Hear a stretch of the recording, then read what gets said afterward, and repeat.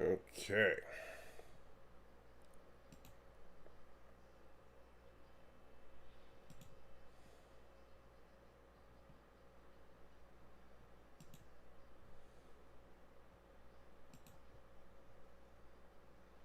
And looks like we are live. Hey, Bird, how you doing? Tickle us, do we not laugh? Prick us, do we not bleed? Wrong us, shall we not revenge? This, this is your terrible Klingon. Yes, You know why? It's because you're old. I said that earlier. I know, you were right. It was your broken clock moment. My broken what? Your broken clock Oh, moment. well, let me say this. I think that the Klingons are a more effective villain than they are an ally. Because I think that they have to be nerfed as an ally.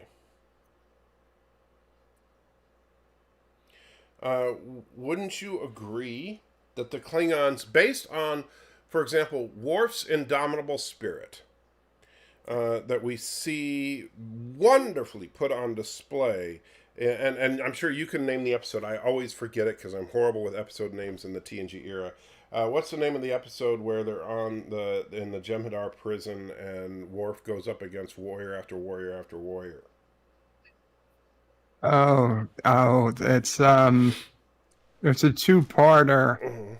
by Inferno's Light, I believe Yes, is yes. that I actress. think you're correct. All right. So if you look at that episode, right, and Worf Worf has dedicated his life to the Klingon way. And if Worf is truly an example of the Klingon spirit and the Klingon way, then the Klingons should, mind you, be an unstoppable force in the Alpha and Beta quadrants. Well, Worf is an idealistic Klingon because True. his knowledge really comes from book knowledge But of the Klingons. What he didn't have much as growing up was, real life experience with the Klingons. I So understand in that. one respect, he is the ideal Klingon. But wouldn't you agree that like well Gowron is more like, and in fact it's kind of funny because I was watching some Deep Space Nine just yesterday, and and I was watching some conversations with Worf and Martok, and they were talking about Gowron, and it seems that Martok is more or less along those same lines as Worf, Right. Well, we've talked about this. I right? mean, I've said it as a joke, but Martok was more or less a warrior class Klingon, where Gowron was a politician. Right, which is why Gowron would side with you and Martok would side with me. But which, makes perfect sense. Politician, Kurogan. Anyway, the, so the, uh, if we look at that, if we look at Gowron, or not Gowron, if we look at Martok, we look at Worf, we look at the warrior class of Klingons, if that's what the Klingons were, if that's what the Klingon warriors were, then you have to nerf them. You have to make them more like Gowron on the whole in order to make it work that they would be the Federation's allies. You basically I, have to take away from them what makes them great. You have to, instead of like General Chang, like if you look at the Klingons from Star Trek 6, General Chang and Gorkon. Now, General Chang may have been misguided, but what makes that Gorkon and General Chang and all these guys great warriors and great leaders also has to make them extraordinarily rare, and that actually the vast majority of the Klingons are cowards or slimy or whatever, because the Klingon Empire always seems to fail. And Okay. Chang was more of the warrior class, right, and Gorkon again was more of a politician. Again, but Gorkon was this was actually more. good. Well, he wasn't good. I mean, he was a politician. His his empire was dying, so he was seeking out what he thought was best for his people. If he thought it was best for his people to fight a war, if he thought they could win a war against the Federation, he probably would have done that. It's not good or bad. He just did what was best, what he felt was best for his people. So you think Gorkon would have gone to war with the Federation if they could have won? You don't think that he sided with the Federation because it was the right thing to do, just because it was the pragmatic thing to do? I mean, as a politician, people, I don't think he's doing it because he had felt it was morally right. No, I think he was doing what all politicians do is act for we've had this exact conversation before. If we have, I don't remember. Real life politicians. Okay, well. Presidents. But I'm not talking about real life politicians. We're talking about. I understand, but I think politicians, they don't necessarily act for what's morally correct, although you would wish they do. Mm-hmm. You might say, well, my politician does that, but other politicians generally act for what's politically expedient or generally best for them and their people. But you see, my point, though, is that I think that we're talking about in the fictional world of Trek, that the Klingons, prior to Star Trek VI, the Klingons, I think, were presented in a more honest way. If you look at the Klingons prior to Star Trek VI, if you look them in the original series, like, for example, Day of the Dove, great episode, where Kang's wife, when talking to Kirk, and talks about the fact that, okay, the Klingon Empire, not financially strong, and so what they do is they have a military economy, and they go out, they're hunters, they're predators, they take what they need, they basically, they seize the assets that they need to grow their empire. And so that's it, so they kind of lay it out right there, which is interesting. We fast forward to characters like Commander Krug, and we see that that's exactly what they continue to do all the way up to the Genesis Project. That Krug sees this as an opportunity to find a weapon that can give the Klingon Empire a huge tactical advantage over the Federation if they can basically steal the secrets of it and basically reverse engineer it so that the Klingons can have a super weapon that can one-shot planets. And so that's kind of how the Klingons worked. Then all of a sudden we do a complete 180, and primarily because of, in the TNG era, all of a sudden we're presenting the Klingons as being honorable and basically having this over the top code of honor kind of driven society. And so, we need to push towards that. So we have this complete 180 with these Shakespearean presentation of Klingons with Gorkon and Chang. And don't get me wrong, I think that Gorkon and Chang and everything was, very well done, as showing this upper class type of Klingon. But my problem was that all of a sudden the scallywag Klingons were just kind of gone. And yeah, they were, but to me, in my head canon, perhaps, the TOS Klingons we dealt with were other ship captains for the most part. Mm-hmm. Whereas come TNG and later, we're dealing with upper echelon politicians. Right. But I think higher government officials. And maybe that would be something, honestly, that it would be nice, like if when people, instead of Discovery being a 11-year prequel to the original series, here's a story ripe for explanation. Is how did the relations between the Federation and the Klingon Empire change in between Star Trek 6 and TNG? And I'll say, because you brought it up, I mean, if you go back even to Enterprise, again, you dealt with higher ups. They were going to the Great Hall. Mm-hmm. Those Klingons were more like TNG Klingons Right. than TOS Klingons, Which was another problem. for you, yeah, a problem. But I understand. I would say that the Klingons they met out in the field, those were TOS Klingons. They were braiding Well, no, I mean, planets. well, there's a series and piracy. That's what they were doing. well, there's a series of problems here because you have with the Enterprise Klingons, you have this whole idea that, okay, you have first contact where we meet what was his name? Was it Klang or what? No, whatever the name of the Klingon was, that I think it was Klang actually. Yeah.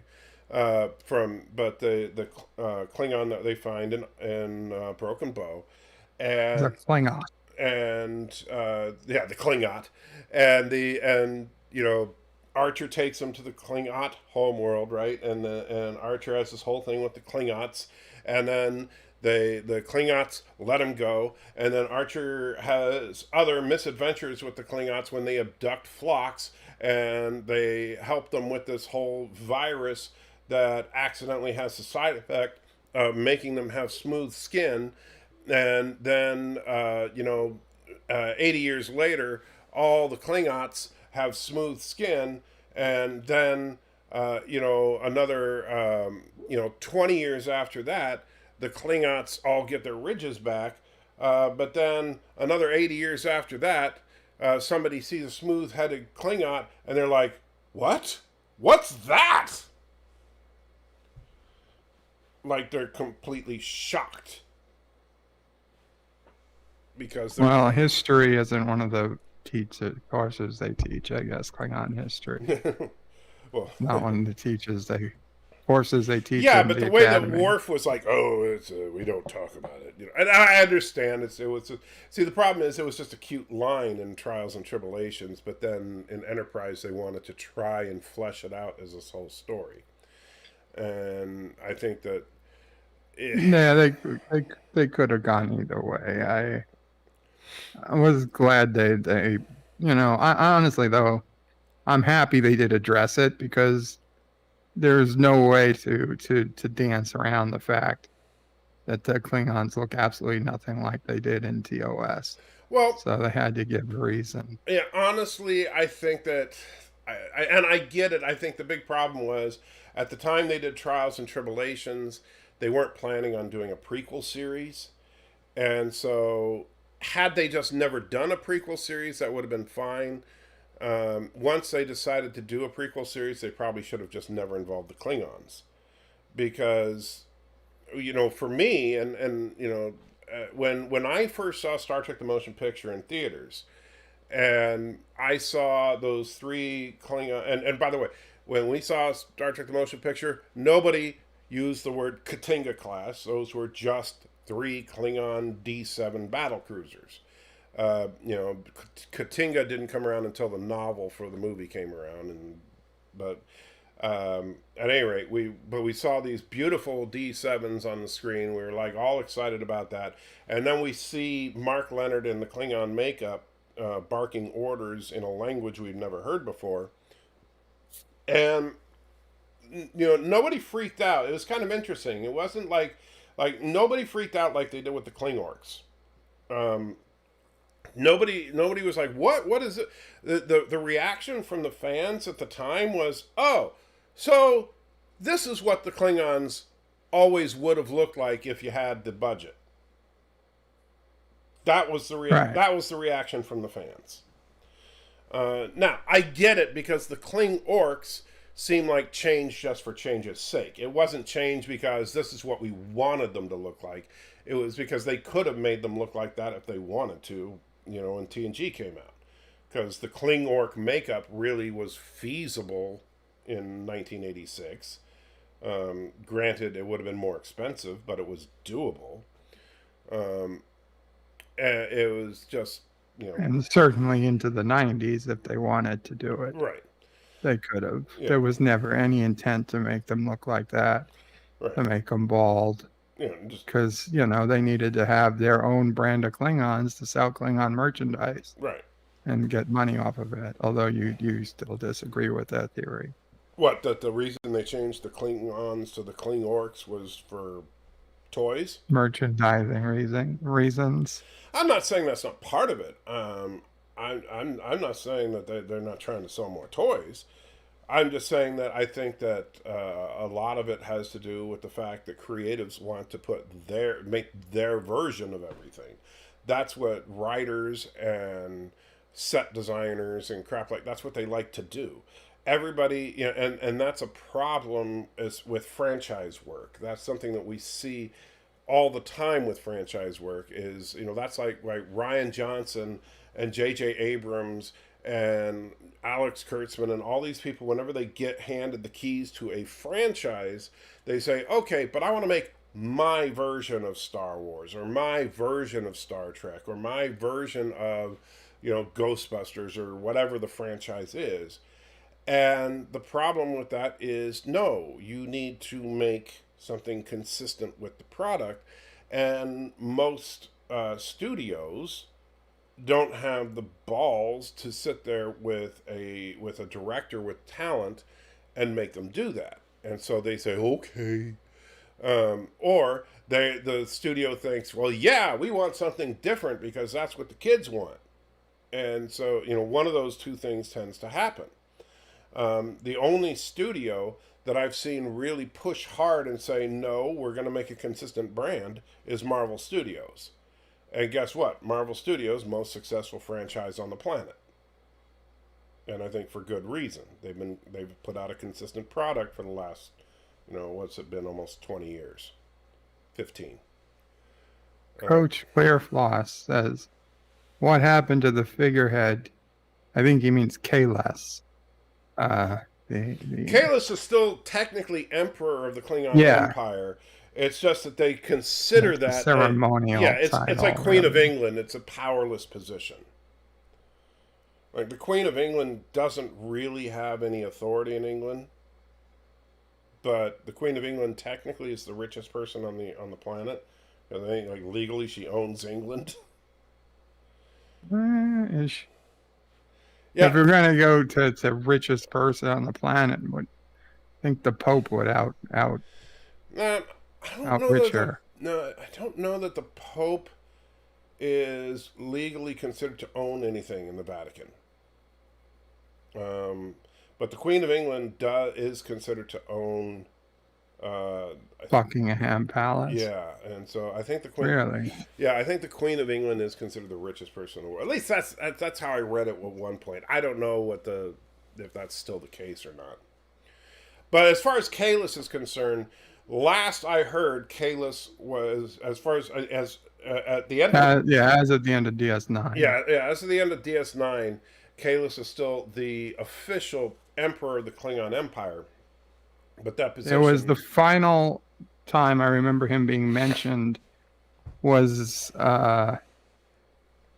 in the episode where they retrieved the original Batleth in the Gamma Quadrant, and they want to return it to the Emperor.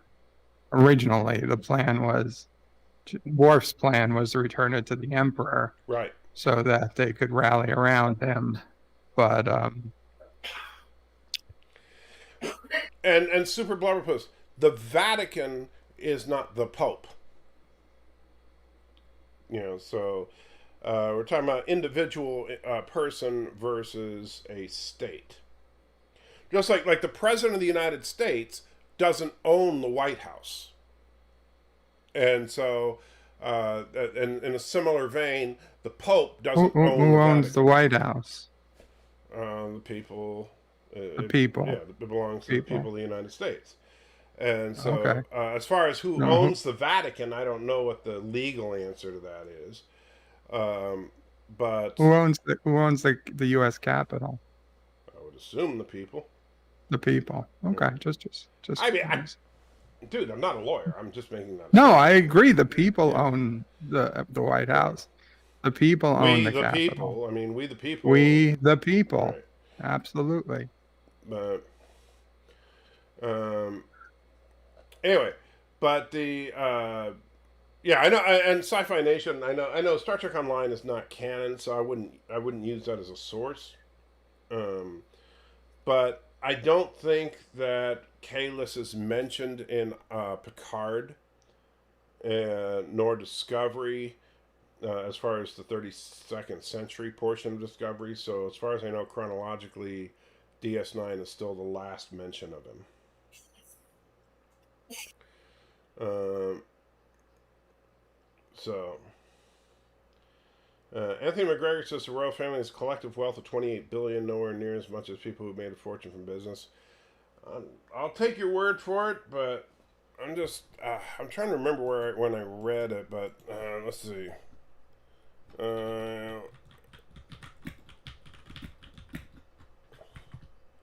Who's the wealthiest person on Earth? It says Jeff Bezos, who's worth 177 billion, which is just crazy. You imagine having 177 billion? I thought it was more than that by Yeah, now. Bezos is worth 177 billion. Elon Musk is worth 151 billion.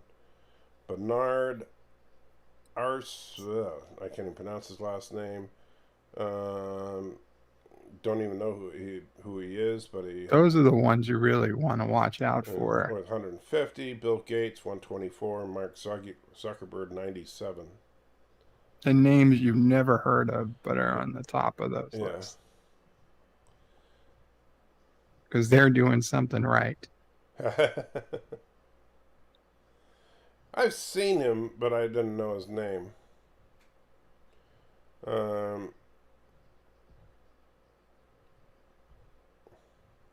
It's honestly, I thought Bezos was more because I kept hearing how Jeff Bezos was likely going to become the first trillionaire. I mean, 177 billion.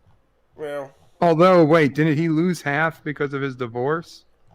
I Is this his post-divorce number or his pre-divorce? no idea. That might have been why. Yeah. Because And that's only owning 11% of Amazon, this says. 174 billion is 11% of Amazon. I bet that's his after-divorce Yeah. number then. It's just crazy. Man, he married a woman only after he got pretty rich. She was what was that? She was a cashier at a supermarket. I'm not saying that it wasn't true love, Anti-Tracker. Don't get me wrong, but yeah. Hey, for 177 billion, I could find true love with him. Really? I'm kidding. No, 177 billion is what it takes. Okay. Yeah. That's nice to know every man has his price. That was a joke. Let's see. Trek Reviewer says, I thought they mentioned Kalis was in Deep Space Nine episode Soldiers of the Empire. I think Core mentioned them. I don't remember what the last time he was actually mentioned, but I do know that he was mentioned in DS9 last. And Ryan is currently worth $68. Well, at least it's not 67. Yeah. And Super Blur posts with a little bit of cynicism says the people of the U.S. don't own or control the White House. Big corporate special interests and Wall Street do.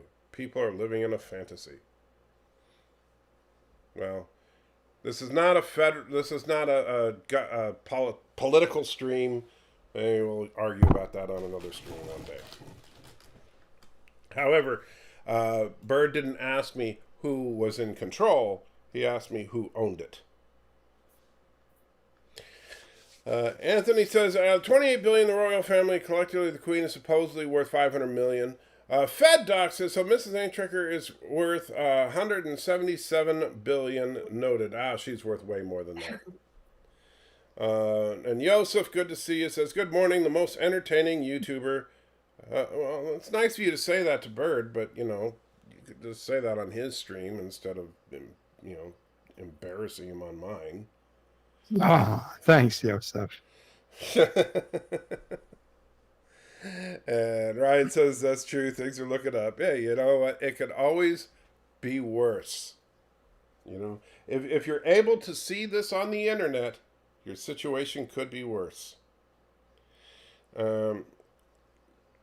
Coach says, who would win in a fight, a bird of prey or that Romulan bird of prey from Balance of Terror?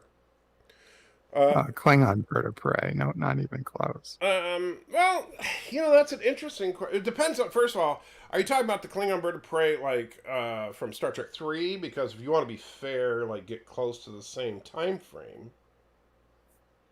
I would say that Krug's bird of prey is more maneuverable, but that the Romulan bird of prey packs a stronger punch.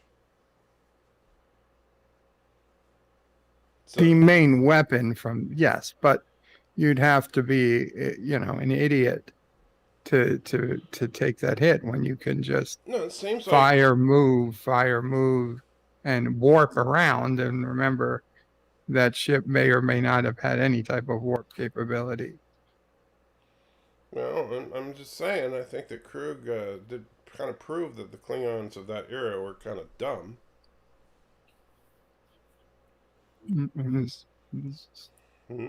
They did destroy USS Grissom. Well, they did murder Captain, Kirk's son. The computer. It is the only thing speaking. Listen. They didn't have translators on them. 7, 6, 5. Get out of there! Get out of there! Oh, that was hilarious. I know it would cause problems. Trek Reviewer says, I know it would cause problems in some TNG movies, but when Worf killed Gowron, he should have kept the chancellorship because it would have given something. Oh, it would have been given Worf one heck of a character arc. Well, Chancellor Worf, I think, would have been an interesting end to his arc. I will grant you that.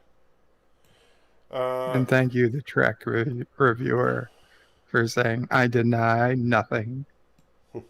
We deny nothing. Did you hear about the lightning strike that hit George Floyd Monument? I did. It was clear day, cloudy, just long enough to strike that monument and then cleared up almost instantly. I heard about the lightning strike. I didn't hear about the weather reports from the day, but, I wonder, in the real-world naval tactics, I wonder how a Klingon double punch of the bird of prey and D7 or Vorcha would work in groups. Well, it depends, and that's another problem, I'll say this, with and why the scallywag Klingons work better than the noble Klingons. And again, Bird, I understand you like the noble Klingons. I get that. But the scallywag Klingons just work better from a storytelling perspective. The noble Klingon... They were one-dimensional. They weren't one-dimensional, but you can write... It depends on the writers, You could argue that, hey, you know what? The Romulan commander wasn't one-dimensional. No, the Romulans were written with right. a background. They had the honor and whatnot written in. Right, but I'm just saying, why you could write Klingons with a deeper background. You don't have to make them just, mustache twirling villains. But I think starting from a scallywag perspective and then working from there, as opposed to having, because I'm sorry, but by the end of Deep Space Nine, the Klingons were one dimensional. They were just like honor, honor, honor, duty, honor, honor. That's all they did. But I don't believe that for a second. But here's the problem: we saw all types of internal strife. Tell me all about the honor of sneaking in under cover of cloak, firing, and then cloaking and running away. Tell me all about the honor in that. Well, it's like a U.S. sniper. Where's the honor in shooting somebody You know from what? 3 miles out? Do you know what? I'm not saying that being a sniper I think shooting from. the honor is in being a part of the military and Uh-huh. fighting for your That's not. people First of and all, taking it out. That's the that's honor. you know what? Klingon honor isn't about shooting someone in the back from 3 miles away. Klingon honor is all about facing your enemy nose to nose and and giving him a fair fight. It's not about we're gonna Fair fight. stab him in the back from 20 miles away. That's not and they sit there and yeah they'll sit there and accuse you of being a Romulan for that kind of a tactic. So that's a complete hypocritical stance to try and suggest I would that imagine that the Klingon cloaking device was stolen from the su- Romulans. Yes. um, I'm sorry, borrowed from the Romulans. Yes. such an advancement From the Romulans. Yeah. that they thought that using it just gave them a tactical advantage. Mm-hmm. And there's no dishonor in having a tactical advantage. So there's no dishonor in cheating. Yeah. It's not cheating. Mm-hmm. Tactical advantage.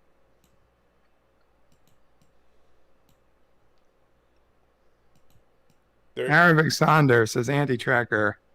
Did they ever explain Romulan ridges? No, but I actually I have head canon. That's another thing that I've been thinking about doing a fan theory video about, kind of like my Luke video. I think that it does come from the same thing as the Klingon bird of prey, which is that during the Klingon Romulan alliance that supposedly took place because during the original series era when the Romulans got some D7s, that some Klingons and Romulans kind of got busy. And as a direct result of that, there's some Klingon blood in the Romulans. And that's why we see some Romulans with head ridges. And so I think that is actually some Klingon DNA in the Romulan bloodlines. So if anything, that's also, I think, why the Romulans that we see in Picard also are slightly borderline racist at each other as far as whether they have ridges or not. So that's all. It's all, of course, speculation and headcanon, but that's kind of where I get it. What's your thoughts on it, Bird? That was my exact headcanon as well. Okay, well, there we go. But yeah, I think that, let's see, as far as I can tell, the bird of prey is something between a corvette and destroyer, while the Vorcha is very much a cruiser. Yeah, well, the bird of prey is basically the equivalent of a scout. And that's kind of where they describe it. It only has a crew of a dozen. The Klingon bird of prey. The Romulan bird of prey we don't have as much on-screen canonical information on, but the Klingon, but it does seem like the Romulan bird of prey is also a very small ship. Both of them equipped with a cloaking device and basically a small glass cannon. They can't take much as far as damage, but they can dish out a decent punch, and they can turn invisible. So they're basically designed as sneak in as close as you can, decloak, fire your payload, cloak, and get out. That's basically the way that they operate. Now, the way that the problem is that that's antithetical to the honorable Klingon methodology, and that's why I think that it's completely hypocritical for the honorable Klingons to use such a ship. And it also doesn't make sense that then we see the Klingons equipping cloaking devices on pretty much everything that they fly. Kuroga laughs. Uh-oh. At your general misfortune. I hear something bad. Oh boy. Oh no. It's breakfast time. Mama pray. Get me a Fed. ice cold iced tea, please. Oh, Fed. Thank you.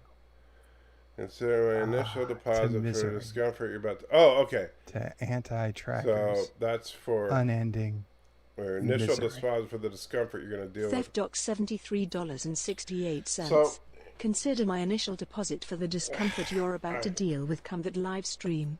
Figure it's only fair to set the bar. since you are here, Fed, and it is, I want to make sure that you are here for this. I'm going to do this. So, and Bird is here too, so he can enjoy this because I know Bird will enjoy this more than anybody else on the planet. So what I'm going to do is I'm going to step away for just a minute, use the restroom. I'm going to come back and we will do what the Fed Doc has paid for, and that is the little nitro. And Oh boy. yes. So Bird, you will be here for it. I know you want to be here for that. Yeah, definitely. And so brace yourselves for that. So I'm going to use the restroom so that I don't explode as I try. In other words, he's going to wax his tongue. No, I will not wax my tongue.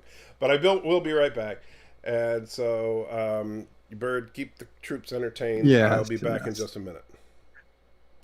Okay. So, SALTYtrekker, nice to know you. He's going to wake up Mrs. SALTYtrekker and tell him he loves her. Make sure they know where the will is. And, well, I guess make sure she has the password for his channel. All those things you think of in your final minutes. And he put his headphones too close to his microphone, so now I'm hearing feedback of myself, but that's okay. So yes, and I did see somebody bring up the I was going to tell SALTYtrekker if he's going to make a video on the headcanon as to the ridges, they should definitely bring up the episode where the fact it took place at DS9, where Worf found a traitor who wanted to tell him where his information on his dad, and then Worf abducts the guy, basically forces him to take him there for no payment. He says, no, you get paid after. And of course, there is no after for that guy. And yeah, he finds a group of Klingons and Romulans living together in, peaceful existence with children. Worf actually falls in love with the daughter of one of these Romulan Klingon hybrids, but he doesn't know she's at all Romulan until he looks and sees the ears. So the only problem in SALTYtrekker and mine's headcanon is that we see a first generation Klingon Romulan hybrid, and it seems very clear the Klingon genes are far more dominant than the Romulan genes. So it would need to have ridges like we see in TNG. We're talking, I would say, at least 3 or 4 generations of Romulan Klingon, of Romulan Klingon mixing that was all Romulan and only one Klingon ancestor. And I honestly don't think the timeline allows, considering how long Klingons and Romulans usually live. I don't think the timeline actually allows for it, but I'd say that is a minimal problem in the headcanon, and certainly something I'm willing to overlook. Kapla, Moxley fan. Sci-Fi Nations is Bird of Prey. The head ridges were retconned in Enterprise based on a comment. No, I'm not talking about the Klingon head ridges. I'm talking about the Romulan head ridges. See, in TNG, Romulans started having very minor head ridges, whereas Vulcans had completely human foreheads. And so the question is, why do Romulans all of a sudden have, these head ridges? Just, you could tell looking at somebody if they were Romulan or Vulcan by the shape of their head. And, there really was no reason for that. But it makes sense to me that during the time in TOS when the Romulans and the Klingons had their sort of alliance where they exchanged technology, again, which is headcanon, that there was also some interbreeding going on. But then it fell out of favor very quickly as the Romulans and Klingons became enemies again.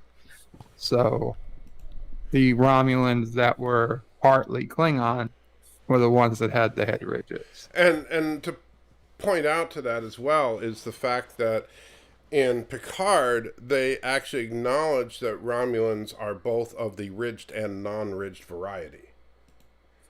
Right. So it said something about Southern Romulan or something. Right. The Romulans, they call, like, I can't remember if it's the ridged or the non-ridged variety were referred to as Southerners.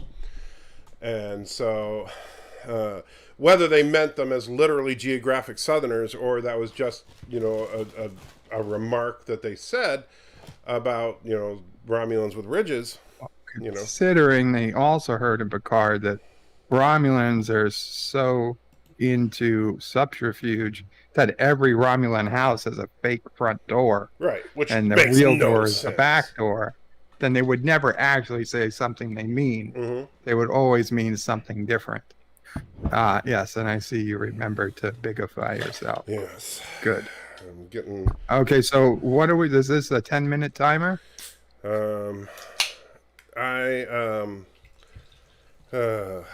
Well, set it for 5 to start, because I don't know. Okay. I don't know how long I'm going to be able to 5 puny minutes. Hey, I don't know how I'm going to be able to take this. I don't know. It's like...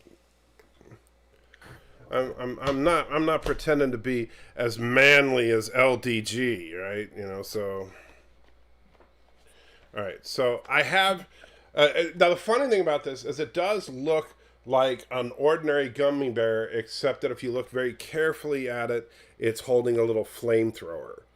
And so you could, and it would be hilarious to do this if you had a party where you only had adults present, not with kids, but you could, in fact, get like a bowl of gummy bears and throw this in the bowl, and to the casual observer, you would never notice it. And so someone would... I thought it was a little bigger than your average gummy. No, I mean, I don't know how well you can see it, but it's actually just a typical gummy bear. Okay. I mean, you can see it just looks like...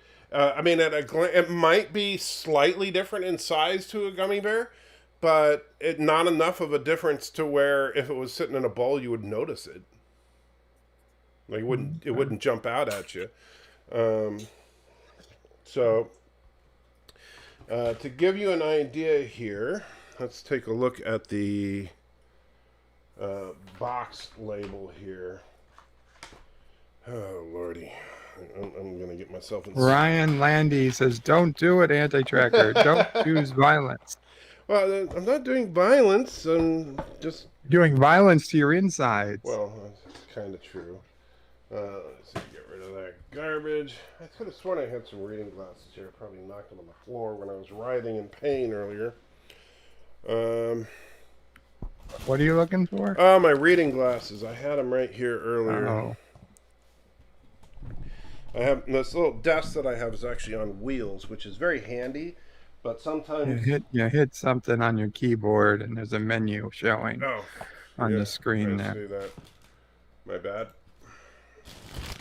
Anyway, so yeah, this desk that I have is slightly narrower than a typical desk, but it's on wheels, which is very handy because sitting in a recliner like I am makes it a little more difficult than to have a regular desk. I can't sit at a normal desk.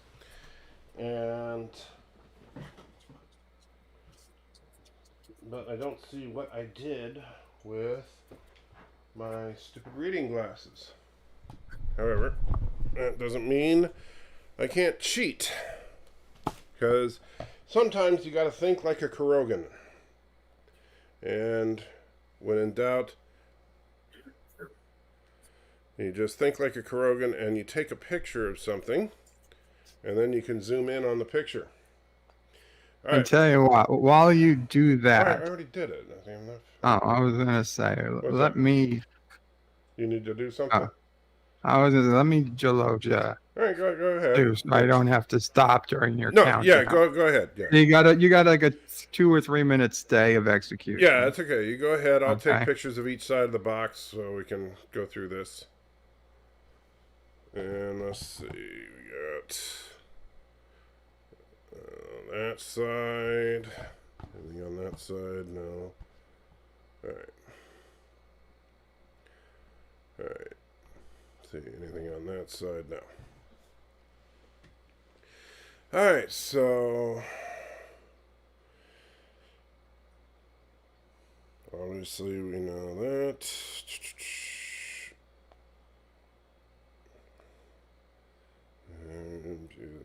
So, all right. And while we're waiting for Bird to finish with his Jaloja, this means he's attached himself to his vacuum. I think he enjoys it a little too much. Let's see.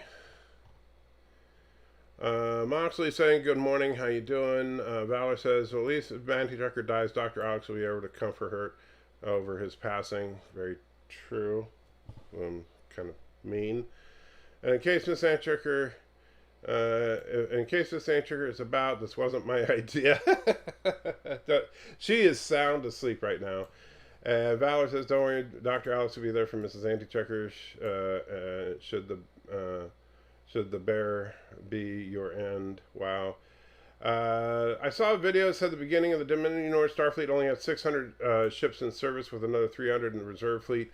I don't know if they actually say the number of ships, but they lost a lot of ships in the Dominion War. I mean, if you watch the show, I mean, they had battles where they had well over 1,000 ships. Ryan says, what's going to happen now in a minute? I'm going to eat a little nitro, a ridiculously spicy gummy bear, thanks to the Fed doc, who is, about to mourn my passing. The Trek Reviewer says, SALTYtrekker, I cannot buy that because active and reserve fleet, with the size of the Federation, Starfleet should have at least, and message retracted. Time to watch SALTYtrekker die. Let's see. Don't do it. Don't choose violence. Fed says, Mrs. SALTYtrekker is going to curse me for this. No, she's not. Because honestly, she appreciates the fact that, you guys donating for this cause is the only thing keeping us in our house right now, and that's no joke. So, she does appreciate that very much.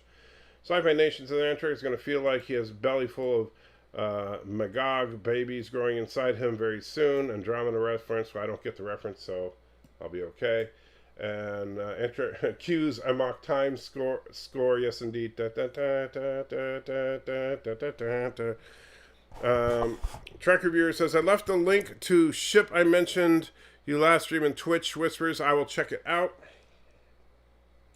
Hopefully Bird makes it back soon. So, what I'm going to be doing in just a minute is eating this. This is little nitro. It's just an innocent-looking little gummy bear. Notice it is sealed in its own little container. And that little container was in this box, which will be enshrined on that shelf, which it's actually been sitting on that shelf for a while. It was a gift to me from Darren Wagner. And by gift, I think it was meant as a threat. And still waiting for Bird to get back.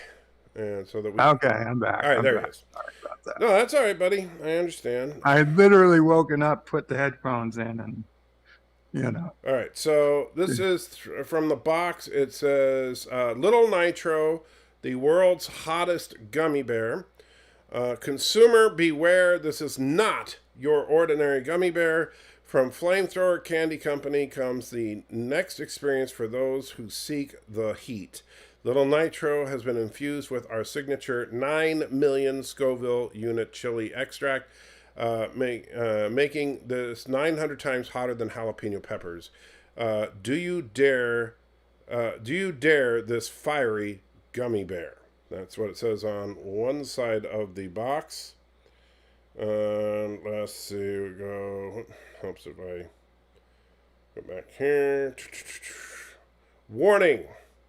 This product is extremely spicy and has the potential to cause skin and or mouth irritation.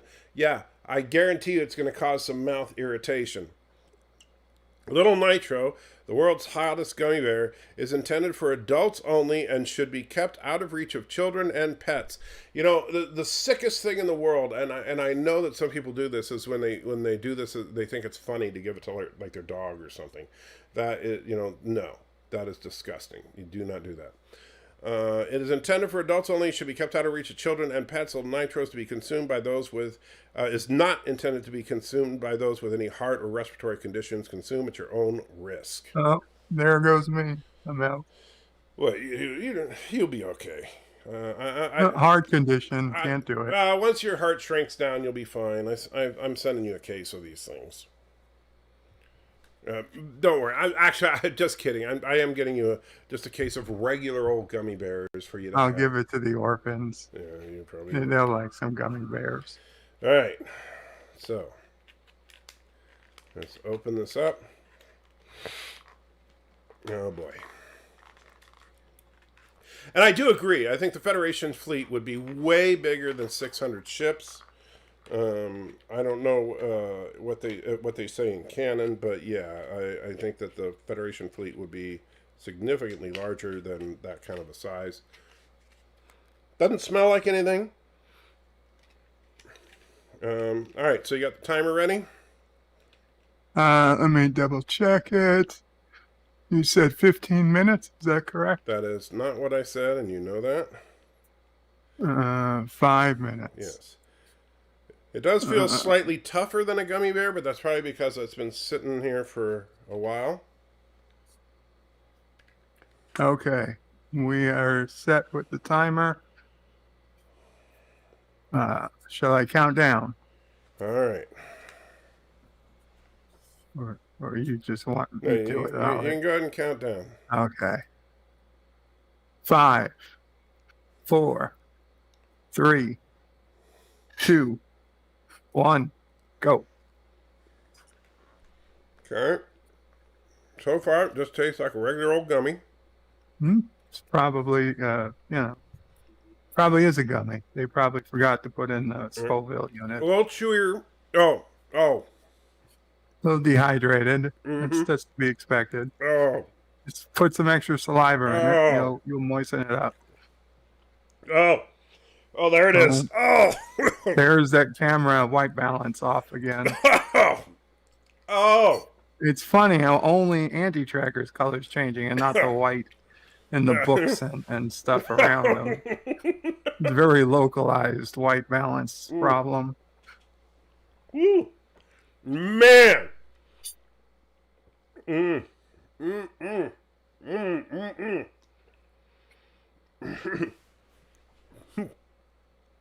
Okay.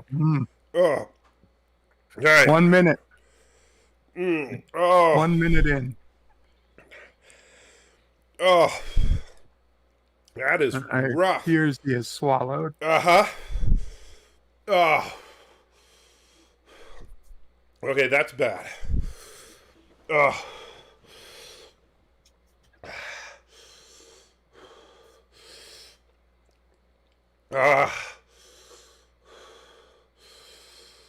Okay, and this is, in a rocket, this is the time of maximum, whatever effect they call it.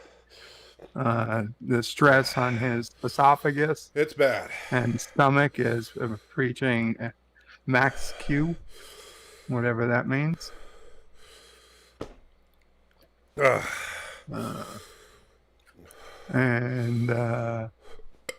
Just coming up on our T plus 2 minutes now.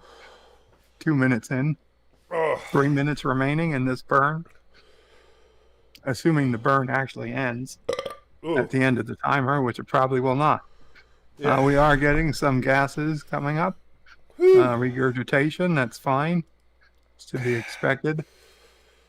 We do have 911 on standby. And by on standby, meaning I guess I could figure out how to get in touch.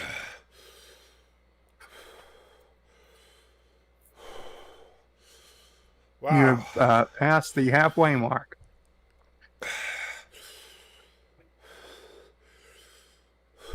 Ryan Landers says, think giant iceberg.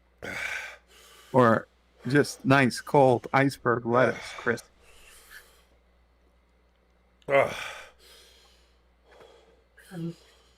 Okay, goodness. the human system is beginning to shut down. 2 minutes left.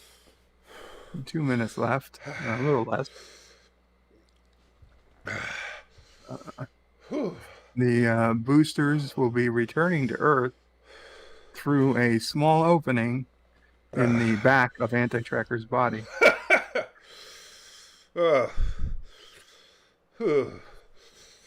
90 seconds to go. Get your ice cream. Did you even get ice cream? You forgot to get the ice cream, didn't you? Right here. Or sorbet. Oh, okay. He's got it. He's got double-handed. 2 ice creams. Okay, we're rounding the corner. We are approaching the 1 minute mark. I didn't quite get there yet. 1 minute now.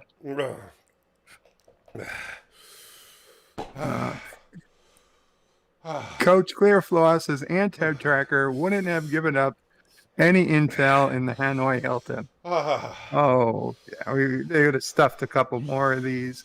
Put some hot sauce on them. Oh my goodness. So SALTYtrekker, does it burn? Yeah. Oh yeah. Okay, final 30 seconds. I'll talk. Where is the Turtlestand fleet? There are 4 lights. There are 5 lights. Okay, 5, 4, 3, 2, 1. You've done it, SALTYtrekker. 5 minutes. You want me to put another 5 on the clock? No. No. I take that as a no. No. Oh my goodness. Congratulations. Oh my goodness. You can turn off the sensations now. Man. Oh, that was bad. Random Menace says, faces of SALTYtrekker only Mrs. SALTYtrekker knew until now. Mrs. SALTYtrekker never seen me look like that.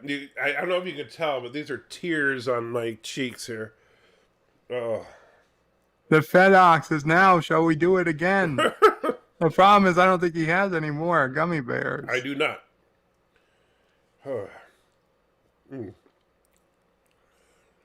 Wow. Now.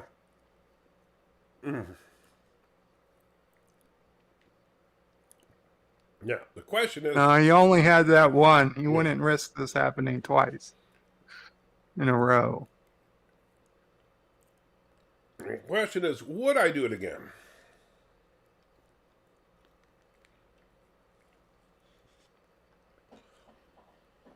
I dare say I think the price would have to go up. Wow. And that was intense.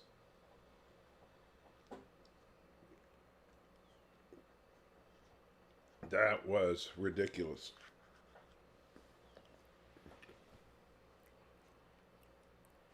And just so later when people ask, Yeah. this was about 53 minutes into the third string. Oh, yeah. You started. So say 53 minutes into the third string. I'd be comfortably before you put it in your mouth. I will... 50 minutes is probably when you started talking about it. Man. Ice cream did not humor... Oh, man. Still burning. Mm.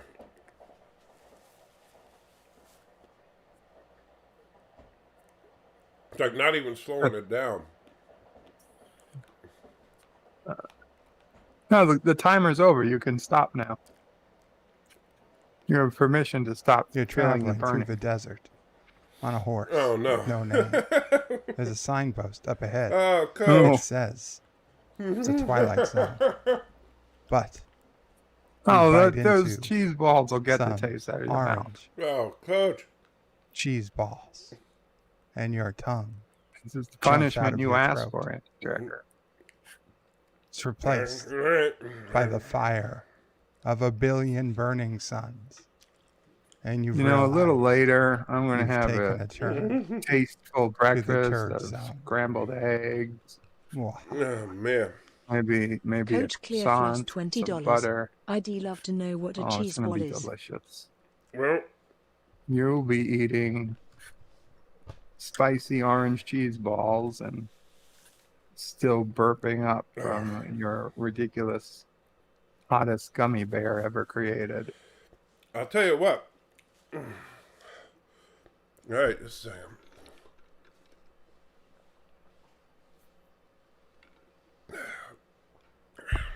Oh man.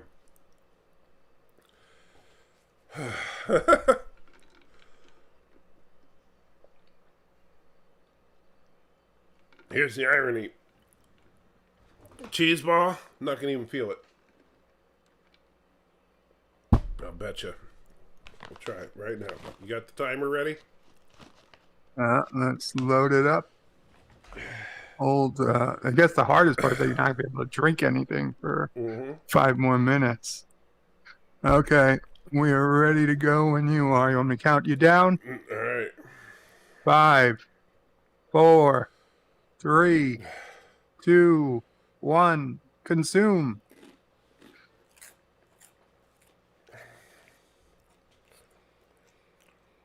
Yep.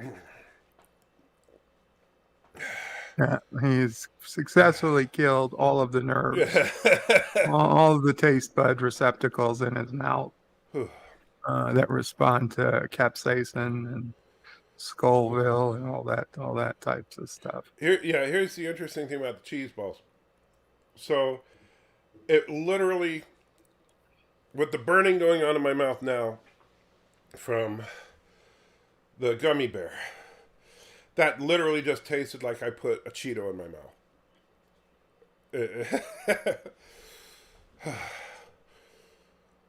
So you're cheating, is what you're saying. No. You'll redo this gummy bear at a time when you'll feel it. No, I'm just saying thank you, Coach, for the extra $20. Oh, Lordy. I have a feeling that coming out, that's not going to be pleasant.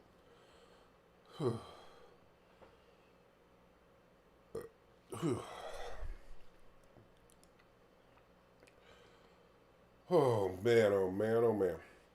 That, I gotta say, that was rough. 90 seconds in.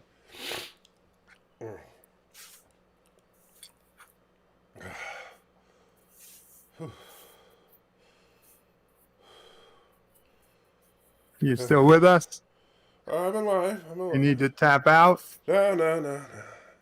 But as soon as the timer's up, I am going to run over to the freezer and get some more ice cream. Okay, well, you got 3 minutes and 2 seconds.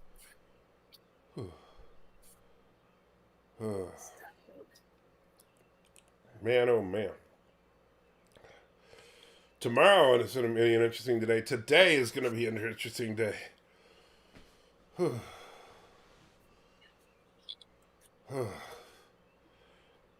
Going into that MRI machine, it's like they're going to say, so, how's your day going?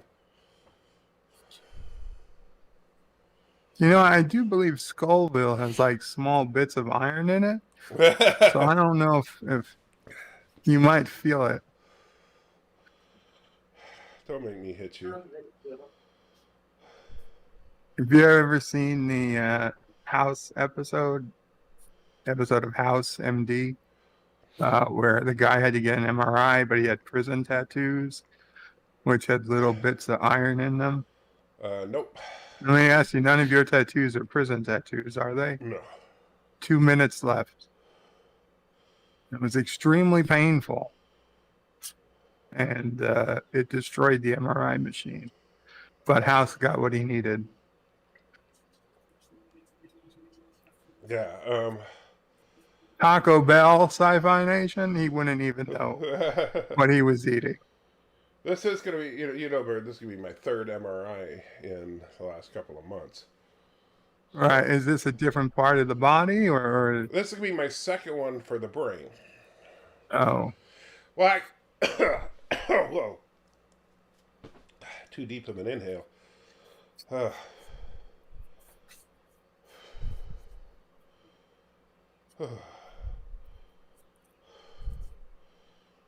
Whew, man. Is this to see if there's been changes since or? I think so, yeah. Okay. 1 minute. Oh, Lordy.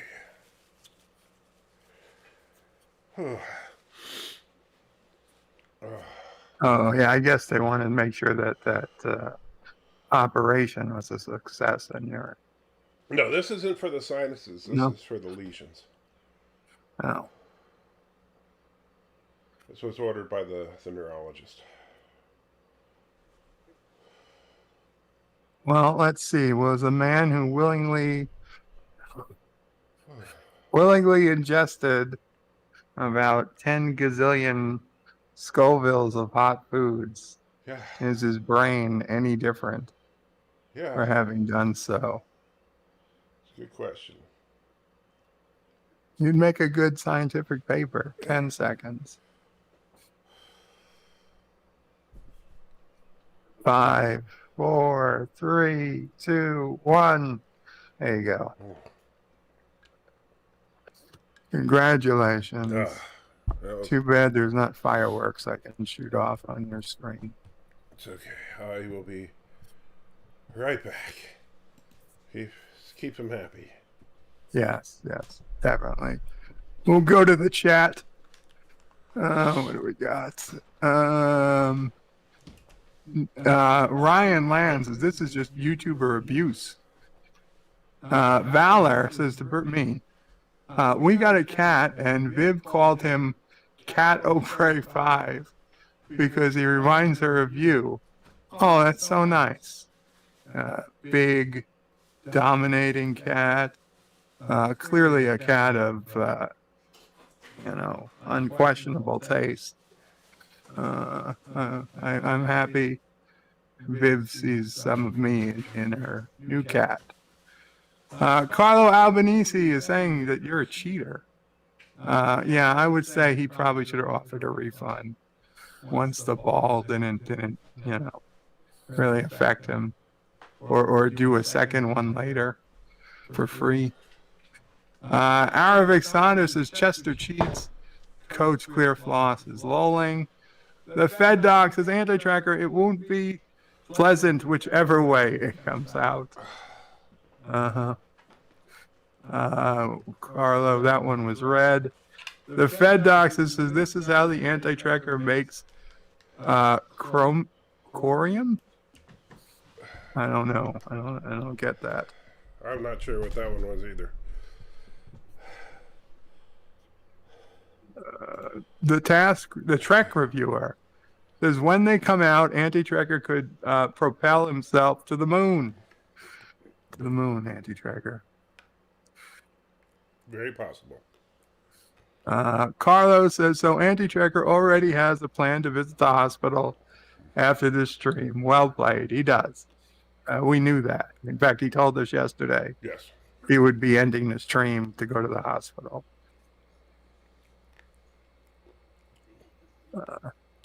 And Sci-Fi says he would when it came back out. Lol. Yes, get to the moon. I think so. Gobbledygook movie monster. Kapla Gobbledygook. Says, I will come on your stream. Well, this isn't a porn stream, difficult. but I was going to say. gonna say the only people coming on this stream are going to happen after he stops it, and I'm kicked out. I'm sure. The Random Menace says anti-tracker, just do not release gases in the MRI. The machines are expensive. Yeah, if oh man, if you vomited inside the machine while the magnet's going and going do. Oh my God, it would get everywhere. Then it would be a hazmat situation. The stuff would still be burning. It would eat through the machine. It would get in your eyes. They'd probably have to take you to emergency eye wash station. Oh my God. That would be rough. Especially since this is the kind of MRI, since they're doing a brain scan where they put your head in the little thing where you can't move. Oh, wow. Yeah, you would be like, they'd charge you too. You'd have to have this going every day for a year to make up the money to pay back for the MRI machine. A decade. Valor says, no, the cat's more slightly pudgy, crashes into everything, and falls off the table, jumping on it. Well, you know what? Only slightly pudgy? I'll take that as a compliment. Carlo Albanese says, wow, Bird of Prey, this sounds like experience. No, I'm just have a vivid imagination. And Valor says, so Bird of Prey, so I am not sure if it was a compliment or not. I'll take it. I still take it as a compliment. Oh, so corium, what they were saying, that's what melted nuclear lava from the Chernobyl meltdown. That's what that's made of. Ah, I see. Never heard of it. Wow, that was really fun. Remind me never to do that again. Okay, so your address is still the same? What do you mean? I'm ordering a dozen gummy bears. Yeah, you could... Extra spicy. I don't think you could order them extra spicy. Well, Gobbledygook, here's the problem. I understand you. I appreciate your offer, but here's the problem. I genuinely, I don't know you, but... And I get very nervous about people that say, let me come on, let me come on, let me come on. Because I've had people do that, and guess what they do when they come on? They start doing things like trying to put porn on the live stream in order to get your channel flagged. Or they yell words that will get your channel flagged and stuff like that. And I'm not saying you would do that, but I don't know you well enough to know that you wouldn't do that. Yeah, I think the best place to come on for a first time is an open line stream. Right. You know, those streams are where you meet new people, frankly. I'd say for me. Right. When I do I do open line streams on Tuesdays generally. Anti-Tracker does them, I think, Friday nights sometimes. Sometimes on Friday, and also like on the virtual pub, I do them with Matthew on his. Right. On his so you come up there. People get to, you get to know, get some sense of who you are. And then once that's in and you're a known quantity, then it's much easier to get invited up after the fact. But on a stream like this, I'm sorry if it sounds cruel or rude, but I mean, the man just went through a once in a lifetime experience. Hopefully, don't want to. Even if it was a 1 in 100 risk of somebody coming on and saying a terrible word, we don't want to risk the stream being deleted or having to cut it because Anti-Tracker is in no condition to be editing the video anytime soon. Yeah, and YouTube will yank the video. But so don't take it personal or anything. And this is just not. I was never planning on making this an open mic kind of thing. It was only about a handful of people that I sent out invitations to be on this. Bird was one of them. Lore, Captain Foley, Matthew, people that I've streamed with for years. So, Did Captain Foley ever make it up last night? yeah, he came on briefly, but unfortunately, he came on at a time that we had a bunch of people on, so he didn't stick Nah. around very long. Yeah, I was saying it got pretty crowded as I left. Yeah, unfortunately, he kind of got lost in the shuffle. That's kind of the I felt bad. popular time of YouTube. I'm gonna send him a message and say I'm sorry about what happened. And yeah, so today, in a few hours, I get to go in for an MRI where they're gonna see if my head is screwed on straight. Apparently,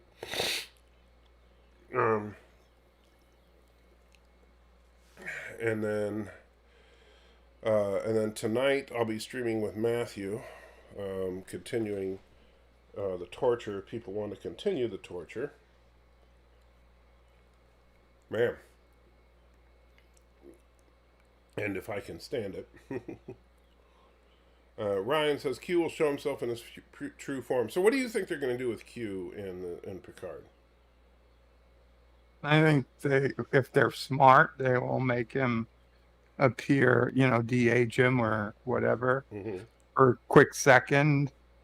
Say, "Oh, you got old. That's right, mortals." And he's like, I'll just change. Then he'll change to his old self. He's like, "I did this for you." And then he'll just look like that for the rest of the series. He's probably only going to be on in like one episode. I don't think he's going to be a full-time cast member. He might come in at the beginning and the end or something. Like a trial kind of thing? Have to do. And gobbledygook, I get it. It's nothing personal, buddy. I'm not accusing you of anything. I'm just saying that that's not this kind of stream. Okay? Right now. It appears that most of the bulk of the season takes place in current day Los Angeles. See, that's like it's a time travel, season. That seems like a really cheap way to do it. Yes, but we were talking about the series that had 3 replicators that were 3D printers, right? And mess halls that were IKEA furniture. Well, but it's like, are they really? I mean, because remember, are they going to really try to pass off this show if they're gonna try to do the whole thing as a time travel thing where they're in just like 21st century Earth? So what are they going to spend their whole budget on just paying off Patrick Stewart? I think that honestly might be an issue. I don't. Okay, they admitted, or somebody admitted, and I wish I'd kept it, because that they admitted that when they started season 1 of Picard, they had no idea where they were going at the end of the season. By the end of the season, I honestly don't think they had any intent of having Jerry Ryan. Surprised no one. Right. I mean, considering how the episodes were, and they had been edited and edited again. Right. The fact that not only do they have Patrick Stewart, they have Jerry Ryan, at least at the beginning of this season, and I suspect all through the season, to pay. I don't think they had a hell of a lot of extra money for it. I mean, we're seeing, although the effects are well, except for that one frame where they forgot to animate the PVC pipe, which was hilarious. The frame, the effects were decent enough. I mean, again, seeing that Romulan bird of prey, that was quality stuff. And honestly, the Borg cube never looked better. Yeah, that's true too. That cube opening into space. I mean, for the 10 seconds that we got to see the Borg cube in action, it looked great. Right. So I don't think they spared expenses on special effects, and they clearly didn't spare expenses on Patrick Stewart, Jerry Ryan. Everything else, I think, is the problem. Is there's not a hell of a lot left after that. Well, they certainly did not spend a lot of money on writers. Yeah, writing. I think they're getting bargain basement writing, bargain basement sets. I think it's all going to special effects Mm-hmm. and actors. And StarCrafty, I am up late. Bird is up early. So yeah, This is correct. I've been up all night. Bird got up just a little while ago. He's always, but Bird, true to his name, is an early bird. I am a night owl. Or a night turd. But because I mean, like, you can tell they didn't know where they were going because for the first 2/3 of it, they kept talking about the artifact with the cube, and they had all this intrigue building up towards the cube, and then they finally get the cube activated, and they're like, oh crap, what do we do with it? Get rid of it. Yeah, and that was another thing. I mean, that was one of the biggest problems with the season was that at the beginning, the cube predated Nerissa's mother's encounter with the Borg, but by the end of the series, the entire point of the cube was just to try to demystify or bring back Nerissa's mother. Right. And once that was over, there was like, okay, destroy the cube. It has no use to us anymore. Right. So that was a giant plot hole among many of Picard season 1. Well, and that was the one that really infuriated me because what I wanted to see was the Borg, because like to me the Borg were the ultimate Boba Fett. The fact that the Borg never, because ever since the first contact introduced the Queen, I thought that the Borg were never done justice. And then when we saw this beautifully rendered Borg cube, but with no Borg Queen in sight, I was like, ooh, are we going to actually get the real Borg again?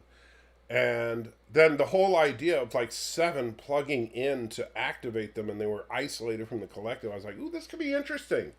And then it's like, ooh, they're plugging in. Okay, we got open the door and they're dead. Huh? It's just over? Like that? And then later, oh, I guess they're not dead. And they're dead again. Huh? What? Right. Carlo says, Bird of Prey, Anti-Trekker. Maybe that cube was part of a fusion cube from Star Trek Armada. I don't know. I know that's a game, not one I've ever played. I don't know what a fusion cube is. Fusion cube was a cool idea in Star Trek Armada where basically, I think it was 8 cubes would merge together to become kind of a mega cube. Gotcha. But it was just stupid because they nerfed the cube twice. What couldn't you have just, if you had to do it, just let them vent it out the garage door and be done with it. But no, you had to have the cube come through the opening in the wormhole to have that grand opening and have them fight their way through the flowers and then just crash. And they're done again. Yeah, flowers can take down a Borg cube. Yeah, who would have known? You just throw flowers at the cube. Q will make Picard into a younger, faster, stronger human. Oh, and female. I guarantee it. And they'll replace Patrick Stewart with some younger one, with someone younger. I doubt it, because if they were going to do that, the perfect time would have been. Yeah, why not just replace with a younger android body?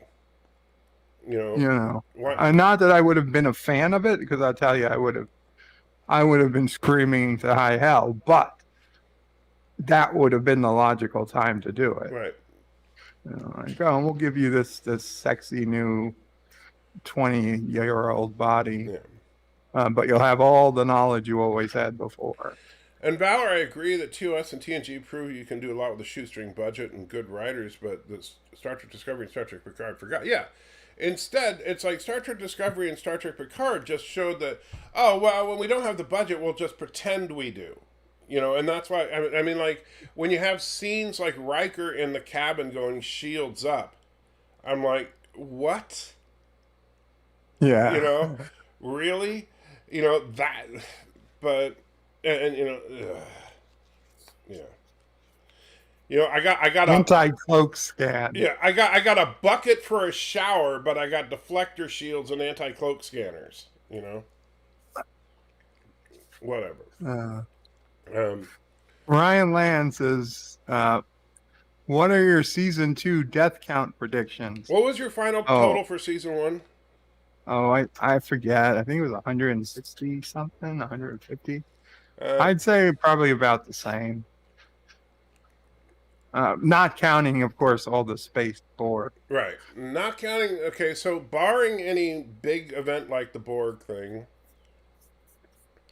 if it was in the 160 range last time, I'll say 372. That's my guess. Is it wrong that when Seven plugged in, I wanted to see the Borg in all of their awesome and terrifying horror undoing the Zat Vat? Yeah, absolutely. That's what I wanted. Enter, I sent you a message on Twitter with my channel's account, but if not, no worries. I'll check it out later, Gobbledygook, but not right now. I forgot the flower power. Thanks for reminding me. Yeah, the flower... Hey, you just remember, keep flowers nearby. If a Borg drone shows up, throw a plant at it. And just remember, everything on that planet presumably was created by Dr. Soon's son, also Dr. Soon. Yeah. So this whole time, not only could he create perfectly sentient androids, he could defeat the Borg alone. Mm-hmm. And make Android Cat. Well, I wonder if they're trying to say that the Borg aren't really even that much of a threat anymore. Man, it's possible, but why would they certainly wouldn't have gotten weaker. Although that cube, that cube wasn't really being run by Borg, so. Well, it was. Well, the question was, why was the Borg cube disabled and separated from the hive? I don't think we're ever going to get answers. Are they even going to revisit the fact that the Romulans were being resettled, or that what happened with the Romulan Empire? I feel like we're never going to go back to that. Sure. Especially considering that we're time traveling. And I'll tell you, whatever has happened in 20th century or 21st century Los Angeles, it's not affecting the Romulan sun. Oh, sure it will. Because here's what we're going to find out. You ready for this, Bird? I got it all You're figured going back to fix an election? No, I got it all figured out now. All right. You just... Thank you so much. You got me. You got it figured out. They're going to go back to the year 2021 when a horrifying event took place. You see, in January of 2021, a group of rogue Republicans stormed the Capitol building and seized the United States government and successfully stopped Joe Biden from becoming president, thereby ensuring that President Trump took a second term. Because of that, President Trump and his Space Force began a new program in which we began taking our nuclear waste from all of our nuclear reactors, and we started, of course, putting nuclear reactors everywhere. And Trump banned solar and wind power because of what happened in Texas that year. And we banned solar and wind power. We started putting nuclear reactors in every city, and we started taking and we started putting all the nuclear waste and loading it into rockets and launching it into stars, and that's what caused the Romulan star to go supernova. Oh my God! Jeez, I wish I could vote for the man a second time. That's going to be the plot. That is completely believable. The only problem with that is that you've already admitted the people own the Capitol. So what's so wrong with the people taking the Capitol? I'm But, just saying okay. I'm just saying that's the plot, and so Picard and crew have to go back to stop that from happening. And they do it by using fake news and taking over social media. I get it. So that way they will prevent the Hobus supernova by getting Biden into office. There you go. They'll fix the timeline. Bam.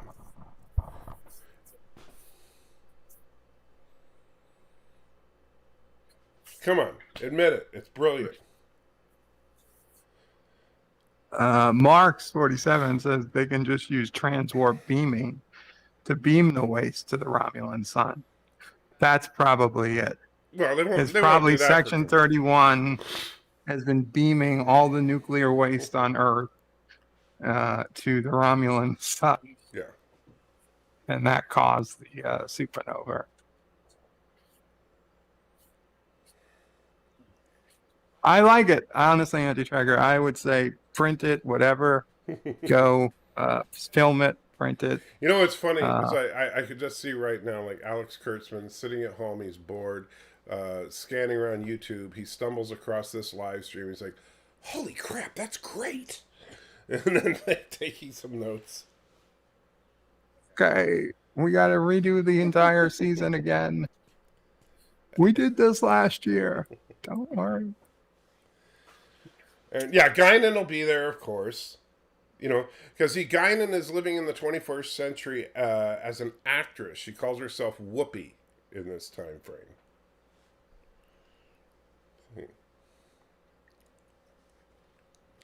And Coach clarify. I think Section 31 is dead. I'm sorry. I don't think that. I don't think that there's ever going to be a Section 31 series, and especially considering what this Tinkerbell chick is saying, who did a Section 31 Bible. I don't think that the Section 31 series is ever going to happen. And I mean, I don't know. What are your thoughts? Do you think it's going to actually? No, I don't think Section 31 is coming. And Michelle Yeoh just took a role, somewhere. She took a job on some other TV show recently. So I don't think a starring role. So I don't think she's gonna be available at this point. She needs to do it if she wanted. Mm-hmm. But I think she knows it's not happening. Right. It's just honestly, I don't think that it's in the cards. I don't think that I don't think there's much demand for it. I don't think that because I don't think that there was much positive thoughts about Section 31 in season 2 of Discovery. What was positive about season 2, as far as what people thought about it, was Pike and Spock. Nobody was thinking, yeah, I want Section 31. And in fact, almost every time, like when Michelle Yeoh would flash her black badge and people would say, oh, you're in covert ops, most of the reaction was,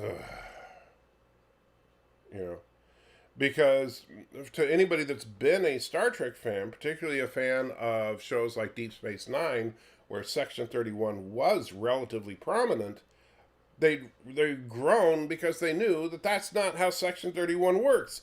The last thing Sloane's going to do is walk into Sisko's office and flash his badge. Sloane is going to show up on Deep Space Nine wearing an ensign's uniform, pretending to be the new janitor. Well, in that episode I can't pronounce, where Julian is undercover for Romulus, they have a I don't know, some type of talk he gives on Romulus, right? And about Sloane the quickening. Yeah, Sloane is there as just a nobody. Right. That's how you do it. Yeah, if you're going to sneak around, you're not going to sneak around high profile. You're going to sneak around as the guy that's working for the guy that's working for the guy that's working for the guy. You know, that's how you get in unnoticed. Not by being the boss, but what they want to do is Hollywood now doesn't understand that, so they want to make it all. They want everybody to be like James frickin' Bond. Starcraft channel says, I thought Janeway only destroyed the Transwarp hub, not the entire collective. The debate there, yes, she did destroy one of 6 Transwarp hubs. But she killed the Queen. That's where the debate is. Well, the Queen, also the debate was she released a virus into the Borg. And the question is, did that virus destroy all of the Borg in the entire galaxy, or just the Borg in that Transwarp hub vicinity? There's the name of that episode if you want to try to say it. Inter Arma Emum Silent Legis. I don't know how close to right you are. Inter Arma and then Silent Legis. They say it in the episode. I know, and I know it's the Latin phrase, yeah. And I don't even know how to. Thank you. Who wrote that in? The Fed Doc. Thank you, Fed Doc. Yeah. So, speaking of Section 31 and theories, I'm pretty convinced, rewatching DS9, that Cisco was Section 31 all along. You think Cisco is Section 31? I think he was. I think he was the Section 31 agent. I think when Bashir came to him, he treated it. He said, "Well, yeah, you're going to take their mission." Because that's exactly what a Section 31 agent would do, would push him in. They knew that Bashir had special abilities that no one else would have. So he ordered him to join Section 31, used him when they needed to. And, Cisco made some decisions that obviously the Pale Moonlight episode, prime amongst them, that were definitely would have been questionable to anyone else. But we never saw Cisco's black badge. No, we never saw his black badge. We never saw Sloan's black badge, or I don't think they had black badges at that point. Oh, of course they did, because we saw the black badges in Discovery, which is way before. Oh, yeah, I know. And Carlos, what is Section 31? Okay, joking. I was going to say, if you don't know what Section 31 is, it's part of the Federation Charter, which doesn't make much sense considering they predate the Federation.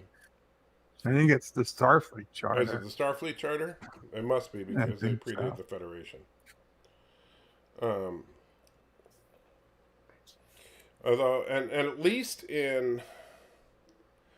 because the interesting thing is, Section 31 has to be pretty big in the Kelvin timeline. They're pretty big, where I could buy that they were as powerful as they are in Discovery in that timeline, because of the fact that Admiral Admiral RoboCop was Section 31, and he was high enough profile to have an entire starbase building a dreadnought starship, and also had a model of said dreadnought starship out in the open in his office. So, no, I don't think Cisco was Section 31. I don't buy that. I think Cisco was just very cunning.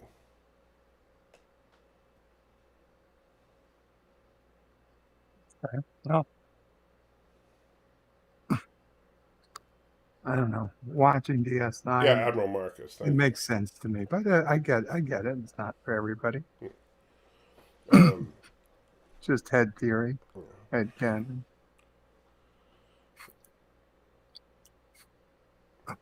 Sorry, I told my 5-year-old niece about my friend being a tree surgeon, and she asked, "How does a tree get into a hospital?" Good question. How does a tree get into the hospital? You cut it down. I feel like a pun in the word ambulance, but I can't. Like trambulance? Trambulance? I don't. So you cut it down first, then you load it onto a flatbed truck, You build a hospital out of it. I didn't get to the hospital through the door like everybody else.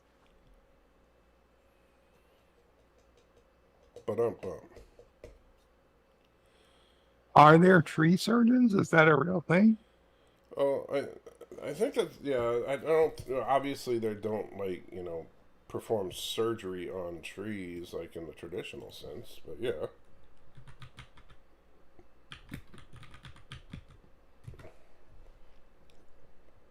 You perform triage. Ah, There you go. What does a tree surgeon do? A tree surgeon is responsible for planting, pruning, and general treatment, care, and maintenance of trees. So there you go. So a tree surgeon is basically just an arborist who's a specialist in trees. I like Joseph's definition better. Tree surgeons are called lumberjacks. Cisco is Burnham's great grandson. That's why he got away with everything.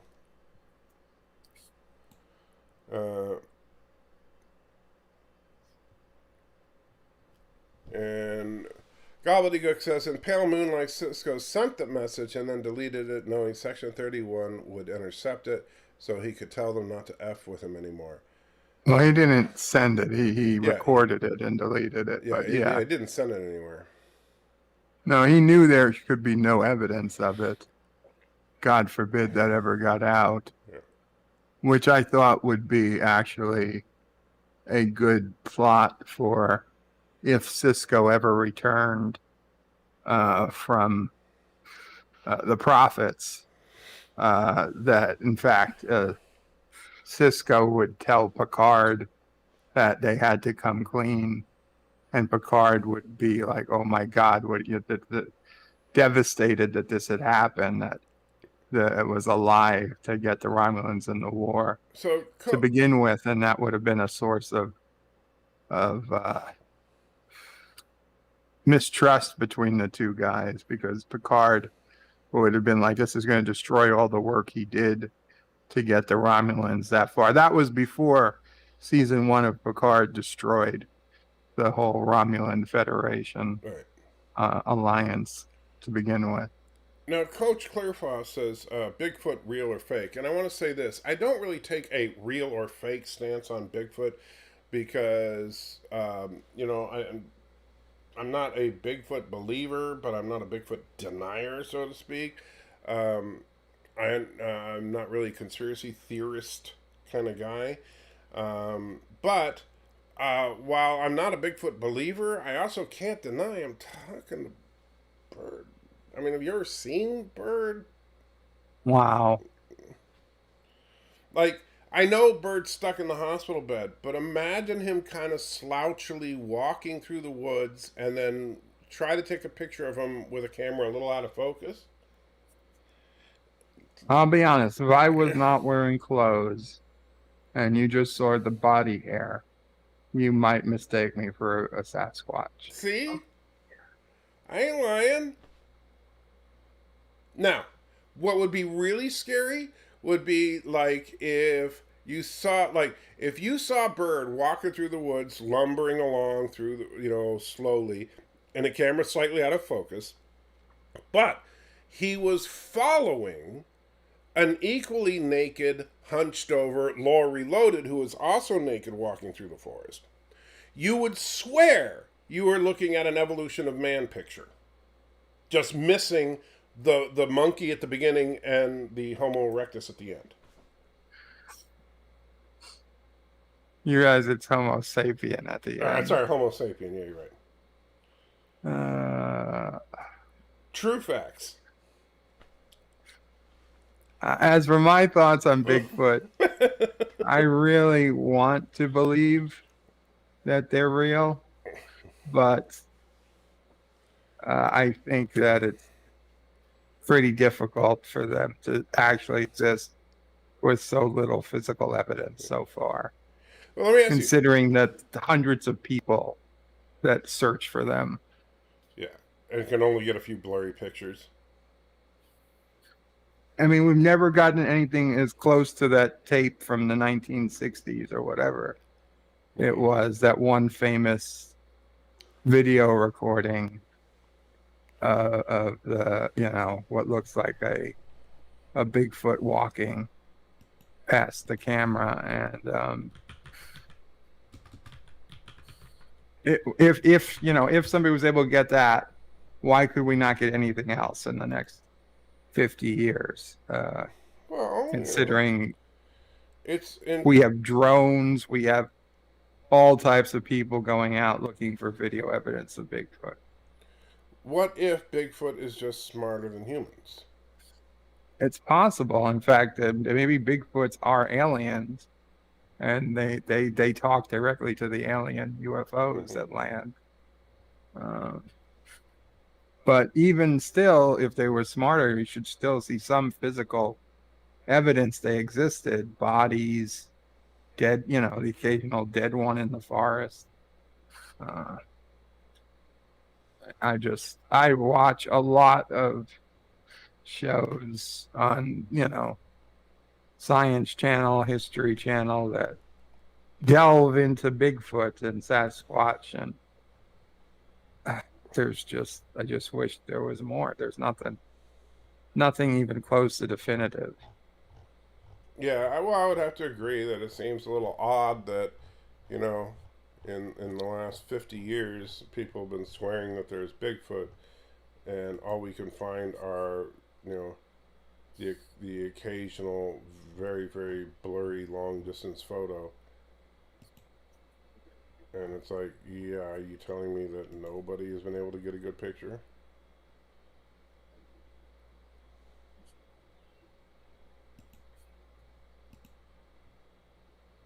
But that's okay. It's just Bird of Prey 5 strolling through the forest.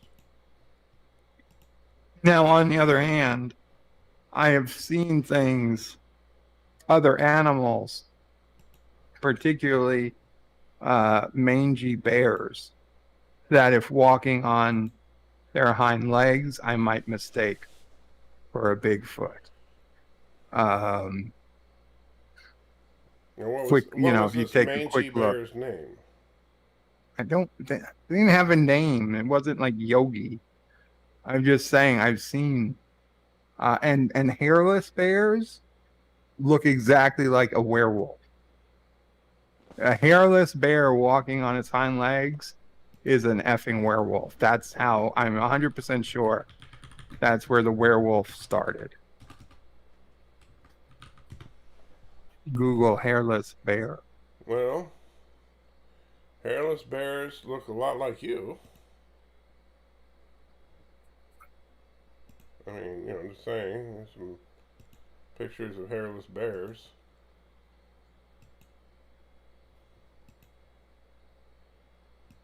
There, that one. Either of those.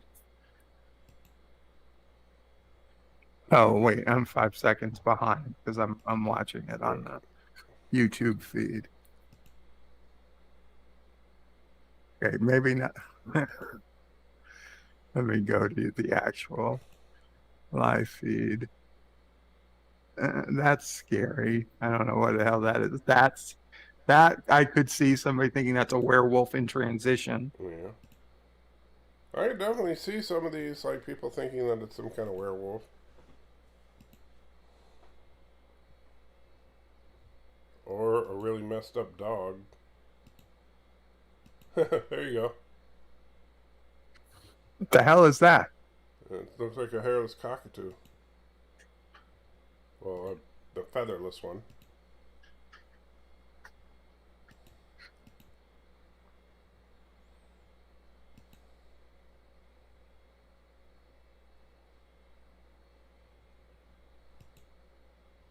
So yeah, lots of ugly looking hairless creatures.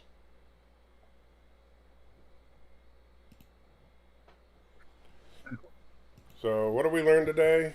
You remove hair from creatures, generally they get uglier. Man, I tell you, my stomach hurts from that gummy bear. What have you been drinking? Mountain Dew? Yeah. Maybe Probably should be drinking some Mountain. Don't. maybe some water at this point. I know you're not supposed to drink water immediately after, but Yeah, I'm thinking about getting some milk, actually. yeah, maybe. Yeah. Oh man, that's gonna be some stuff brewing. How long before your MRI? A few hours. Keep the troops Shit. entertained. I'm gonna get some milk going. Okay, good. It does the body good. Yes, it does. To be honest, I feel starting to feel pretty bad for SALTYtrekker. He's gonna have this toxic brew erupting inside his body. He's gonna be laying down horizontally, probably for the first time since this whole thing began with the hot stuff. It's gonna start moving back up his digestive tract, starting to reburn his internal organs, and I think he will slowly realize as he's strapped down inside the MRI machine, further strapped down so his head can't move, that this was just one massive mistake. The Fed doc says, "How you think I feel, Bird? He did it in my honor." Well, you were very supportive of him, so I think he will remember you very fondly, and I think Mrs. SALTYtrekker will remember you fondly as well, as she and Dr. Alex start their new life together in probably just a few weeks. He's getting an MRI, George, because he's being diagnosed. He has some medical issues, and they need to do a brain scan. He's talked about it openly, so I'm not betraying any secrets, but it is possible that he may have MS, and this is another MRI to hopefully determine his diagnosis. If it's not MS, it's something similar to it would seem. And they have to check. They found last time they did the brain MRI brain lesions. So I guess they need to check up and see, have they changed better, worse, different.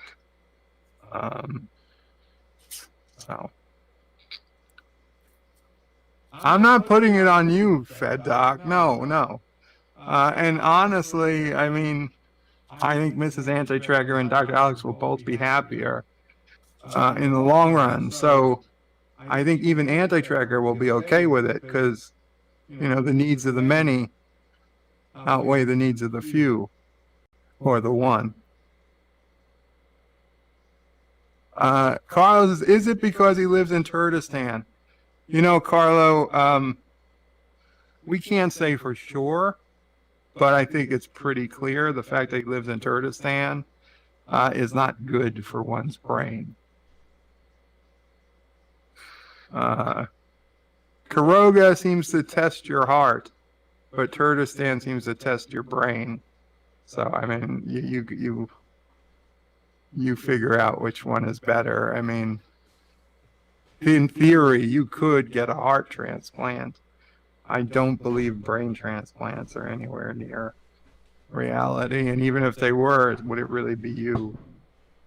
No, Talking about getting a brain transplant? Well, I'm just saying, if you needed to get a brain transplant, I don't know. I'm sure we could find a volunteer. Wow. That went dark. Well, they asked if the fact that you were having these brain issues, it was because you lived in Kurdistan. I said it might be. I'd say it seems Kurdistan has a negative effect on brains, whereas Karoga only has a negative effect on hearts. And I said, push comes to shove, you can technically get a heart transplant, whereas I don't think you can get a brain transplant. No. I see. Dreamer out there says Anti-Tracker Bird was talking some shit. Sounds I like think it, yeah. Anti-Tracker knows me well enough, Dreamer out there, that To know that you are clearly 100% false and correct, Dreamers out defamatory. there. Yes, I know Dreamers out there is correct. Libelous information. And Carlos says, maybe? Yeah, well, I mean, saying maybe you could get a brain transplant, but I don't know if that means putting your brain in someone else's body or putting someone else's brain in your body. Oh. I mean, if the problem's with your brain, I think it's the new brain you need. I think what. I forgot. We could just upload your brain to the subconscious of Data, and then you can kill him before you get copied into another body.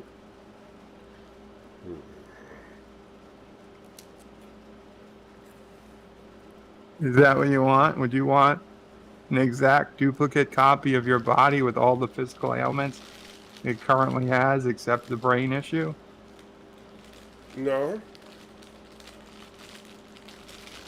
I would rather die me than be copied into a machine. Thank you very much. Wow. What? I'm being honest. I would rather die as me than be copied into a machine. What's wrong with that? Huh? Does your family feel the same way? Would they rather you die? It's not their choice. You're not taking their feelings into account in any way?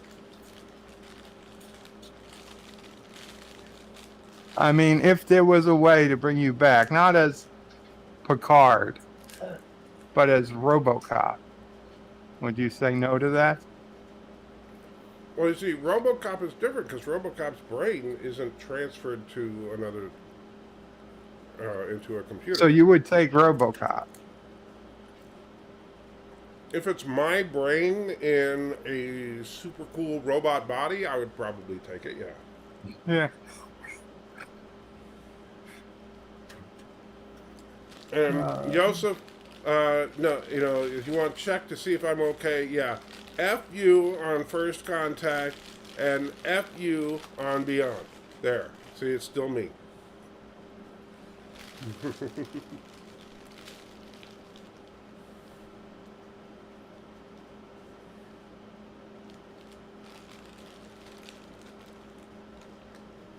And, I understand that some people believe, and that's the thing. See, and Mark's 47, you kind of nailed it, because all Picard is after, at the end of the Picard series, is a copy. He's not Picard. He's just a copy of the information that Picard was. Picard is dead. In my opinion. I don't know. What do you think? Do you think that's Picard, or is that just a copy of Picard's memories? Like, for example, if you go to the computer on the holodeck of the Enterprise, and you say, computer, create a holographic image of Picard, now download all of Picard's memories into that hologram, and it behaved exactly like Picard. Is that Picard, or is it just a hologram? Is it Picard to a loved one? It might be. Is it Picard in his soul? I mean, that's really the question, right? I'm saying, let's put it this way: if you can beam somebody from place to place, then I guess you can beam their consciousness into a computer body. Well, I think the transport is a death machine. Well, I understand that. So you wouldn't even transport. No, I would not. In a world where transporting doesn't kill you, but makes an original copy, or an original of you, just moves an original it doesn't make a copy unless there's a magnetic storm on the planet or something. Then in that reality, moving of consciousness is a possibility without copying. And there's only one way you could really prove to me that that's possible.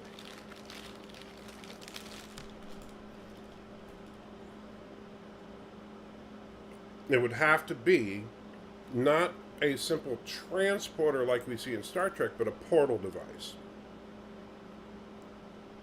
Where you're never disassembled and reassembled, but it actually opens up a doorway, if you will, that you step through.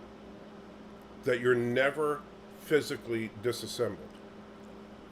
Well, even in the Stargate, you're disassembled.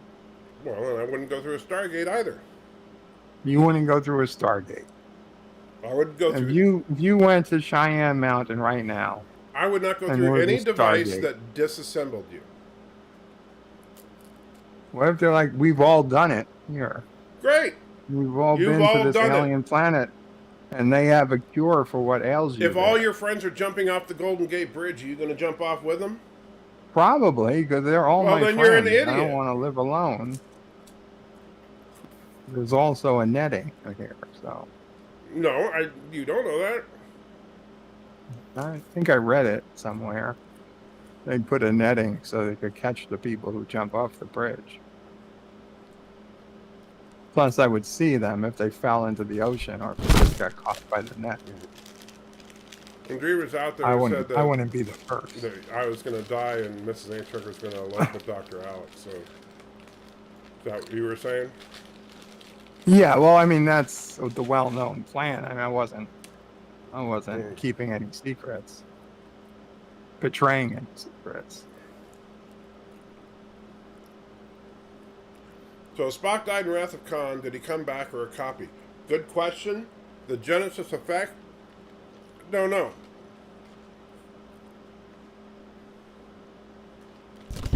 Well, they said the retraining of his mind.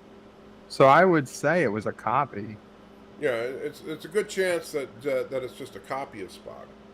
He had the memories, but he had to basically remake his personality. But you could argue that Spock's soul was actually being carried by McCoy.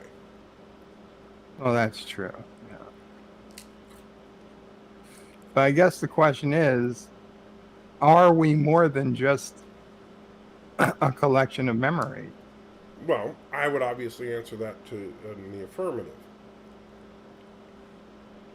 Maybe the collection of memories is what makes us unique.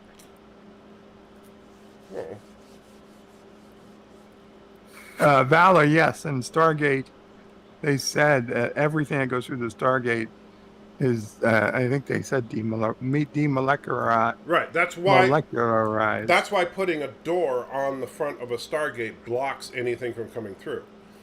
If you weren't disassembled, then you could fire a gun into a Stargate and the bullet would hit whatever you used to block the other side, and eventually you could shoot your way through any barrier. But since it's since it's broken down into whatever energetic particles, if you have something that's flush with the event horizon on the other side, it can't rematerialize and it just disintegrates on the other side.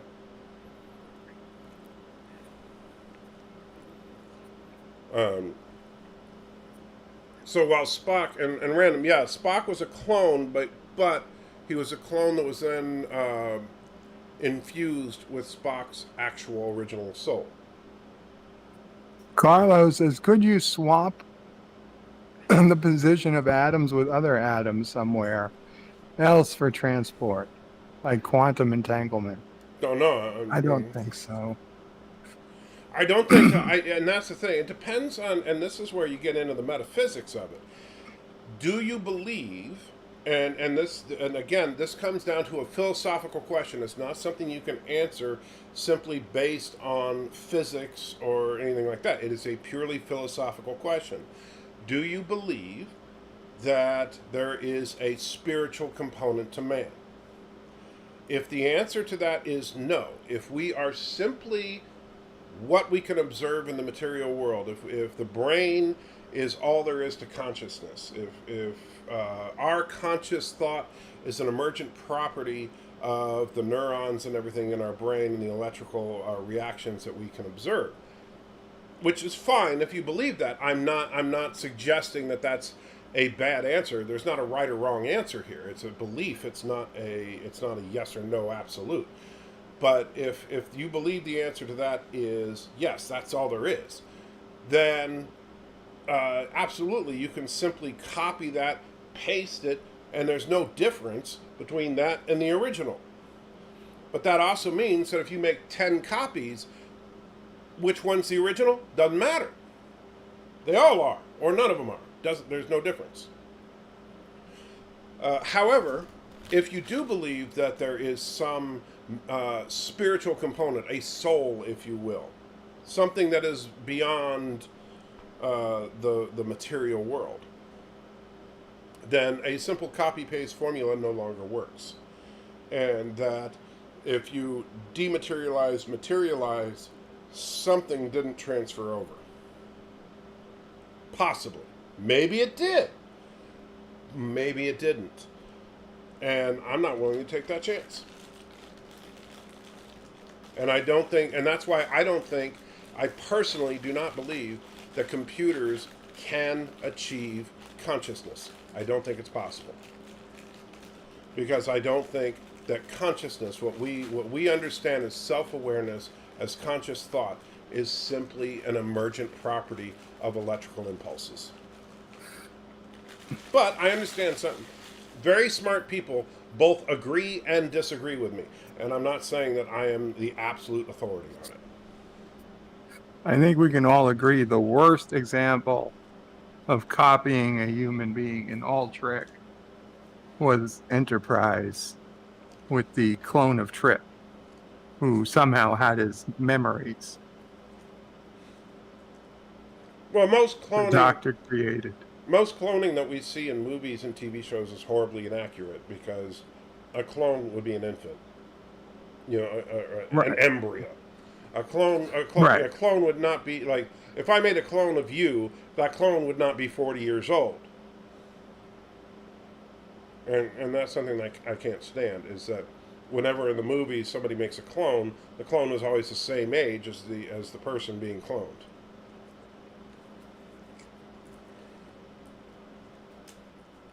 They usually add some reason, like rapid aging Right. is combined or whatever. But they always have the same muscle tone and whatnot. That would all be different. Right. But There's just no genetic. But they do it because the clones component are to always that. played by the same actor.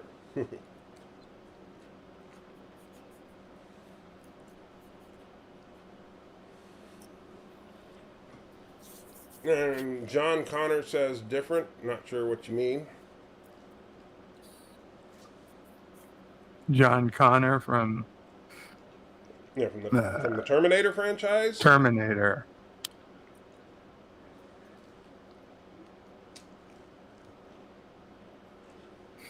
I guess time travel would be another place where you're traveling. Is that a copy or an original? That's another one that I think is an interesting one that I think that is fun for science fiction, but I think is impossible. I don't think time travel is. Well, I'll say this: I don't think that traveling backwards in time is possible. You can. So you agree with the Vulcan Science Directorate? Correct. You can travel forward in time. You cannot travel backward. Obviously, we always are. Right, but I mean, you can accelerate simply by time dilation. If you go to 99% of the speed of light, you can rapidly accelerate your forward momentum through time, to where you can take a trip to Alpha Centauri and spend 15 minutes in your travel pod, but take 4 years from the perspective of Earth.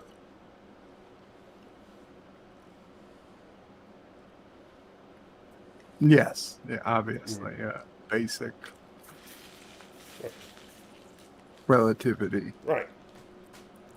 But The only way, theoretically, you could go backwards in time would be to go faster than light. I'm not even sure if faster than light is reverse time.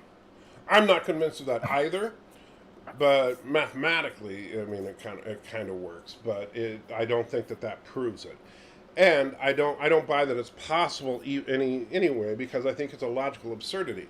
You can't go back and experience things that have already happened because they've already happened. Wow, what a boring world to live in.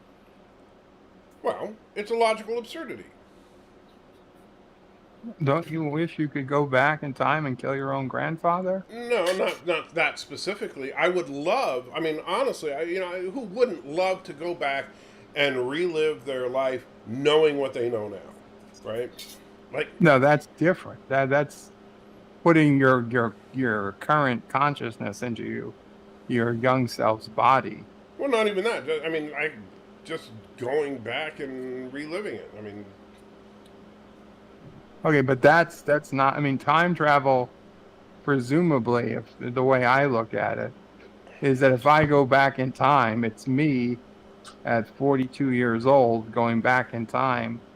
I would still be the 42-year-old me. okay, Just go back 50 years ago. Go back in time a week and give yourself the Powerball numbers.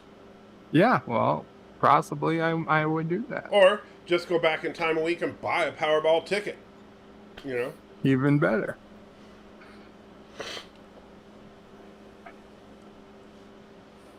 I just have to figure out how to do that. Well, once you figure it out, then you can buy a Powerball ticket, and then I'll buy a Powerball ticket, and we'll both be happy. I wonder if a bank will give me a loan on the presumption that I could figure it out with enough money, and then I can pay them back with interest. That would be hilarious to do as a business plan. Go to a bank, ask for $1 trillion loan on the business plan that you're going to build a time machine, and you're going to just go back. Once you build the time machine, you're going to go back in time and win every worldwide lottery and get their money back.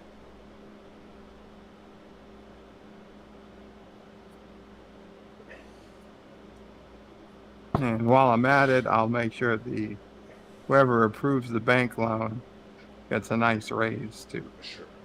Well, why not? We'll be generous. We'll give them $1 billion tip. And I'll also ask them if there's any ancestors of people they dislike that they want me to There you go. erase from history. Yeah, that's so nice of you. I think you're getting a little bit dark when you start talking about time travel assassination, though. It's not assassination if the person never existed. How are you going to arrange for them to not exist? Their parents never meet. How are you going to arrange for their parents to not meet? We'll have to assassinate one of them. There's your assassination. Hi, diddly-ho. Don't see the problem there? And Mercer, thank you so much, puts $1 Mercer in. create $1. Give Bert Gray's Sports Almanac. Yes, we'll give Bird Gray Sports Almanac from the so that would be a horrible idea, but Bird would definitely use it. You've got a time machine, I've got a gun, let's kill Hitler. That could be a thing. Tracker Viewer says, did you see that they released some pictures of the transporter room for the Enterprise from Strange New Worlds? I did not. Let me see if I can find it. I did see them, yes. Do they look any good? I mean, they don't look recognizable, but they're not bad. I mean, Let's see. they don't, they don't look TOS-ish. It's funny, the first picture that comes up is a picture from Is There in Truth No Beauty? Which, of course, is not the transporter room from Strange New Worlds. Okay. It looks very... I mean, it looks vaguely reminiscent of... I mean, it looks like the TOS transporter room encased in glass. Like, if you just coated everything in epoxy. You know what I mean? Like, I'll show you what I'm talking about here. If we let me share the screen here. So here's the TOS transporter room. Are you looking on at the actual StreamYard? Oh yeah, let me go to the yes. Okay. I'm looking All at the right. So you live. see it here? Yes. Okay. And so then we'll switch to the where is that other picture? I just had the other picture. And where is it? Let me go back. There it is. So this is the other. So notice it looks like the same room, but like everything is covered over with epoxy. You know? To be honest, I really don't see the resemblance. It's the basic same layout. See, there's that one. I mean, that looks like a much deeper room for one. Right. I know you say I it think was the camera that's angle. just the type of lens used on the camera. But you can, and the fact that the camera is sitting higher in the TOS picture. I mean, okay, I guess there is a basic resemblance, Yeah. but But it's like, why does everything have to be so glossy?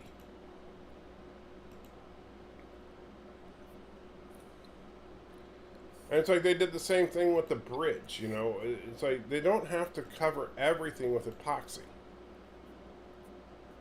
It's not the worst thing ever, but it also doesn't make a lot of sense to me. didn't we already see their transporter room and bridge in Discovery? So why is it In going to that, change again? I don't, in that short trek we did, but I think that I think they just used the Discovery set in the short trek. I'm sure they did, but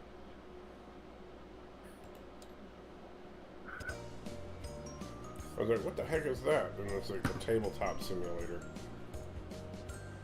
did you ever play the tabletop simulator? Yeah, we actually had some fun, but now it's like playing music, which is going to probably give me a copyright strike because I can't figure out how to exit the stupid thing. Go back to... The historian just gave you a super chat. Well, thank you, historian. Give me just a second to figure out how to get out of the... There you go, quit. Jeez. I hate when they don't make it easy to get out of a program. Alright. And let me get back to... Man. There it is. Neurotic and RK Outpost call you SALTYtrekker. Well, that's why it says SALTYtrekker right there on my avatar in the corner. If they're going to call me... who's RK Outpost? Ryan Cannell. He was the guy who called out Doomcock for the constant rumor videos. Whatever. They want to call me SALTYtrekker? Whatever, buddy. Hey, I got their salt right here. It's called Insanity Salt. They can get it for $7.99. I'll send them some. In fact... When did they say that? Because I don't recall. Usually... when they bring up anti-tracker, my ears perk up and I listen intently and say, "Oh yeah, what dirt are they going to dish on anti-tracker I can use against them?" Yeah, Bird loves it when they talk about me. He sends me links to it all the time. He's like, "Check this out."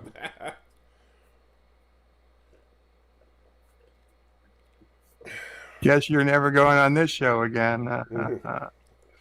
Being invited back. The tracker you're on Matthew's stream, someone said there's a chair effing simulator. There is. In fact, Sci-Fi Nation did a stream on it. I have it in my Steam. I actually do. Oh, wait. No, actually, there's two different games. Chair Simulator and Chair Effing Simulator. Oh, it's actually just a chair. That is actually the title. You're having and sex it's actually in a chair. simulating effing on the chair. Well, that one I probably won't be doing a live stream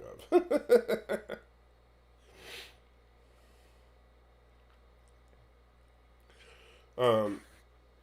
Yeah, I don't know why they would say that, but you know what? I don't care. They can call me SALTYtrekker because, hey, doesn't bother me at all.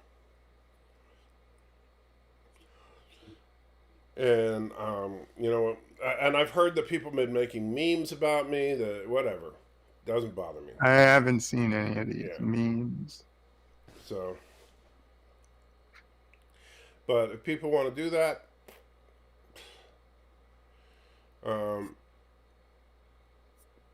Indiana Jones is 4 films with the title characters only shown in one shot in all 4 films. I'm, huh? Not sure what you mean, because as far as I know, he's in more than one shot in all 4 He's in at least 3 of the films. So, President Clark says, "Love your opinions, dude. You rock." Well, thank you, but I'm sure you probably meant that towards Bird. One of your mini fans. The dog is named Indiana. Gotcha. I did not know that. That's right. They found out in 3 that he was named after the dog, wasn't it? Main character is Henry Jones Jr. Oh, okay. Gotcha.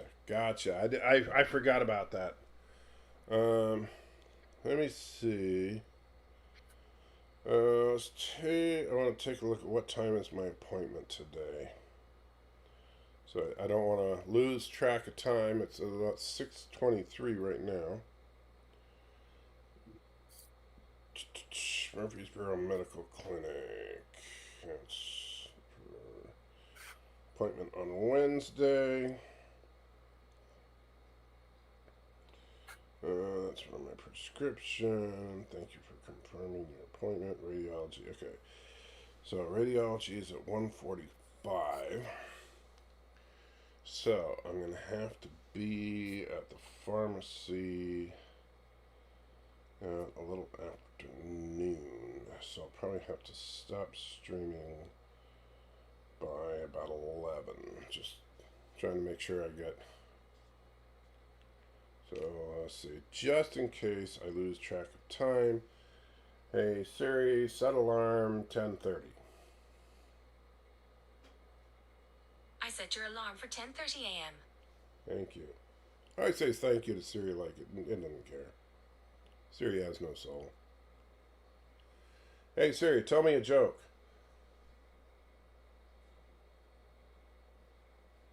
On it. Honest? On it? Wow. What if On it? on it? Sometimes she does that. She just like stalls out. Alexa can tell me a joke pretty quickly. Well, usually she does. Yeah. Dreamers out there, why are Doomcock and others being jerks to you? Because they want to. And I don't care. Be honest, and maybe you've seen something. I have not seen Doomcock be a jerk to you. Only a couple of times have I seen Doomcock do it. More I've seen it from Gary, but for the most part, look, I've said some things. I've criticized what they've said. I'm not going to lie. I have. But everything that I've said about them, I've said to their faces. And I mean, to be honest, yeah, I've seen people in their chats be jerks to SALTYtrekker. Yeah. That I've seen more than that. That I will say I've seen. Yeah, them particular, I would. Yeah. I don't want rumors to start. Hey Siri, tell me a joke. See if she can figure it out this time. Really? You're just stupid. 1 sec. 1 sec? 1 second? What is Apple overloaded with jokes?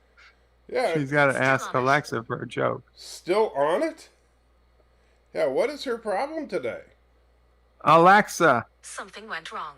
Please try again. Something went wrong? Please try again? Oh, Jesus. She might not even remind you of your time, of your appointment. Oh, you know what? Let me check. What, is Wi-Fi on? She heard the fact that you said she doesn't have a soul. Yeah, that must She's having a crisis of conscience. Let me see. Hey, Siri, do you have a soul? Just to think. On it. On it. Yeah. Alexa, tell me a joke. into a bar. The bartender says, I'm going to serve you a drink named after you. The grasshopper responds, you have a great name, Steve. By the way, I have a routine in life. I can serve you use. Alexa, cancel. That seemed like a really long joke. Did you hear it? I heard her say something about going in. A grasshopper goes into a bar. The bartender says, I have a drink named after you. The grasshopper says, really? You have a drink named Steve? That's bad. Let me see. I'll try one more time. Hey Siri, tell me a joke. My friend can't figure out what video game system to get and he's kind of upset about it. Nobody can console him. Did you get it? I got it. The puns are great. Hey Siri, tell me a joke. I would tell you a time travel joke, but you didn't get it. Yeah. See, I like that one. That was good. Hey Siri, do you have a soul? One sec. Just a thing. He's checking. Yeah. I'm Siri, your virtual assistant. Guess not. All right, so. All right. And let's see. So does the Alexa get set auto destruct sequence? Does that actually work? Yeah, it does. What does it do? It starts counting down. I wonder if Siri recognizes it. Hey Siri, set auto destruct sequence 1, code 1, 1A.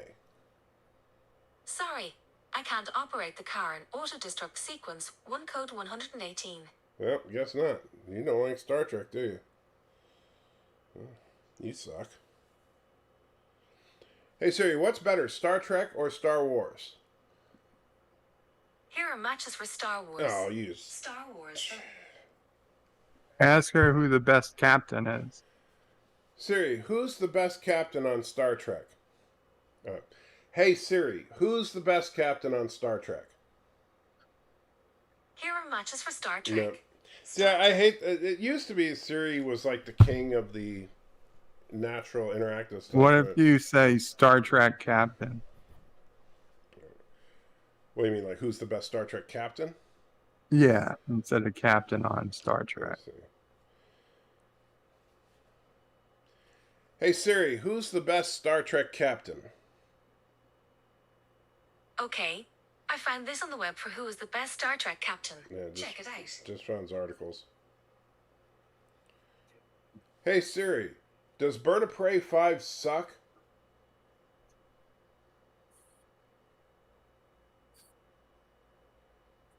I have to think about that one. Yeah. Yeah, she doesn't want to answer. She's just embarrassed, I think. Uh-huh. She's not answering. Kuroga laughs Oh no. at your general misfortune. 47 Yorktown with a $100. Mama pray, get me a. Oh, thank you, ice 47. It said cold no need to iced eat nasty tea, food. You're Oh, wow. dodge the proverbial bullet after that. misery. That I tell you, that gummy bear. Whew. To anti-trackers. But thank you so unending much, my friend. Misery. 47 Yorktown, $100.47. Ask No need to Google, eat way nasty smarter than food, Siri. but you I don't do know have about to say that. something nice about Canada. Say something nice about Canada. Well, Canadians are very, very nice. I will say this. Of the Canadians I know, there's yourself, there's Captain Foley, of course, there's Rambling Canuck, there's Trustin, and honestly, you guys are freaking awesome. So, yes. Canadians, way nicer than Kurogans. Way nice, and don't let Texans fool you. Texans think they're nice. No, you guys got the niceness thing down. And yeah, thank you, Coach Clearfoss. You guys got the best captain in Star Trek, hands down. William Shatner. Yeah, $100 I'll pay for 0.5% of my medical bills. I wish that wasn't an exaggeration. No, that's honest. That is a little bit of an exaggeration. The total medical bills so far have been, I have to think about it because we paid so many of them, but probably in the order of about 8,000 or 9,000. So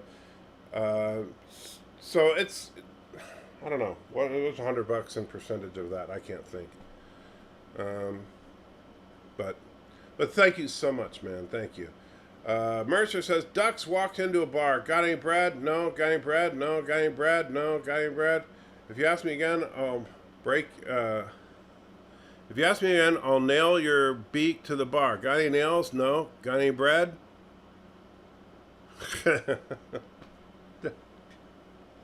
I like it. That was good, Mercer. Fed says, you need an Aussie to play captain, methinks, in Trek. It can't be worse than the current batch. You know, we do need some Aussie representation. Don't you think? Where's Ep03 when you need him?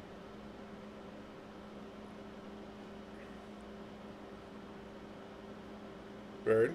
Sorry, I was having some yogurt. Oh. Is today the 20th? No, today's the 19th.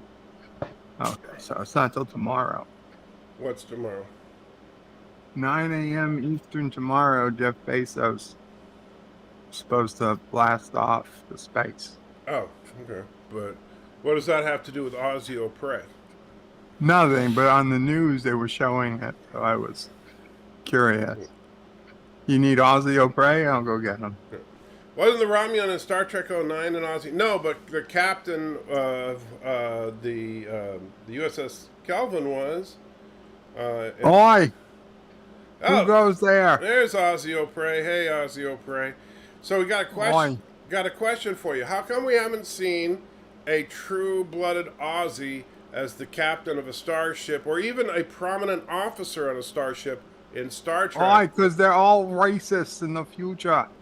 They don't like us Australians. They even said, what if Australia didn't join the Federation?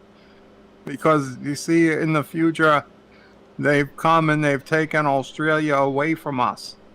Wait a minute, they've taken Australia away from you. So are you They've taken Australia away. They stole it.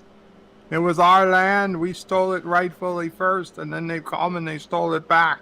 So where are you? And they put us Australians into space. They shot us all to a moon around a distant sun. What? Wait, so There's not even a planet. It's just a moon. So do you know what star you're around? No. We call it Rue. The star is called Rue. What's the moon called? Oh, we never gave it a name. So do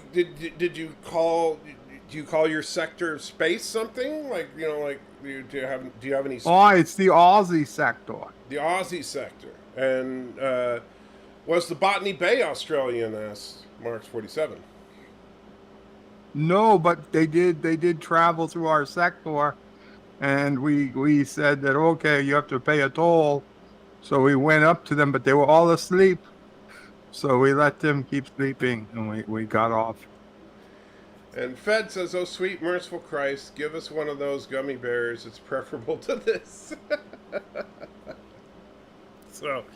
So there's a small moon orbiting the planet, or the star of, what's it called again?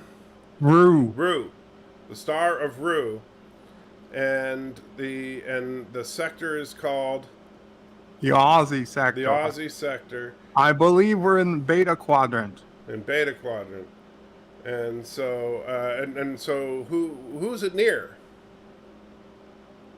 Well, I don't know. Botany Bay came through. V'ger came through. The Whale Probe came through. I think we're probably like on the way to Earth somehow. So we see these big squares in the sky every so often. So you must be near Klingon space then. Oh yeah, Klingons, they're good people. Oh, you like the Klingons? Oh yeah, they come down and they hunt the dingoes with us and the crocs. Okay, so you guys like Klingons. Oh yeah, they're very honorable people. Well, More honorable than the English. Stole us back our island. well, there you go. So the Botany Bay flew on through, but they let them go because they were all sleeping. And the Aussies in the 23rd century and on are friends with the Klingons. Why do I feel like this is something that David Letterman would have done back in the day? So, thank you, Ep03, for clearing that up. You can go ahead and let Bird come back on before the Fed doc revolt. Boy, but before I go, I Yeah. need to send out an appeal to everybody. Oh, sure. What's Please write your congressmen or your senators or your territory representative that? Mm-hmm. and tell them that we need to start planning to fight the future. You have to fight the war now. That the English are coming by sea and by air, and they're going to take our island away. And they're going to What happened? You okay, Ep03? I think you got cut off there. Ep03, you alright, buddy? Ep03, you there? I don't know. It says transmission jammed at the source. That's weird. Well, that was interesting, but Ep03, apparently from the future, has told us some very disturbing news. So, I don't know if you heard his transmission, but he gave us some interesting information as to why we haven't seen any. No, when he speaks, I can't hear it. I get locked out. Well, apparently the reason we haven't seen Australians in Star Trek is because the Australians were attacked by the English and forced into space, and they now are on there's the Rue system in the Aussie sector, and they're on a little moon there, and that doesn't have a name, and they're hunting dingoes with Klingons there. Oh, it doesn't sound too bad. They seem to like it, even though they're upset about it.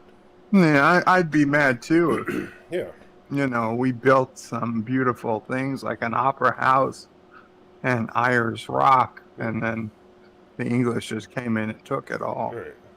And Gobbledygook, I don't know why you ask if Bird is a special needs Aussie. Bird is not an Aussie. Bird is... No, I'm a Krogan. Yeah, and he's actually... Ep03, he might be special needs. I don't think so. Yeah, but... I think he's just the way his accent sounds. But Ep03 is full-blooded Aussie. Bird is Italian, aren't you? Well, I'm American. Right, first. but you're mostly Italian. Mostly as far as your Italian, descent. genetic. Yeah.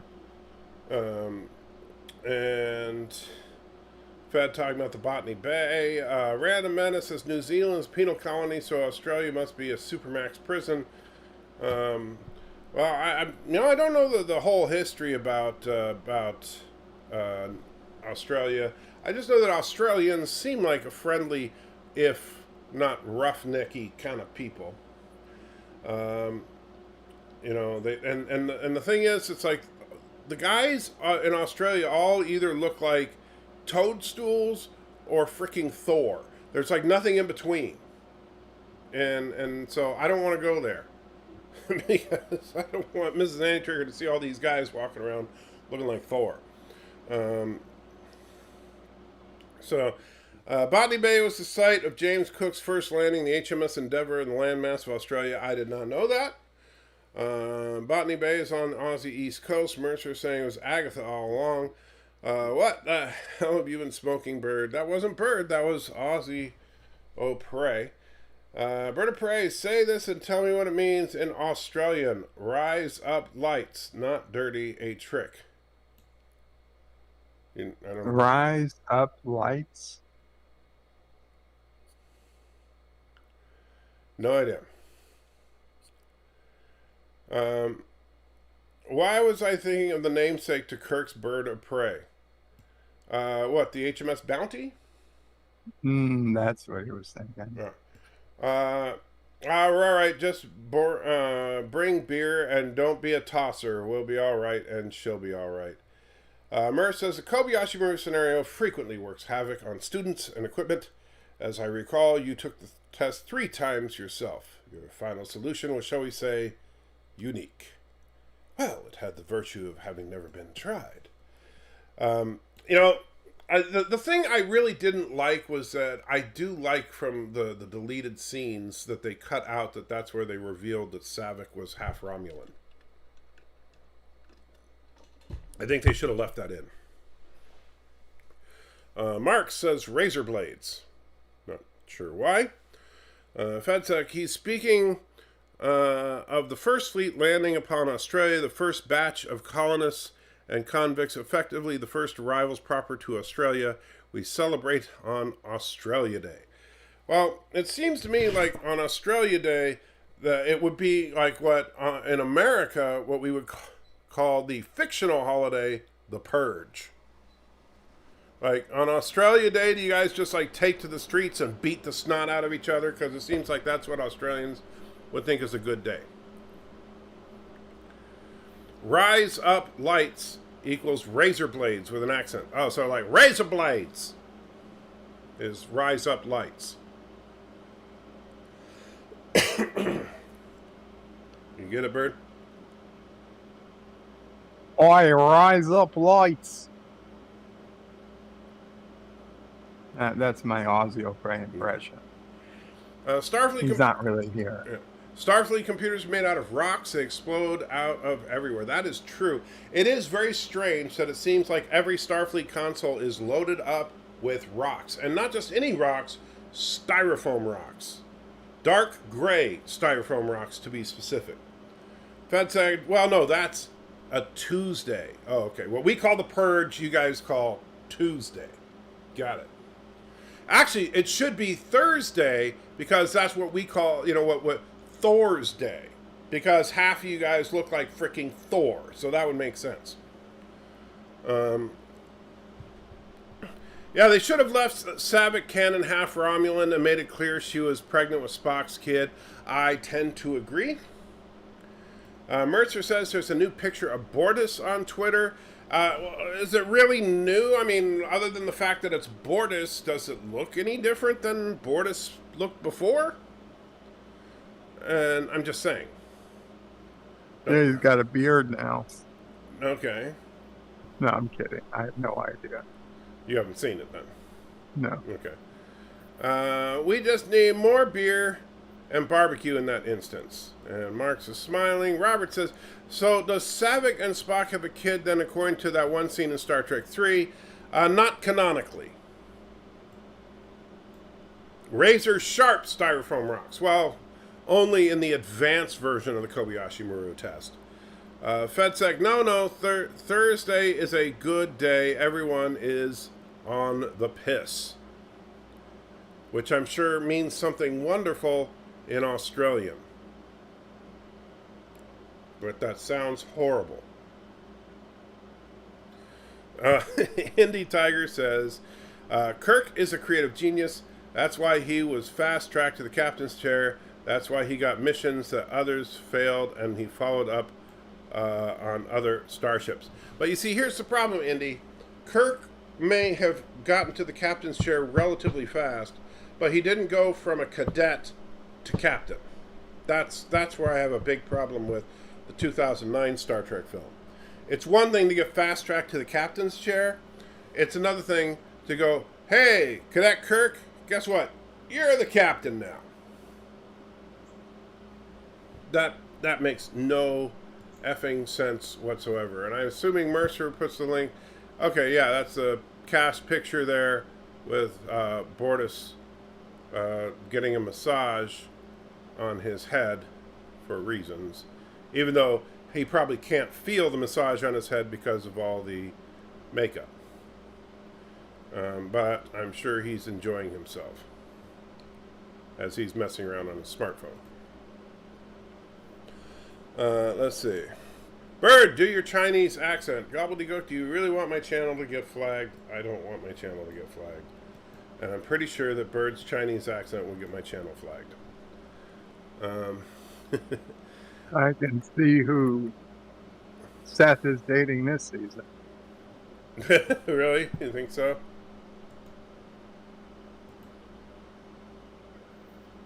Oh, you think he's dating Gordon this season? No. It kind of looks like he is. No. I think that Seth. I mean, you can't see that one arm. Oh, I lost Bird. What happened? Bird, where'd you go, buddy? Hopefully he comes back. What happened? Bitch. I pressed the wrong button. I thought like you suddenly you were gonna say something clever and then just dropped off. So no, it looks like he's like touching Gordon with his other hand or something, and so So who do you think he's dating? I'm not talking about who he's touching. I'm just talking about in the cast photo. The new blonde woman, obviously. Oh, okay. I don't know if he's dating her or not. Just has a habit of dating the most attractive person on the show. Well, I still think that. I mean, let me share screen. I mean, looking at the picture. I mean, come on. Look at the way he's holding Gordon. You can only see the one hand that he's got on Gordon's elbow there. The other hand is missing, and it would kind of naturally fall right around where Gordon's butt is, and Gordon's got that kind of cheeky smile right there. And so I'm thinking that, he's grabbing Gordon's what there and kind of doing a little reach around action. And yeah, I think that Seth has just kind of decided to play for the other team, if you know what I mean. Derulio's been back.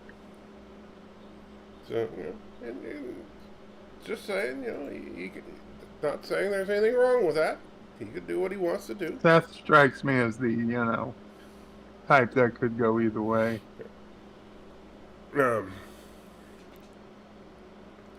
And Fed says this is a colloquial term for the elixir of life and mateship, namely beer. Well, I figured that's what you meant, because beer tastes like piss. Did you like the Mad Magazine Trek satires? A little bit when I was a kid. I was never real big on Mad Magazine, but I did think they were funny. That's because Gordon is drunk. It's his birthday. Well, still, I'm just saying. And Trustin, thank you so much. Throws $10 in, just because, and I truly appreciate it, my friend, because every little bit makes a huge difference, especially these days. And even if it is 10 of those fake Canadian dollars, it still helps. Just better when it's real dollars. They're Shatner dollars. Shatner dollars. Shatners. That's what we'll have to call them from now on. 10 Shatners. But then they should be worth more than regular old dollars.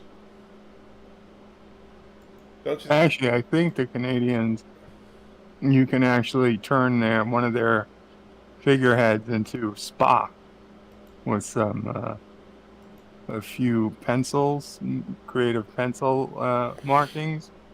It turns one of their politicians into Spock.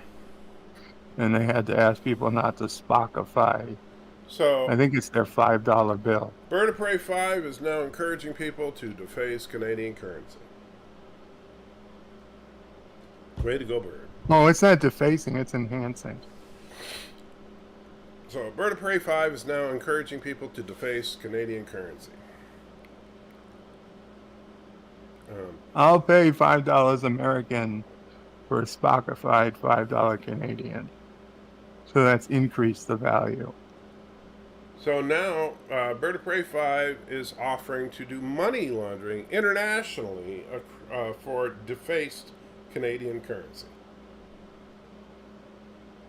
I got that right? I neither confirm nor deny. I'm just wanting to make sure that I understand you correctly. You're offering to pay American currency for defaced Canadian currency illegally shipped to you from Canada. Why would it be illegally shipped? I want it legally shipped.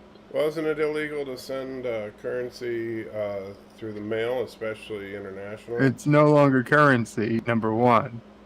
It's art. And number two, It's not art. It's currency that's been defaced. it's Canadian, so does it really count? So, Bird is now denigrating Canadian currency, encouraging you to deface it, and then illegally ship it to him, and he'll pay you cash for it, and he'll legally ship you currency back. And I don't think it's illegal to send cash in the mail. I don't know about that. It's just stupid, yeah. Uh, I think it's only legal if it's over a certain amount. And we're nowhere near that amount.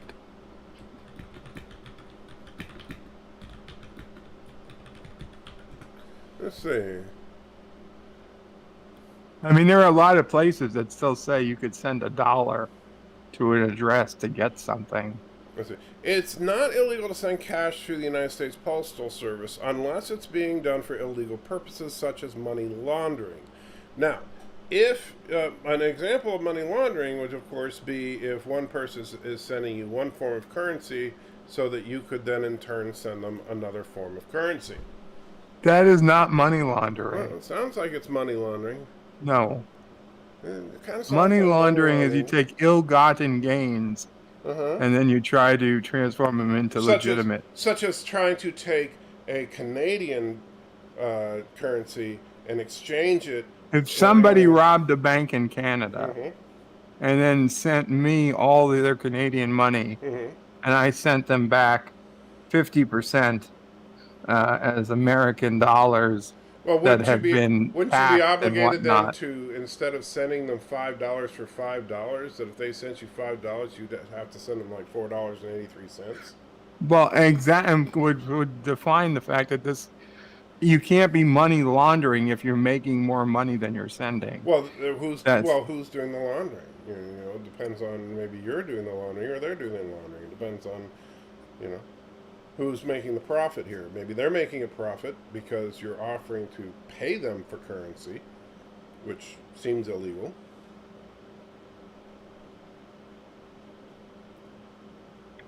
It's called buying goods and services. I don't think currency falls It's under. in the practice. It's been standard practice for 5,000 years. Buying currency? Buying anything. Okay.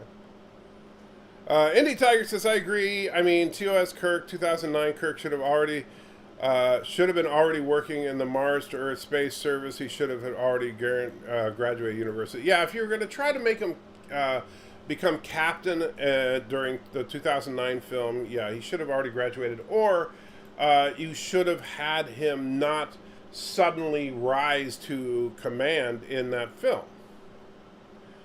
You know, that would have been fine too. But instead, they wanted to basically have him rise all the way up to the captaincy in that first film. But they also wanted to show him enlist in Starfleet, which, by the way, is also the wrong term because he was not an enlisted man. I'm starting to think Byrd needs his own articles of impeachment. Well, the problem with that, Fed, is that Byrd has said that he cannot be impeached. Isn't that correct? That's correct. There is no impeachment in Kuroga. Mm-hmm. So, Why not? and you can make a list. It just wouldn't be recognized. And why not? Why mean why not? Why I don't make mistakes. Well, aren't you human? Only to a point. I'm a god emperor. Okay, so you're not human. I'm human when I need to be, and the rest of the time I'm a god emperor. Okay. So when do you need to be human? For the ladies. I see. What ladies? I don't know, but I assume they'll come along eventually. Well, like the she-males? No, those are not ladies. Okay, so you don't need to be human for them.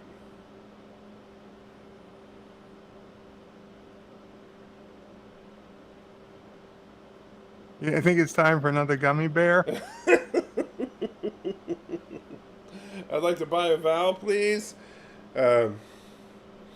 So would that mean the bird has his own version of a golden throne? Well, that's a question you could ask him. Do you have your own version of a golden throne? My throne has wheels on it and moves. Okay, there you go. So his toilet has wheels on it and moves. He said it himself. You can buy silver dollars from companies of the entire collection of U.S. coins. Valor, you don't need to help him. And those are generally, I mean, I don't know, those are, you know, first of all, those are total scams. You know that, right? But yeah. So I'm still curious about this whole thing about you being human when you need to be, but the rest of the time you're a god emperor. So when the doctors examine you, are you human or a god emperor? Human. Okay. So why do you need to be human when the doctors examine To see what might be the matter. you? Well, why don't you just like not have anything wrong with you? You wouldn't understand. Well, no, I understand. I'm just curious. I understand. As a mortal man, you can't understand God Emperor. Reasons for things. Well, I can understand that if you're a god emperor, you don't need to struggle with petty human things, right? Things See, this like is getting why large. sometimes I need a starship. Okay, but like you don't need to deal with an enlarged heart, right?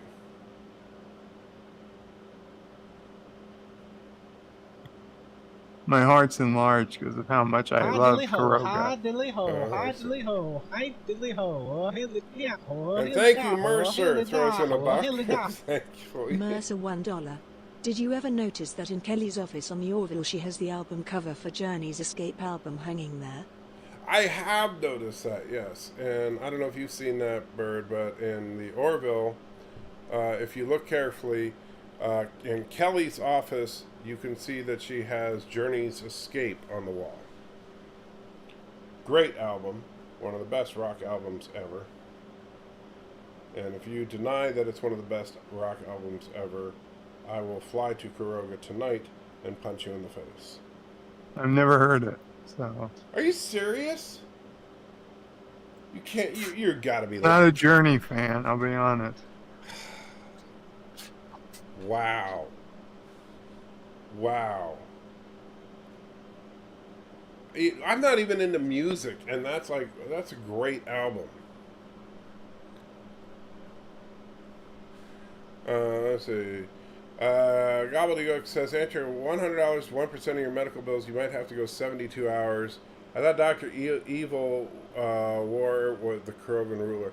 Well, you know, Dr. Evil is kind of... Dr. Evil was based on Bird of Prey 5. A lot of people don't realize that. You know, when Bird could walk, is that Dr. Evil. The only difference is they replaced Sassy with a cat. It might be true. And I need a couple minutes. I'll be back. yeah, absolutely 100% true. And yeah, I saw that picture. I don't know what. I assume that's a set photo from the Orville, but I don't want to know the spoilers, buddy. Don't send me all the behind-the-scenes pictures because I don't know. I don't think Dr. Evil was a failed clone. I think Dr. Evil is a production. Is a fictional character based on Bird O' Prey 5. I mean, you know, just saying, it looks a lot like Bird. Let's see.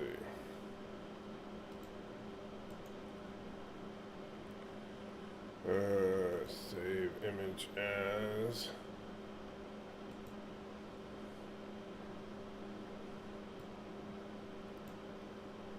Okay, and then we need a picture of Bird. Problem is, Bird, you know, Bird likes to just sit there and hide behind his avatar. We need to find something of him holding up air quotes is what we need. Let's see. What's my favorite non-franchise Arnold film? Oh gosh, I don't know. I'd have to think about that one. Let's see. Alright, Bird O' Prey 5. For images. Bear with me here.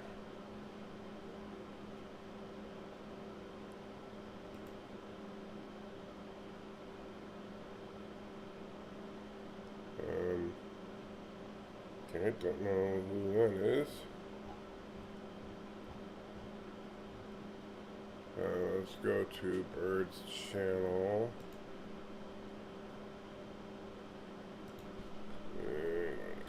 Bird O' Prey 5.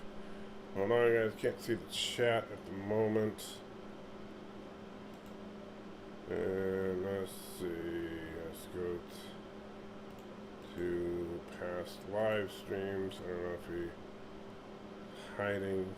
He likes to hide. Cinema Saturday, Christopher Plummer, General Chang. Hey, he's wearing that stupid hat. Epic Easter, blah blah blah. Alright, Laura Dex. Don't care, to the Bop. Share lives. Dang it, Bird. Why are you gonna. You gotta give me some good poses, buddy. Okay, so I created the.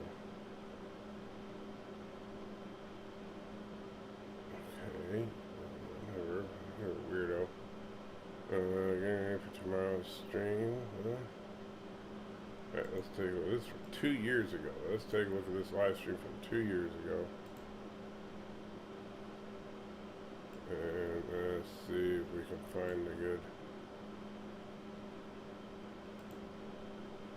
So what I'm trying to do is find, and let's see, Bird O' Prey 5, never heard of the album, odds are even the group. Then again, I grew up with classical music and old-time radio shows. Justin says, you've been streaming all night. Wow, how hot spicy treating you. Well, I'll tell you, Justin,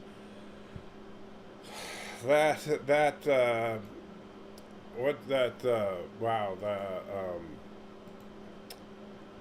that gummy bear nearly did me in. That was almost the end of me right there. But I'm still alive.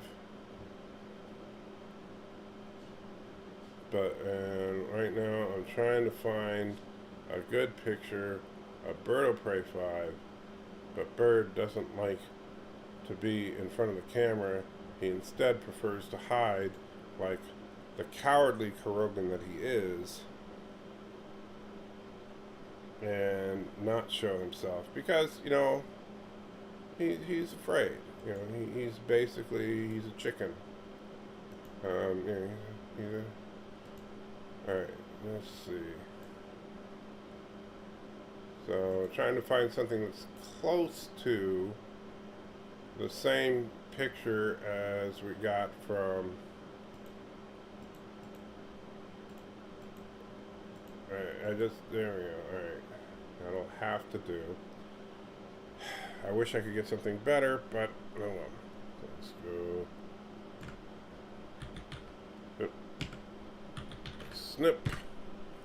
We'll grab that.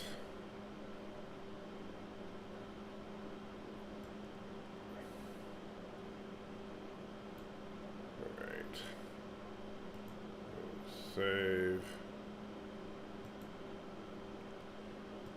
save that. Save there. All right. New.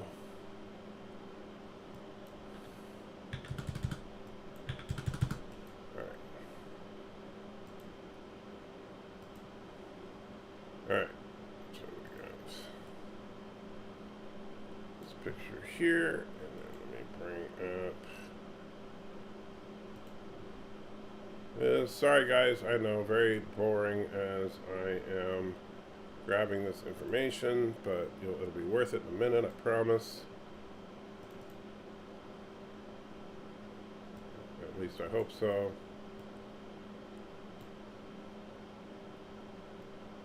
Alright, excellent. Alright, so we put these next to each other. And basically what I'm doing here is trying to prove a very interesting point that you guys will all greatly appreciate momentarily. Alright. So put this right here. And for this one, we'll grab this, and with a unified transform tool. And we'll put this right here, make it a little smaller.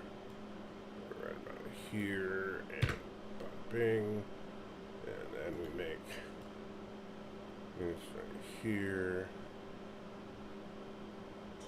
Right there. And that's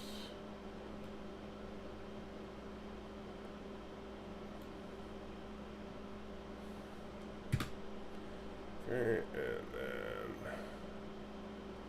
we'll do file and export, and then we just need to find a place to save it. Desktop, and we'll save it in the Jedi folder, because why not? Export. I know this is a quick sloppy job here, but What you exporting? you'll see in a minute here, Bird. Glad you're back, because I haven't been able to keep up on the chat because I was trying to get this ready just for you, but I was a little too slow here. You want me to leave again? I'll come back. No. 10 minutes? But see, I was hoping you would help me with the chat while you would, but you. Oh, you want me to do the chat? I can do the chat. Yeah. Okay, let's see. I'll go back a bit.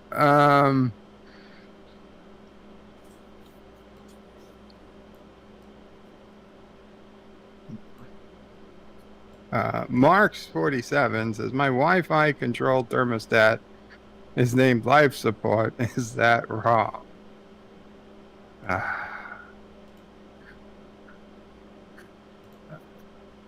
There we go. And I see that my my avatar seems to have been replaced with a comparison shot of Dr. Evil and myself. And Dr. Evil's chair does move around. Yeah. And is I'll be honest, Dr. Evil was somebody I looked up to. I still do. He had some great moments. Make outrageous claims like he invented the question mark. My childhoods were typical. Now come on. The hardest part about all this was to find you and Dr. Evil in relatively similar poses, wearing the same colored clothing at this. Come on, give me some credit. Yeah, give me some credit here. Come on. I'm giving you credit. You almost matched the color gray, and we both have our hands in the air. Granted, my hands are up more or less straight, and he's making like quotation marks. Well, I'm wearing a hat, and he's not. Right. I couldn't find one without you wearing the stupid hat because you decide to hide all your frickin' live streams now. No, I don't hide. My live streams are 100% accessible. If you go to my YouTube page, yeah, you got the top playlist is live streams. And then there's a separate playlist just for bed life live streams. Yeah, most of them you're hiding. They're not hiding. They're accessible. They're just unlisted. Every single live stream I've ever done is accessible. I'm just saying. Unlike somebody who put all their videos to private. I'm just saying it's amazing that nobody figured out that that's Bird of Prey 1. Bird of Prey 1. So, I did find some breaking news. Oh, what's that? From the good people at Jeep. Uh-oh. I don't know if you want to bring up the picture or not. It's probably not. Well, worth as long it. as it's not like, gonna get me in trouble. No, there's nothing to get you in trouble. You can share screen. Oh, yeah. Okay, I'll do it that way. Share screen, Chrome tab. There we go. Future Jeeps will be able to drive underwater, the CEO says. Can you imagine that? Riding in your Jeep? Great. You'll be and drowned, you decide, but your Jeep will be fine. instead of waiting to cross this bridge with its toll, I'll just drive through Long Island Sound, ride across the bottom, and then drive up into the shores of Connecticut and say F you to the Throgs Neck Bridge. Well, first of all, and I just realized the picture is blocking the Jeep article. But so to answer your question, no, I don't have Photoshop. I did that in GIMP, which is a free program. Highly recommended if you want to do picture editing. So the Jeep driving underwater. All right, now let me ask you something. If somebody said, "Hey, this car works underwater," would you just drive it into a lake just to see how it You're did? damn right I would. And then what are you going to do when it gets stuck in the lake? They said it works underwater. And then you hit a log at the bottom of the lake and you're stuck. You get out, I move the log. How are you going to get out and move the log when there's 20 feet of water above you? I don't know. Open the window? And in fact, how deep of water will it work in? I'm sure these things will be worked out. Clearly, we see a picture here of a Jeep under a few feet of water. And I'm sure it's going to say in the owner's manual, please note, this vehicle is water resistant, not waterproof. There is no guarantee that this vehicle will work underwater. Please do not drive submerged underwater. I guarantee you that the owner's manual will say, this motor vehicle is not meant to be driven fully submerged.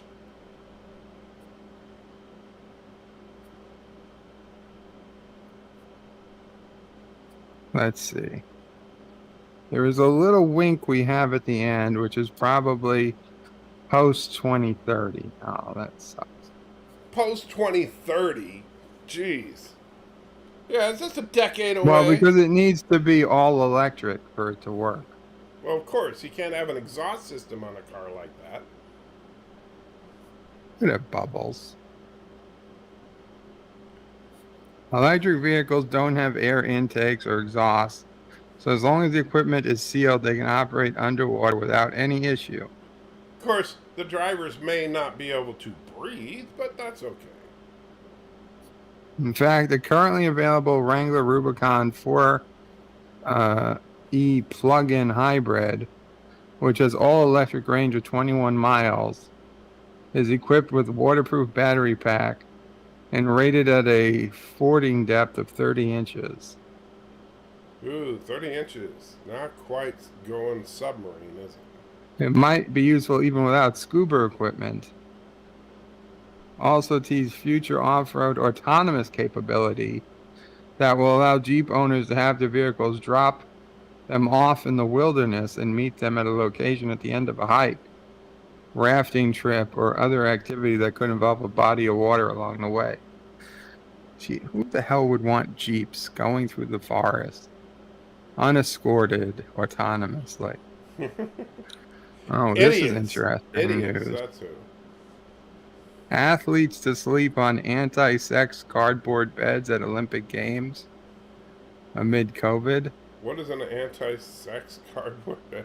Is it a bed that collapses if you have sex on it? Yes, it is. It's only meant for the weight of a single person. Wow. That's jacked up. Lustful Olympic athletes should think twice before making their bedrock in Tokyo. So The world's they'll do it on the best floor. sports competitors are set to spend their nights on cardboard beds, allegedly designed to collapse under the weight of fornicators to discourage sex amid COVID-19. Wow.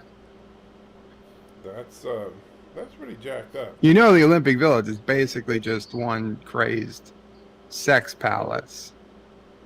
Well, I know it's that. Notoriously crazed, sex-crazed athletes village. I know that was what your shemale harem is like, but No, it's because these people, they're training all this 24/7.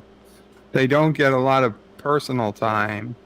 And when they do, they're generally not with somebody who can physically keep up with them. Oh my God, look at these garbage beds. Oh my God. it just seems to me like there's going to be a lot of Olympians on the floor. Yeah, I agree. Like, I just take this mattress and put it on the floor. Why would anyone even bother risking sleeping on cardboard? Beautiful baby. And then it takes one athlete to fall out of a cardboard bed and hurt themselves and now blame Japan for them losing a medal. Mm-hmm. And Robert, yeah, the Mach 5 could drive underwater, but that was a fictional vehicle.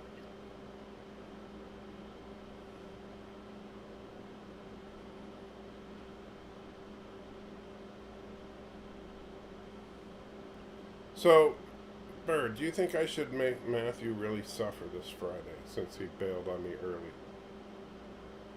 Wait, what did he fail?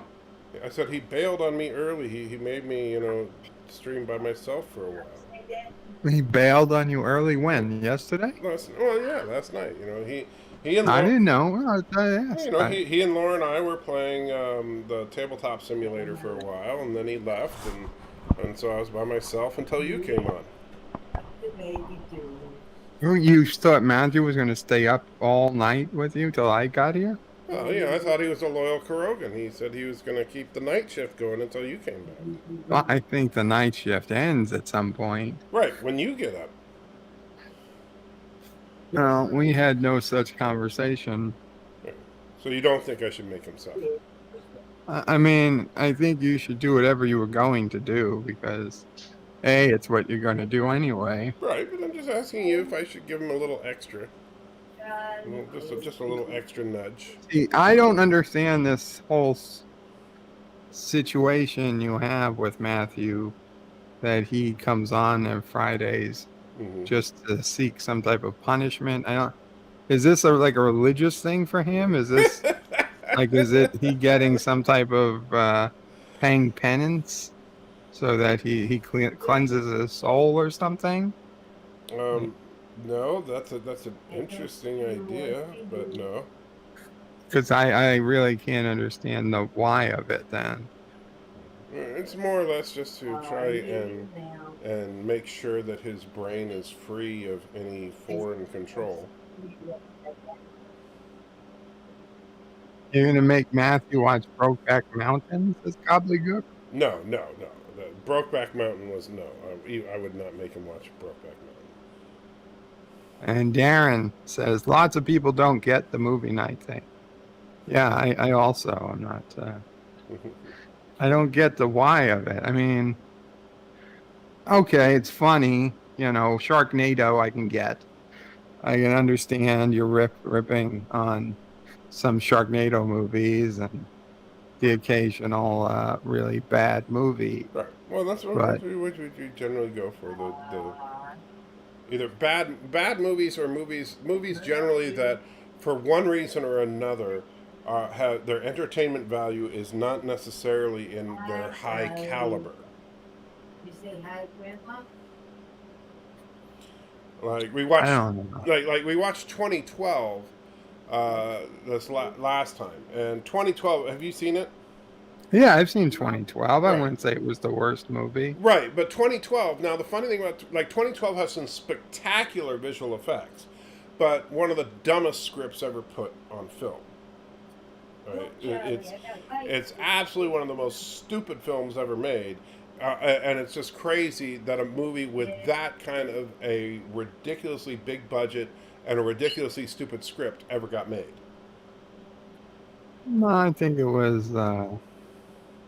It was a time when people were making disaster movies, Well, climate change. It was all. It was the big thing. well, climate change is It was still a to big scare. It was to scare the public into stop, buying big cars and Stop buying run big out. cars. The reason that for the end of the world in that movie had nothing to do with climate change. Had everything to do with climate change. No, it didn't. In 2012, the end of the world was due to a planetary alignment. There was nothing man could do to stop it. You're thinking of Day After Tomorrow was climate change. Hmm.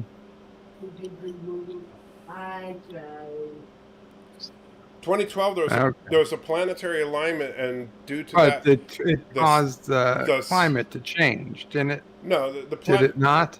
The planetary alignment caused the Earth's mantle to melt, which in turn made Mantle to melt? Yep, that I was. thought it caused the the Gulf Stream to stop. No. Yeah. It caused the mantle to melt, and then all the plates shifted position, which caused massive earthquakes, volcanoes, and tidal waves to wipe out all of humanity. Oh wow! Then I really messed up 2020. I thought. Okay, yes, I am confusing it with the Day After Tomorrow. Yeah, Day After Tomorrow was because of man-made climate change caused super storms that instantly froze, basically. Right. Okay. Yeah. My bad. Yeah. Sorry. Yeah. See, that was because I was in human form. I made a mistake. Yeah. Keep in mind that both movies were made by Roland Emmerich, so it's like easy to confuse the two. And Just a heads up that yes, we do have Jeeps that can drive underwater now. I'm aware, but they need a snorkel. Right. That was the point of that Jeep, is that you wouldn't need the snorkel equipment. You would just be able to drive. Assuming that you were buttoned up, you could just drive right into the water. Yeah, I do wonder how they would keep a fresh air supply. Well, not just that, but would the air system, for example, the vent system of the vehicle, would it just know if you were going into the water to would you have to hit a button and it would seal, and would have a watertight seal to prevent it from? I mean, I'm guessing yes, because obviously if you were operating it in usual way, you would probably have some outside air coming in, right? Through the AC or whatever. So there'd have to be something that would get sealed there. B, I don't know if it would have ballast tanks or what, but honestly, I don't even think, unless it's ridiculously heavy, I would think the damn thing would float if with the amount of air in the passenger cabin compared to the overall weight of the Jeep. I don't think it'd be heavy enough. I don't know. Do cars typically float? I don't know. Well, they would if they didn't get filled in with water. Right. Once the car door opens, that's when they sink. If the water comes into the car, you've sunk a lot more cars than I have, so I don't know. Yeah, I have. You and Uncle Polly on your weekend trips. Sorry, you and Uncle Polly. Typically, if the car is sealed with air and the water is not coming in, it floats. Mm-hmm. That's why when a rushing when a flash flood happens, the cars are initially floating. It's not till they fill up with water do they sink. Right. Right, and Mark, like when I was in the army, like when I was in the army, we had Jeeps before they switched over to the Humvees, and the Jeeps we had snorkels on them so that we could forge some pretty significant water. Yeah, I mean, And it's a pretty common thing even for off-roaders, yeah, uh, off-road community. If you're going through streams of any depth, you have a snorkel. but I mean, they weren't that complicated really. It just allowed the exhaust to be able to reach above the water. And yes, Darren, yeah, when we were looking at the article, they're still a decade off, but they are electric Jeeps. Um, the scary thing about the concept of them, though, is the idea of a self-driven Jeep going through rough terrain, uh, meeting you on the other end of a hike. I think that's a bad idea. I think that's bad for the environment and a great way to lose a Jeep in the middle of a river. On the other hand, it'd be a great way for a thief to just find a Jeep That's true. and make off with it. Hey, Sassy. The auntie's just diligently sleeping. Well, Sassy just kind of woke herself up because Mama Prey went outside. So now Sassy's running to the door and hopes Mama Prey remembers to let her out, which she will. I'm sure Auntie will be getting up soon because Joshua will probably be getting up soon to take her for a walk. But I think the idea of it's one thing. I mean, I think that with sophisticated enough computers, I'm okay with and I do mean semi-autonomous vehicles on the freeways and stuff, like basically super cruise control. I'm generally okay with that. Like basically, so that you get on Highway 40 and then you set the cruise control for the next 100 miles that you're going to be on Highway 40. I'm okay with that kind of thing.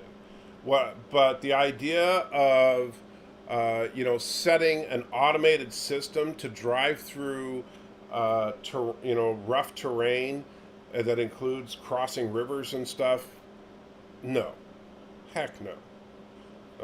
I think that's a very bad idea.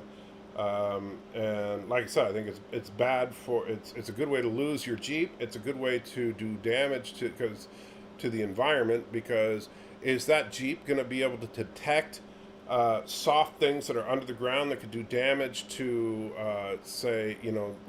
various critters that live in soft tunnel systems underground and stuff like that?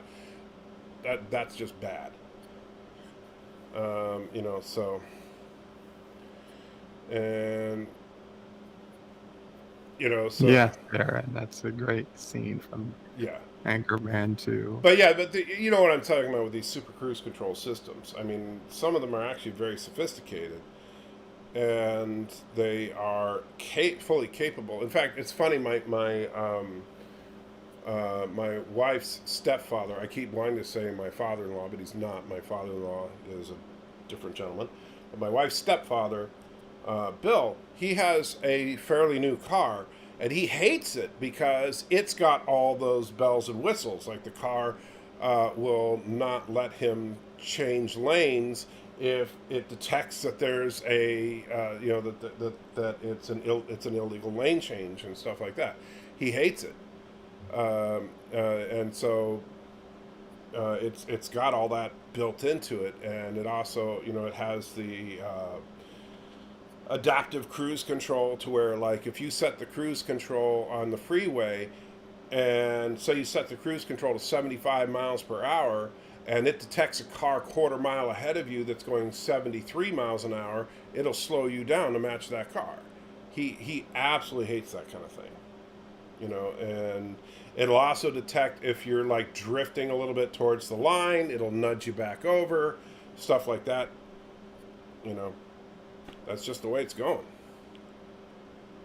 But Maybe I wanted nudge towards the line.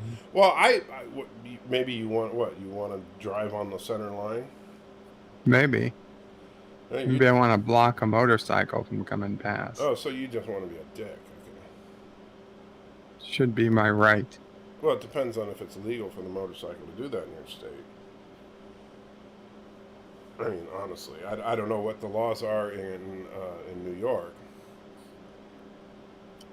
I know that in California, if traffic is going significantly below the speed limit, it's perfectly legal for motorcycles to go up in between cars. In most states, that's not legal. What drives me crazy is when you see motorcycles doing it like there's no tomorrow, and it's because you see on the motorcycle it's California plates, but they're not in their element. They don't realize that it's illegal when they're doing it.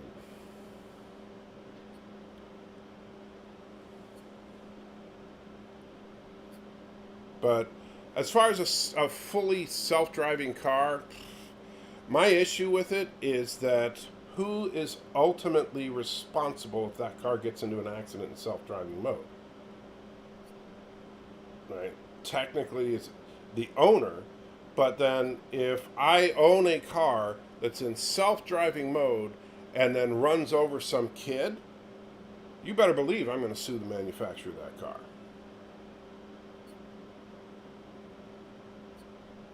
I'm going to sue them for everything that the parents of that kid sues me for, and then some.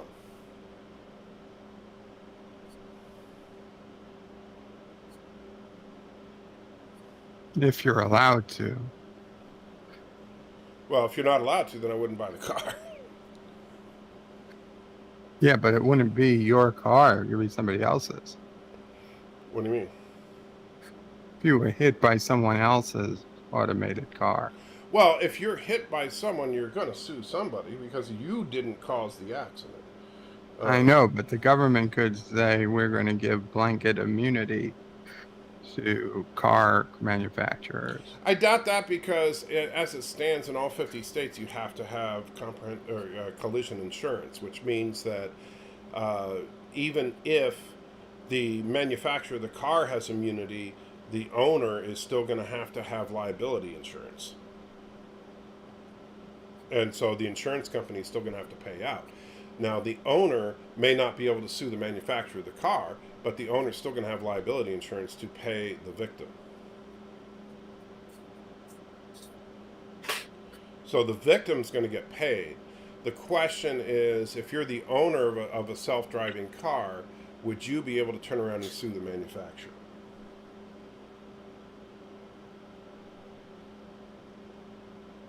And I don't know the answer to that. And Mercer, I agree, Bounce of Terror is the greatest Trek episode ever.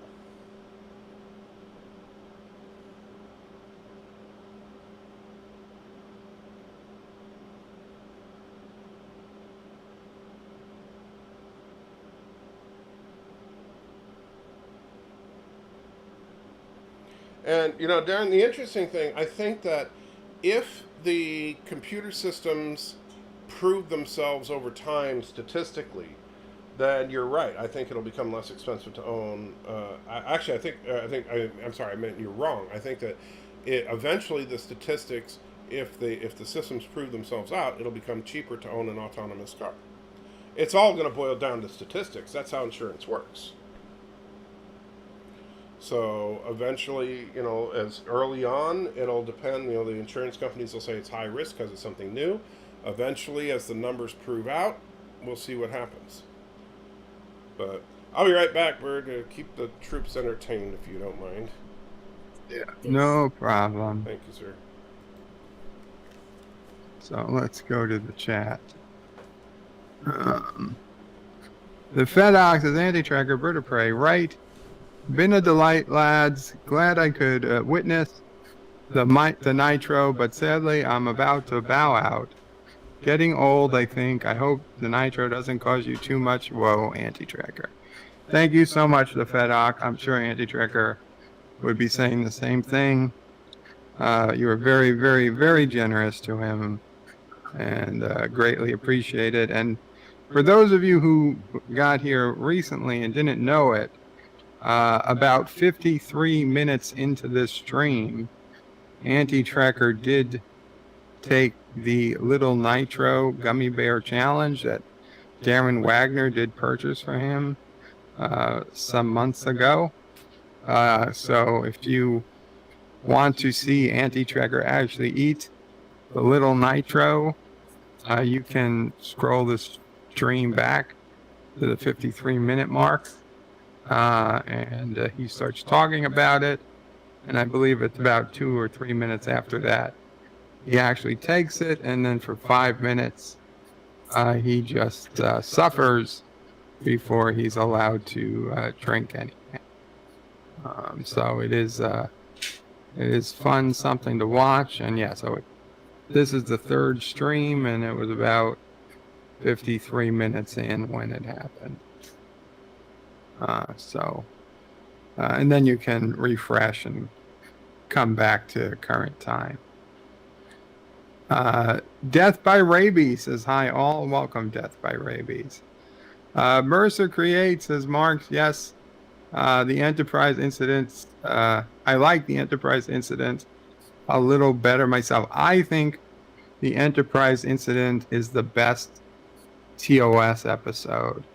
I actually prefer it to Balance of Terror.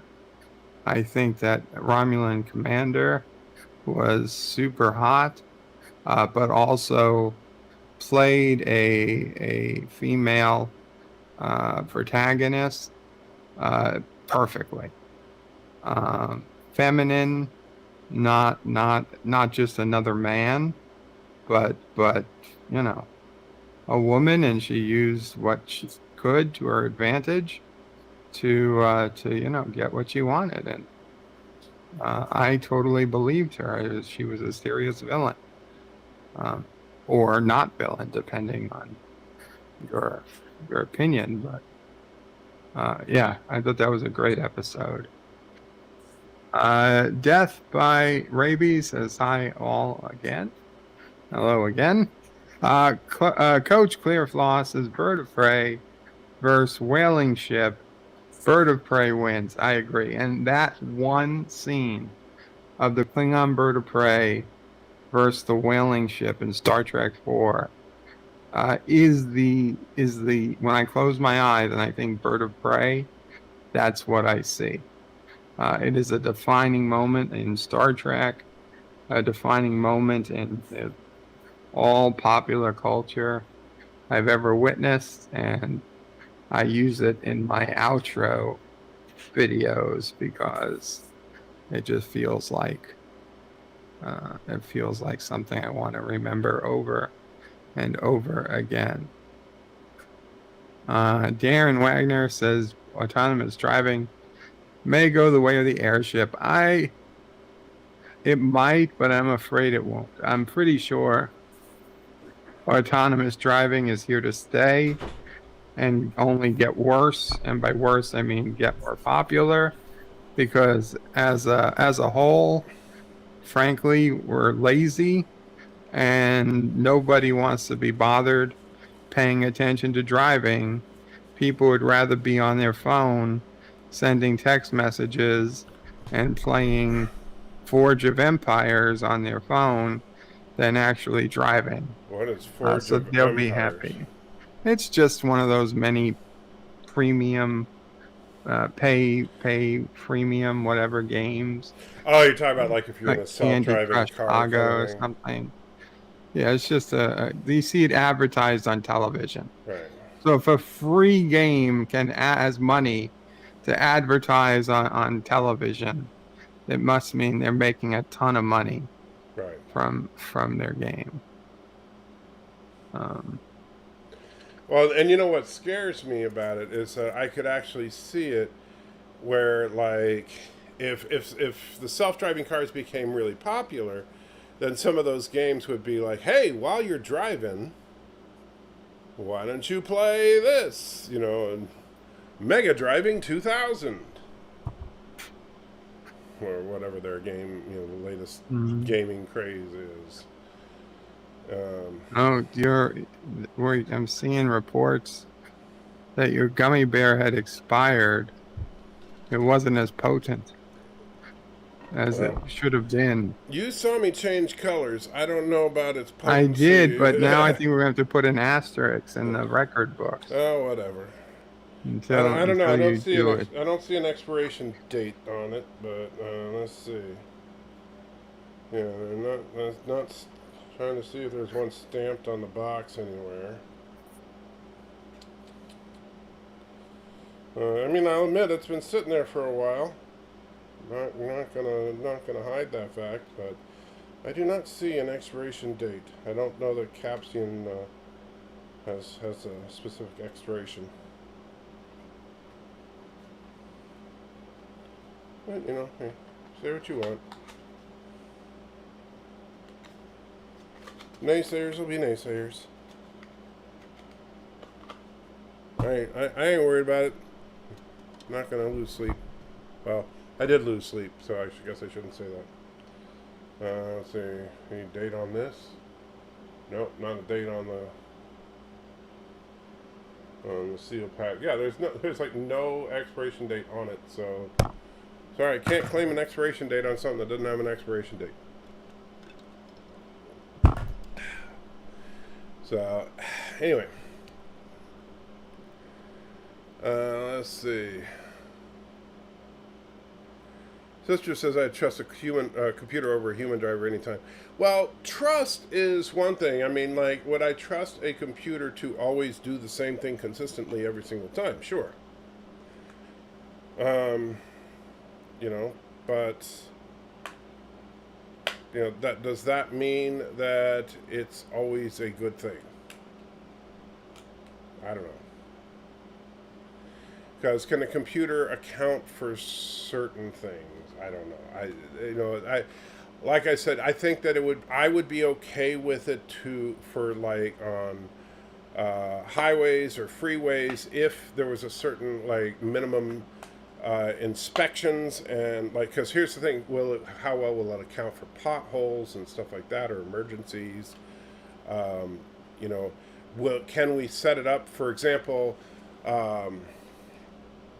so that like when we have HOV lanes now in major cities and stuff, what if we had auto drive lanes on the major interstates? That would be a way to look at improving our national infrastructure, would be to actually start putting roads and lanes in on existing highways specifically for autonomous driving. What do you think of that? I think that's coming. I do. Yeah.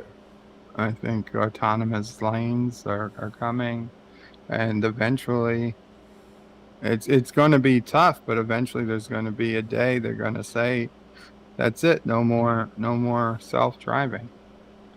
I think it might be within, maybe not my lifetime, but within Nephew of Prey's lifetime, for sure. Bird of Prey 6. Call him what he is. We know he's a clone. It's okay.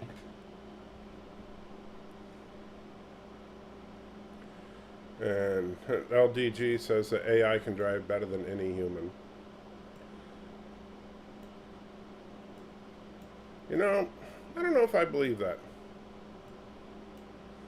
I think that... Certainly not better than any human. I mean, yeah, I don't know. But by many, I would say the unfortunate answer is yes. Not because AIs have gotten great, but because humans have gotten really shitty at driving. I think the AI would drive more... Humans are getting really shitty at everything. I think the AI would drive more consistently than humans. But better? I don't know that that's the case. If humans are actually trying, I don't think that... For it to work, the AI cars have to be in constant communication with each other. Yeah. There's got to be constant internet connections going on. Which means no downtime. Right. They've got to be constantly reporting to each other their speed, their velocity, their exact location, down to within a few inches via GPS.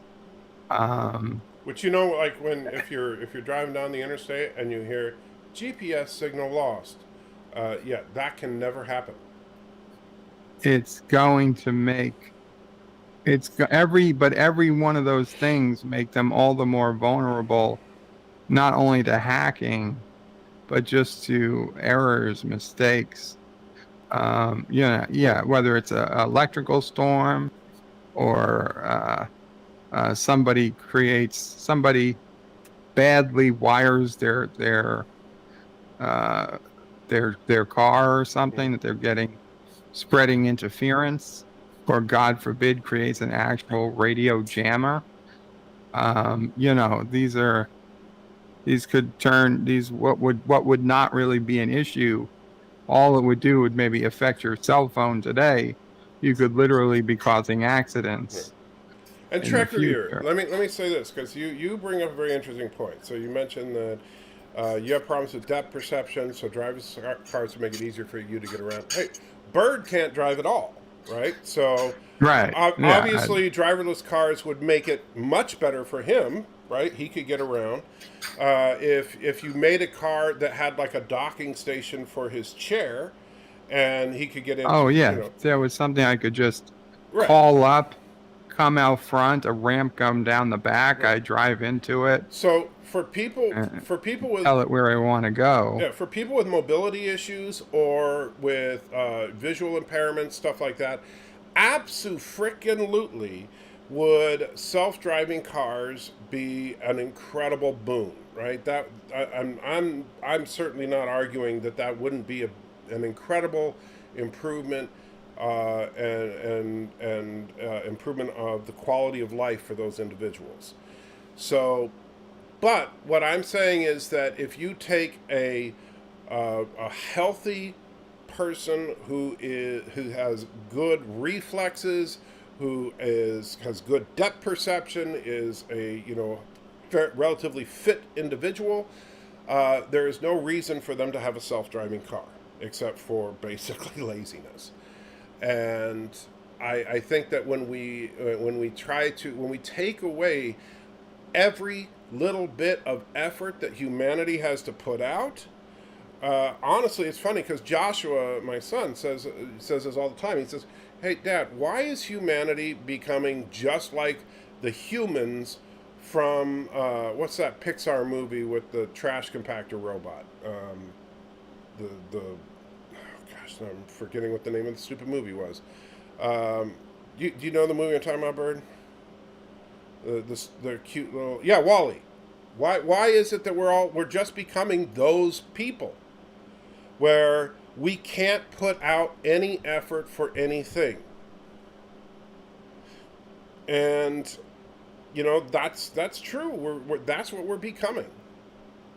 And I'm sorry, but look, I understand. Believe me, I get it, because I'm losing some of my ability to do basic things, and it scares the living bejesus out of me. The fact that I can barely type now, the fact that when I walk across the house I feel winded, that when I walk around I look like I'm drunk, it scares me, and like that I'm going in for an MRI in a few hours scares the bejesus out of me, right? I don't like that. And when I look at things like self-driving cars, I think about that may be the only way I can get around in a few years. But I also think about someone who's perfectly healthy and fit and all that, who doesn't need that, shouldn't be using that. Because if you're not even willing to put out the effort that it takes to drive a car, then, then what? Humanity is going to just turn into useless blobs. And then what do we... I just say, when I could drive, I loved driving. Me too. Driving was was an outlet. It was how I dealt with stress. It was one of the best things in my life. Driving in the rain and the snow, ice, driving new roads, driving new highways. Well, everything about it, I love it. I was a driver. You know how you are with your Jeeps. I'll tell you what gets me, and it's still right on the other side of this wall right here, is my motorcycle. You know, Right. I know full well chances are I'm probably never going to ride that thing again, and it just breaks my heart. You know, I so much want to ride that thing right now. But I start it up every now and then just to make sure it still runs, that the battery's not dead. But I could, you know, it would be so stupid dangerous for me to get on that thing and ride it. So, yeah.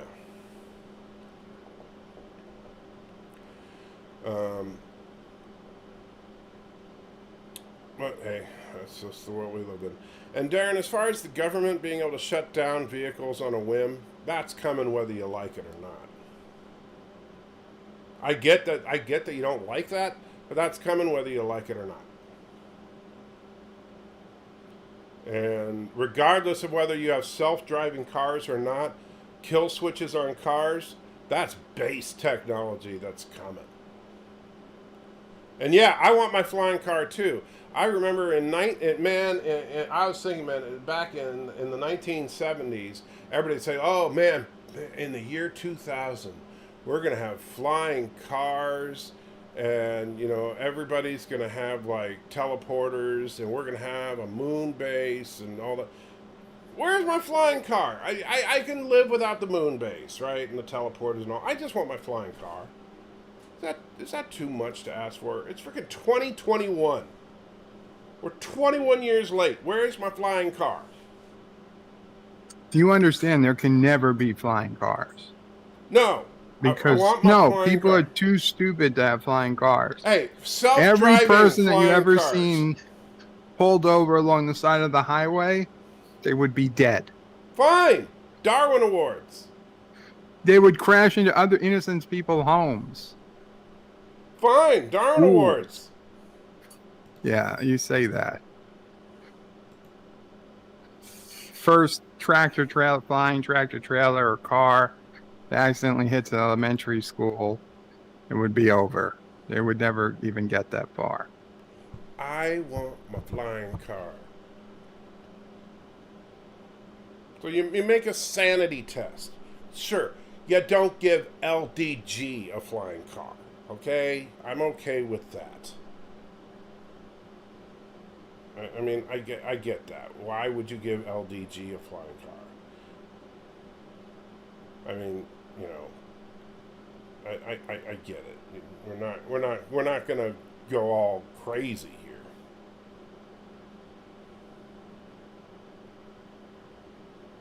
If there were to be flying cars, those would have to be automated.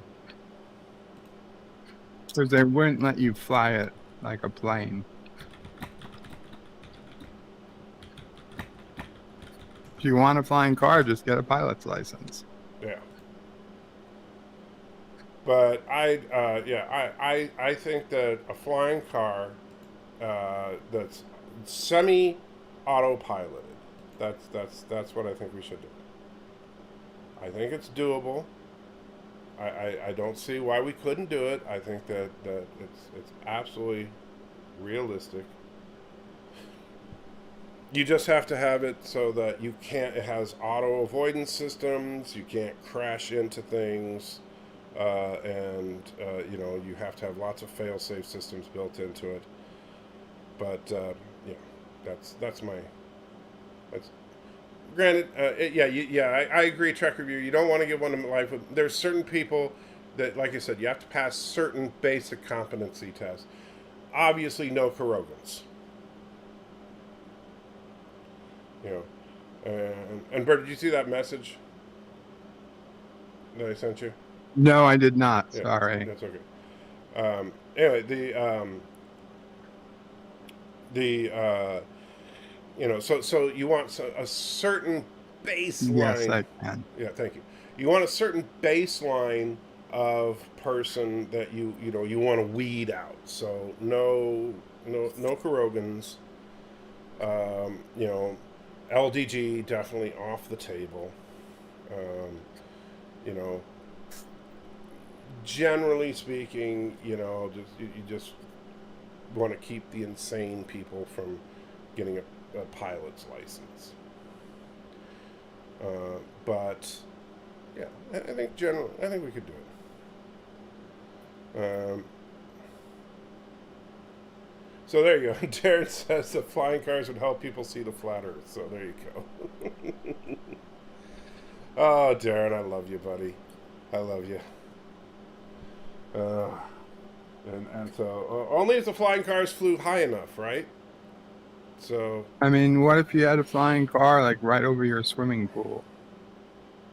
Would that annoy you?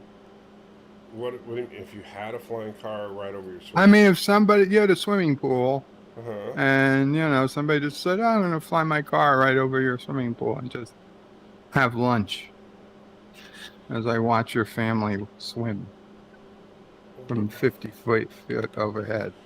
Well, I mean, I think that it would have to you would have to you would have to start talking about new things that would have to be discussed. Like, does a person's property rights extend to airspace?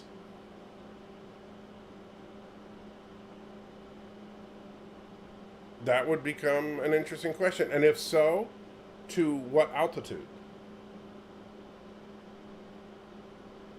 Right. So like, I think that's something we've never really thought about. Um, I think we've already had this because of drones.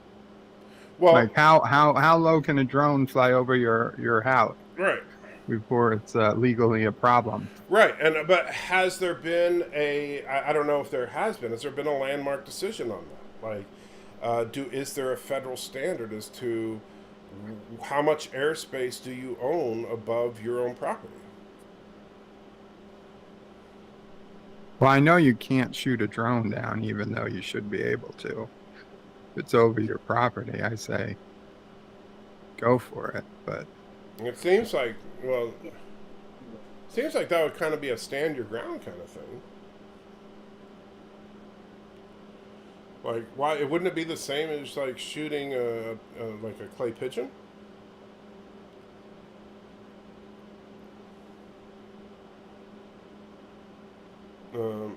Need to watch season 5 of The Expanse. I have watched season 5 of The Expanse.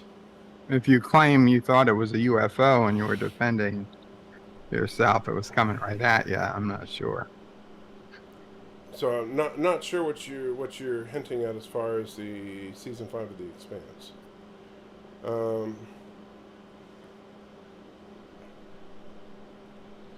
And let's see. Flying is easier than driving, says Cinnabon. Well, definitely not to Kurogans.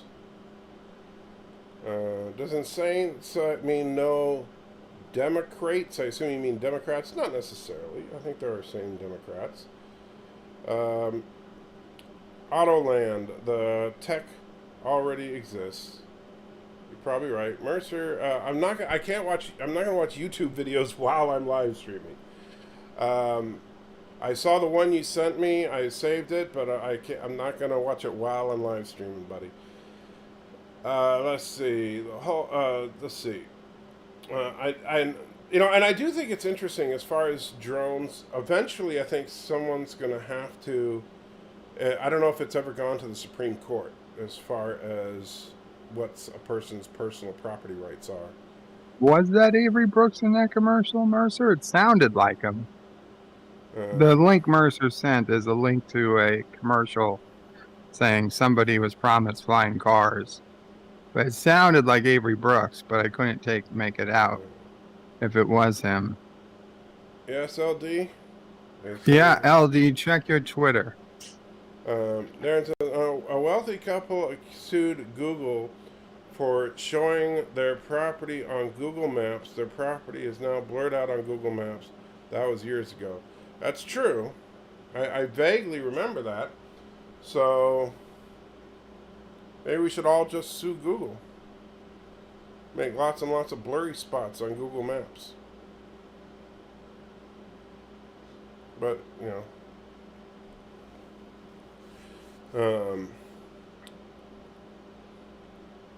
and let's see. El Pollo Loco is beginning to use drones to deliver food to people, so shooting one down is hunting in my book. I don't know, what do you think? Think that qualifies as hunting? You're hunting a chicken. I do. Hunting chickens. Well, I would say it depends. I mean, like if their drone is flying low over your property, you know, what would they? If shooting the drone is not okay, what about a catapult? Yeah, anything to take the drone out of the air, net anything. Yeah. You'd be. I think it's illegal, I believe, because of a federal law. Maybe that's been overturned. You see, that doesn't make sense. Like if somebody wants to fly a drone 25 feet over my property, uh, you know, and I can throw a net at it, I'm going to throw a net at it. Or frisbee or whatever. Yeah, I mean, I don't want something like that buzzing my property. I remember there was and this was actually kind of funny. There was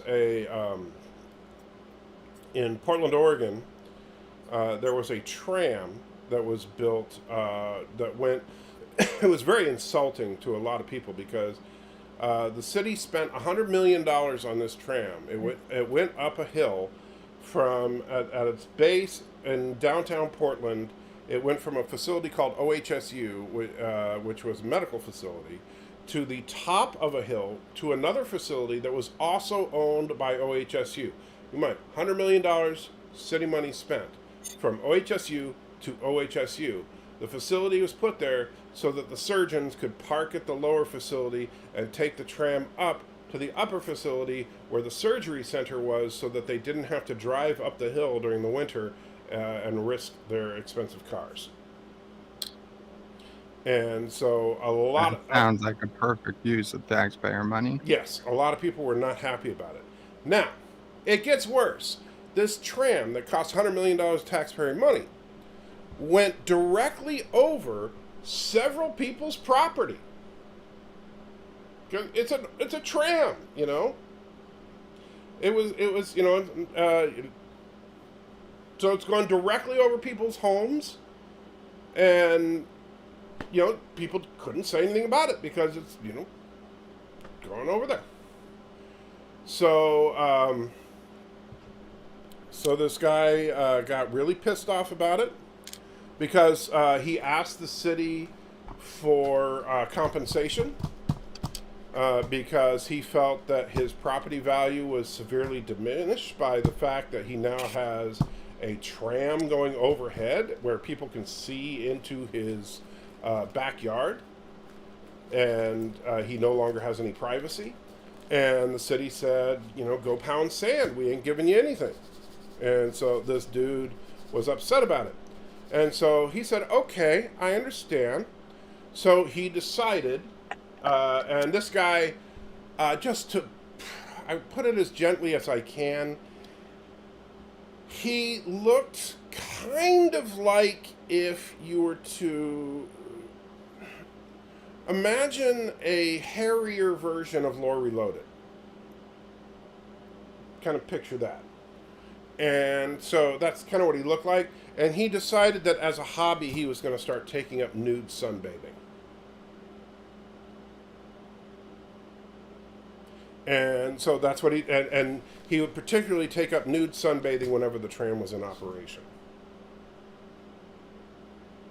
And, of course, always lying on his back. And, naturally, you want to get those rays. Yeah, want to make sure you got all the rays and all the necessary giblets. And so, eventually, and the city eventually caved and gave him like 3 times what he originally asked for. Cinnabon says he can legally hover a helicopter 500 feet over your house. Okay. So that's the federal. Well, that's good to know. Well, then I guess I can legally, you know, lay out in my backyard butt naked for you to stare at me. I mean, not that I'm going to do that, but that would probably make you stop hovering over my property.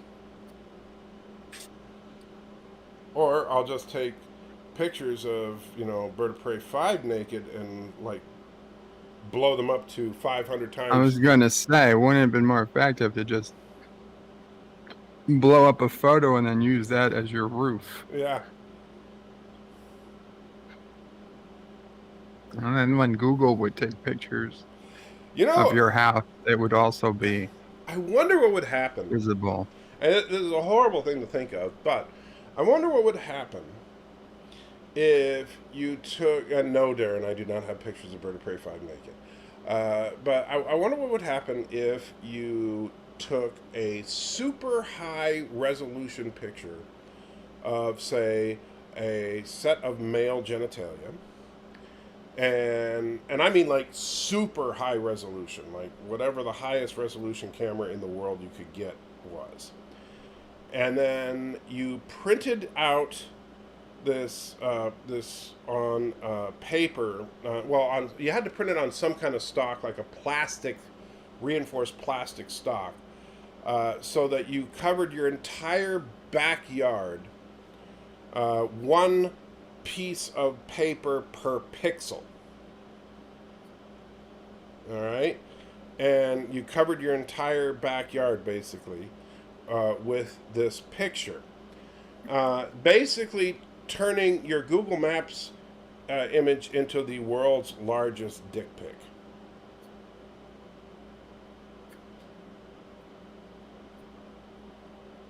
They'd probably just blur it. A tremendous waste of money. True. just funny.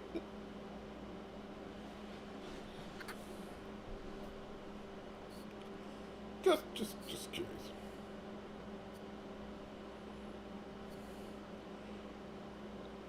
And so Sci-Fi Nation says, just lay down artful in the right colors to make the picture. Or just lay down AstroTurf in the right colors. Alright. And yeah, Mercer, there are formations on maps. Yeah, people have cut that into crops or into trees and whatnot. You can find plenty of them on Google Maps. They don't quite stand out like somebody's backyard, but Right.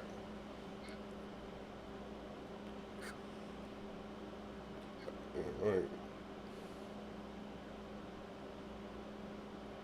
Just be fun. Put a picture of, Lore Reloaded and drag as your backyard picture. And so Mercer's taking off. Have a good one, my friend. Catch you guys in a month if I don't quit YouTube. Where are you going? We just bothered you with all the talk of dick pics? I'm sorry. I don't know. It's been a long day. And you're not quitting YouTube. You're not allowed. Sorry. been a long road. If you do, then I got to listen to birds sing without you. And no, Cinnamon, we never played Risk. We'll probably play Risk later today.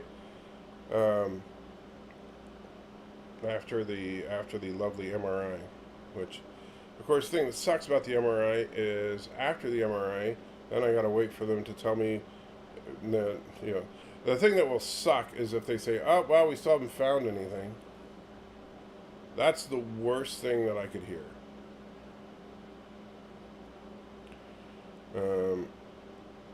Who won the Angels game? I don't know. Oh, the Angels and the game that Matthew wanted to play. It's kind of a team effort. So Team Us won. It was just like me and Matthew and Laura versus the Demons.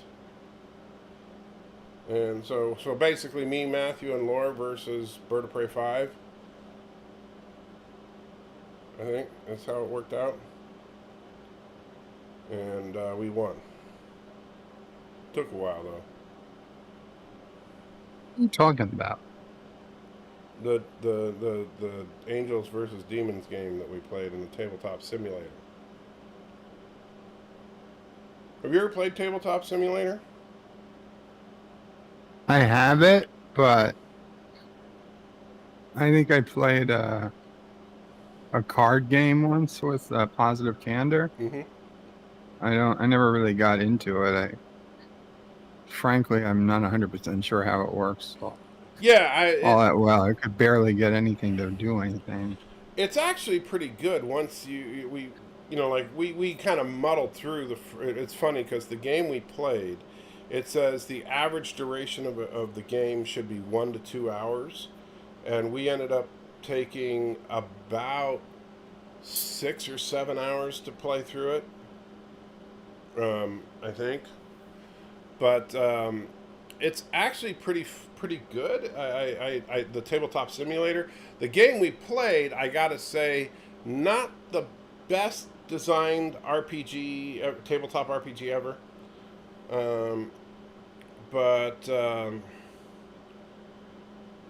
Let's see. Did you and Laura tell a story you almost did a fake marriage for health insurance or something?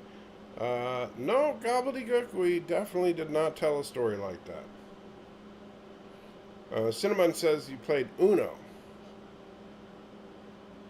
So that would make, does that ring a bell, Bird? Yes. Okay. I have not played Uno on it. That would probably be a better game to start with than the game we played, because the game we played was way more intricate. But it's actually a fun little idea as far as the way that it works. It's fun, but it takes a little getting used to the controls. And I think the problem is that the 6 hours of gameplay is probably about 4 hours before any of us were comfortable with the controls at all. If that makes any sense. And Mercer says, I don't like YouTube. Yeah, oh, stop saying you're going to leave forever. I don't want you. Stop talking like that, Mercer. You're not allowed to talk like that around here. I understand sometimes YouTube can be a depressing hunk of hot mess, but it's also a place where there's a whole bunch of nerds out there where we can hang out, have a good time. And so just, bear with it during, it's not always awesome, but there's a whole lot of people here that are your friends. All right? But telling us that you're going to leave forever isn't going to help.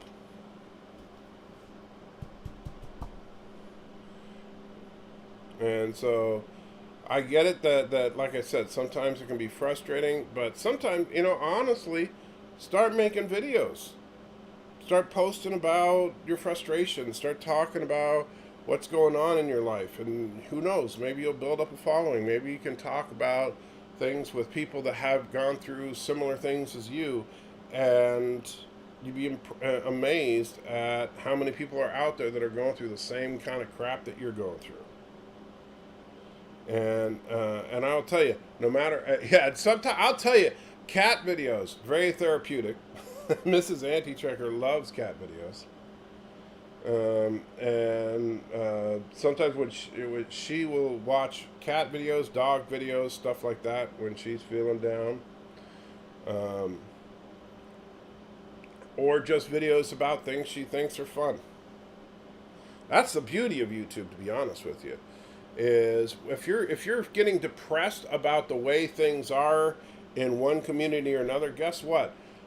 Type in the right search terms in YouTube, and you can find anything.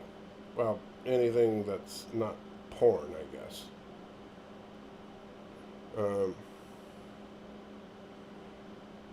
And let's see. And yeah, and Jason, that's absolutely right. If you find videos that are on the positive side of things that you like, and hey, Jason, good to see you. But absolutely, Mercer, I like I said, I know that sometimes we all get frustrated. I do. I know Bird does.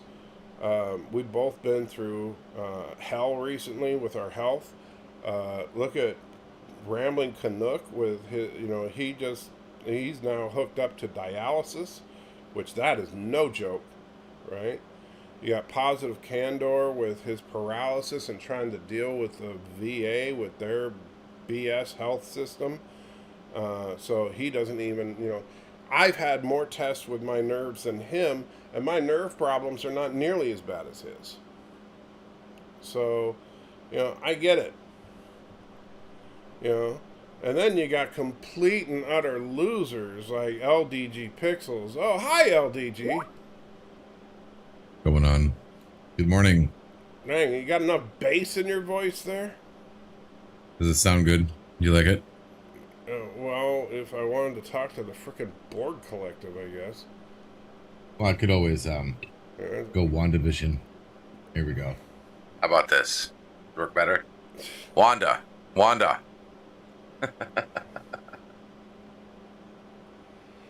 right, there we go. All right, turn down the bass a little bit. And Darren says, Antrigger, what would you rather eat, the bug kebabs or Little Nitro? Bug kebabs for sure. I will tell you, Darren, that Little Nitro hurt.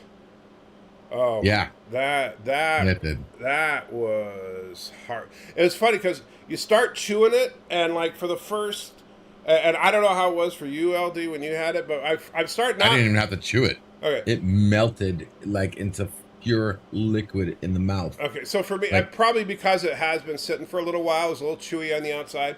So I started chewing it, and I was like, okay, this isn't so bad. And then about 10, 15 seconds in, it was like, all of a sudden, it felt like someone set off a firebomb in my Let me ask you. Yeah.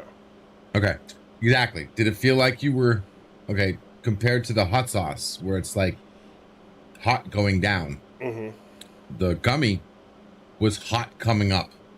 But once you did that swallow, did it feel like a fireball coming from your stomach, constantly breathing fire out your freaking throat?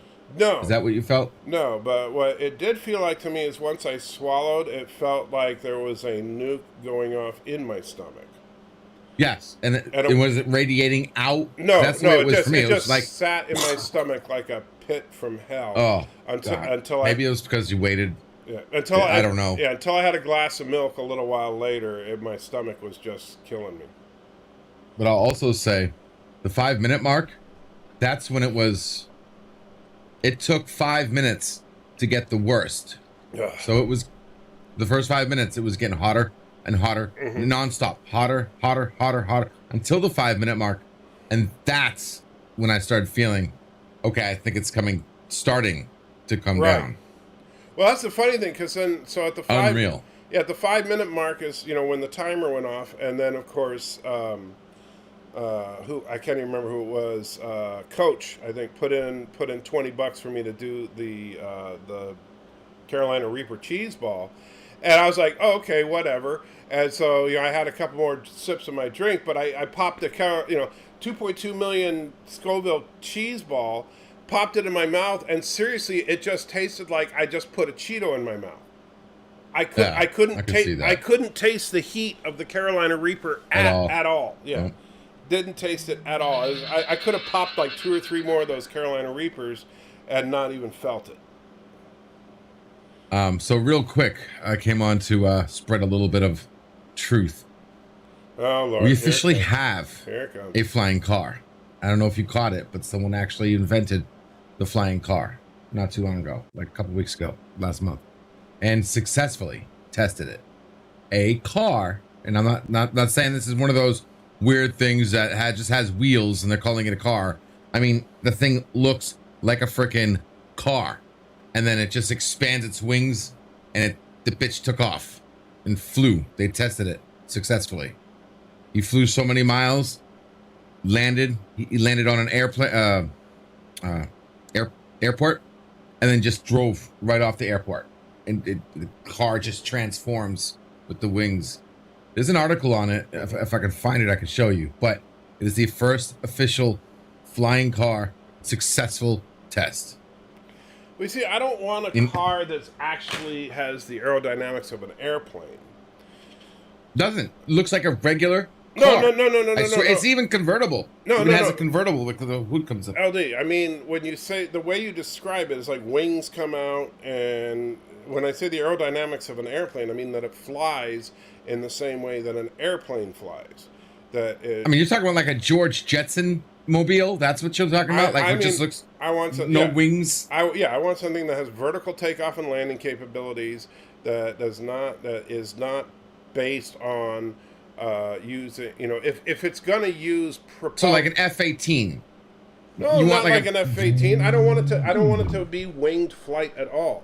No. I'm not the wings. I mean the way it takes off. Isn't the F-18 the one that does the vertical lift off? I think you're thinking it was the F-18, the Harrier. I don't remember, but I get my. But you know what I'm saying is when you get what I mean. I might have the wrong model, right? But that's what you're talking about. You want a totally autonomous, no plane looking car. The car just right. I want a flying car, not a car that transforms into an airplane.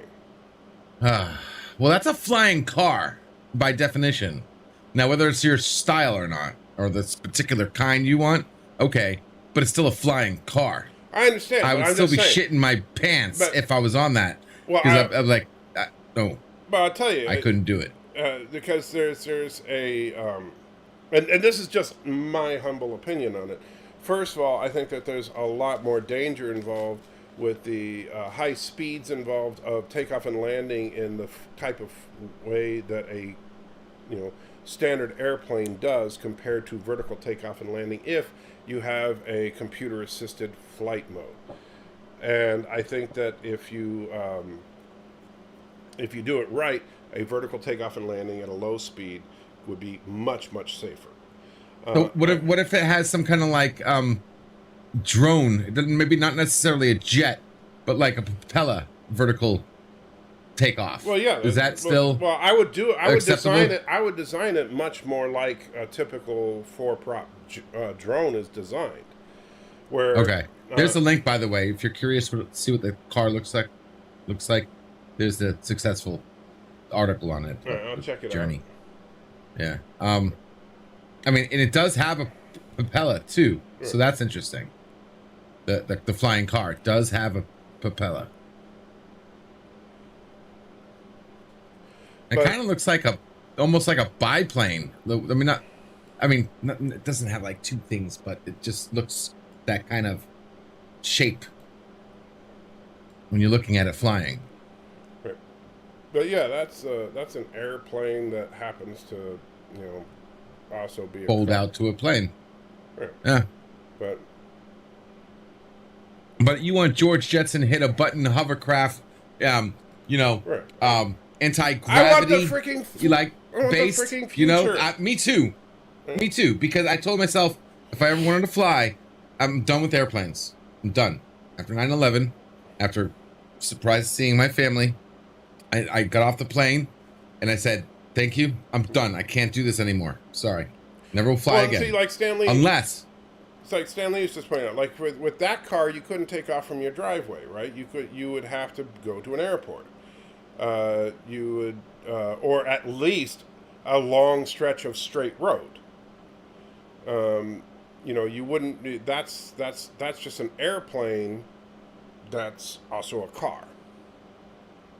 That's my point. Is that you need an airport for that thing. You don't, as opposed to like something that you could roll out of the garage and then just take off. As long as you didn't have any wires directly over your head.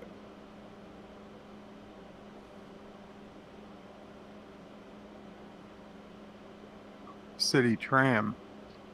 I think LD froze. You there, LD? Oh, and he's gone. Don't know what happened to LD. Maybe he's having some internet You trouble. kicked him off. Huh? You kicked him off. I didn't even touch my computer. Mm-hmm. My hands were at my side, I swear. So, LD, you got the link if you want to come back. I don't know what happened. But yeah, that car plane thing is coolish looking, but it's still just an airplane car hybrid. And Random Menace throws in a couple of euros, says Google Air Car Slovakia. Oh, you Slovakians, you always think that you got something special going. All right, let's take a look. Google, all right. Air Car That's funny. I put SL and it says Slovakia. That's pretty impressive that that autofills that. Oh, it's that same thing. That's the same thing that. Well, it says BMW Air Car. I guess did they land it in Slovakia or something? But you know, maybe it was designed in Slovakia. I don't know. Oh, Slovakian company develops the flying air car. So congratulations, the Slovakians developed the car that's not really what anybody wants. Why didn't you guys make a freaking flying car? You made an airplane that converts into a car. Man, why didn't you work on your train? The train is coming soon. What train? There's a train coming soon. They're building it now. Yeah, To Bratislava. but they're making their first train in Slovakia? Yeah, they haven't had a train yet. They don't have any trains in Slovakia. They're trying to build. They're building it now. It's coming soon. So they don't have a single train in the country, but they're trying to build a flying car. How about you? Yeah, why don't you build a train? Hey, you know what? I'm not jealous much because A, I don't need a freaking airport to go to the grocery store. So yeah, jealous. And you know what else? Hey, there's 1,000 train tracks that are all around the United States. Woohoo! Hey, I could go to Nashville and get a train ticket. Hey. Cinnabon, you can go virtual flying and flight simulator. Hey, you know what? Hey, Joseph. Better catch up with the 19th century. I almost feel bad. What? That they haven't caught up to the 19th century yet? No. Or they think they're flying car or something. Or that you think you can fly. They may already have a train. Oh, I'm just kidding. We had trains before the United States was a country. I don't know about that.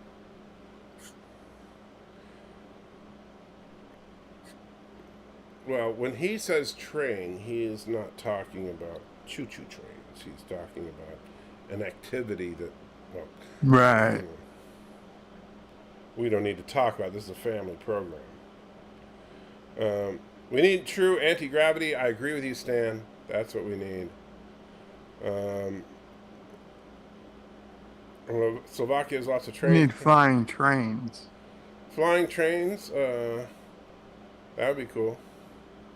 They need a flying train, 2 birds, 1 stone. Well, Bird needs to, you know... They had flying trains in Star Trek The Motion Picture. They had an air tram.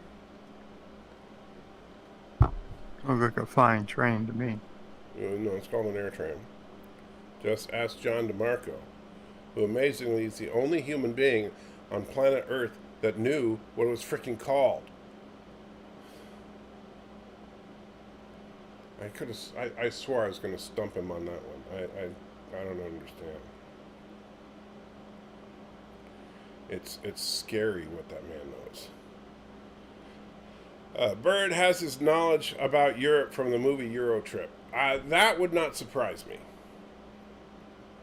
Mercer, stop saying that, Mercer. You're not forever leaving the site. You're not allowed. Ben One says, if the train malfunctions in midair, aren't you screwed? Yes. But that's what makes it fun.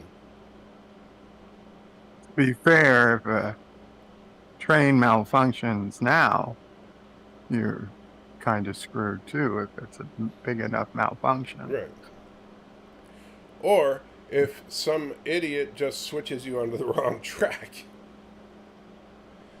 I mean, like, despite what you see in movies, where, like, the engineer on the train sees the kid on the track, and then he slams on the brakes, and the train screeches to a halt, and it just barely stops in time, you know that's impossible, right? Like, a lot of people don't realize that, but trains, yeah, take, like, a lot more time than that to stop. That's just so you know. Mercer says, talk to you when I'm 60. Mercer, stop. Well, maybe he's 59 and a half right now. Well, that's true. I don't know how old you are. Caps emergency shoot. And by 59.999. Yeah. That's what I meant. Unless it's a flying train made by Matrix machines, whereas hovercraft system maintain flight and even the most catastrophic engine failure. Well, that is possible. And Lookout Tower Radio throws in £5. Thank you so much, my friend. And says, yeah, we need the Jetsons car being a thing, something like Back to the Future with hover conversion from standard car to flying. Exactly. That's what we need. Not some airplane car hybrid thing that takes a half a mile to take off.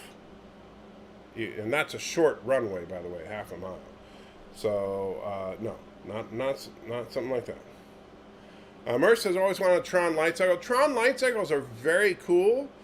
And I do like the idea of leaving a wall behind you everywhere you go, although the environmental nightmare of that would be horrible. But I do think that would be cool. I think that but yeah, I like the idea of having some kind of hover drive so that you can take off immediately, pre-program in your destination, have it basically would be like an auto drive type of system where your manual controls would be only for emergencies. And so, and you could even make it make the sound that the Jetsons car makes, just for fun. And you know, the Jetsons car turns into a suitcase. Well, I would leave out the suitcase conversion part. As long as there isn't traffic jams in space, well, yes. Flying car could be developed to only need a few hundred feet to take off. Well, that's true, but it would have to be so lightweight, based on today's technology, that I wouldn't trust it. I mean, it would basically be very little more than an ultralight. And if you were flying around in an ultralight, to be honest with you, you know, yeah, you're those things are death machines. Mercer says, why is Avengers Endgame such a terrible looking movie? Purple skies, horrible CGI, terrible compositing. Well, Mercer, I'm going to have to agree to disagree with you on that. I don't think it's a terrible looking movie. Cinnamon says there's already traffic jams in the sky. I don't think there's traffic jams in the sky, but I do think that I think that eventually what the job of air traffic controllers would be replaced more efficiently by computers. You're saying that there isn't. You're talking to somebody who's an actual pilot. He is telling you a factual statement. I'm saying, like, when we think about, like, air traffic controllers, their job is to, to direct traffic in and out. And yes, that sometimes you, like, I don't think that when we think of a traffic jam, it's not like when on the street level. When you have, like, bumper-to-bumper traffic, that doesn't happen in the skies. However, I think that computers would make things much more efficient. Don't we already have that TEC, not car-wise, but motorbikes? There's one that can fold up. I haven't seen one. And someone saying, are you kidding me? I'm not sure why. Traffic jams in the sky, holding pattern. Well, yeah, I know what holding patterns are, but like, you think about traffic jams, it's not the same thing as a holding pattern.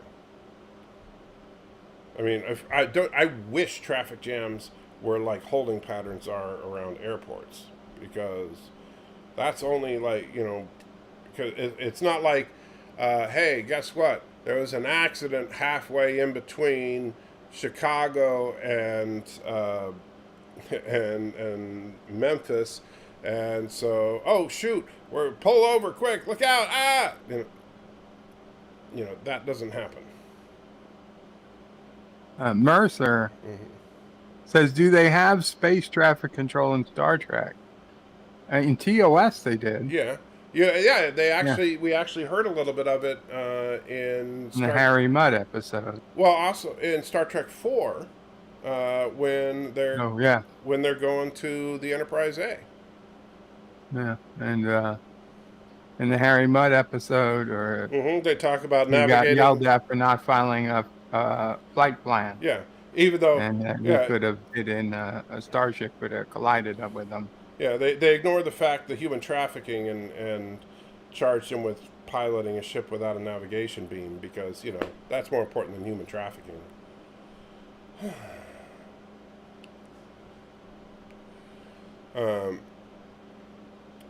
But, I mean, I think about, landing patterns around airports. Yes, there's sometimes delays, but I don't think of that. Like, when I think of traffic jams, generally speaking, once you get in and out of the airport, it's smooth sailing, as opposed to random slowdowns and stuff along the way. Did they ever arrest Cyrano Jones? Well, Cyrano Jones appeared twice that I know of, once in the animated series and once in Trouble with Tribbles. And in Trouble with Tribbles, they decided to forego formal charges in exchange for him picking up every Tribble on the station. And in the More Troubles, More Tribbles, I'm trying to remember, what was his ultimate fate at the end of that? Do you remember? I'm trying to remember what happened. I mean, I remember I think he was eaten by a Tribble. I don't think he was eaten. Yeah, I think he put his DNA inside Tribbles and they ate him. No. Am I thinking of a Short Trek? You're thinking of the Short Trek. Oh. Shit. Yeah. Cyrano Jones, not The Trouble with Harry. Edward. Or Edward, yeah. Sorry. Man. Can't believe it. And Gladiator, thank you so much. Puts in a couple of bucks. Says, why are you the FNT punching bag? They go too far. I'm not sure who the FNT is. Friday Night Tights. Oh. I don't know. It's funny, Gladiator. You are not the only person to say that lately. I'm assuming they must have stepped it up lately, because they must have said something. I only got like 3 hours in to Friday Night Tights. Yeah, because I'm assuming that they've been saying something recently, because it seems like the last few days I've been getting a lot of people asking, why are they going after me? And so, I don't know. That's my honest answer, Gladiator. I don't know, but here's my answer. Don't worry about it. Do not worry about it. Let them vent, let them bitch, let them moan. I don't care. That's my honest to goodness answer. They can bitch and moan and whine all day long. It's no skin off my back. I ain't gonna lose any sleep over it, except for the sleep that I lose because I'm doing a ridiculously long live stream. So, but as far as them, making fun of me, I mean, granted, and someone told me the other day they were calling me the SALTYtrekker. So take a look at my avatar. I'm gonna own it. They're gonna call me the SALTYtrekker. Fine, call me the SALTYtrekker. I'm the SALTYtrekker. Do not care. But yeah, they whatever.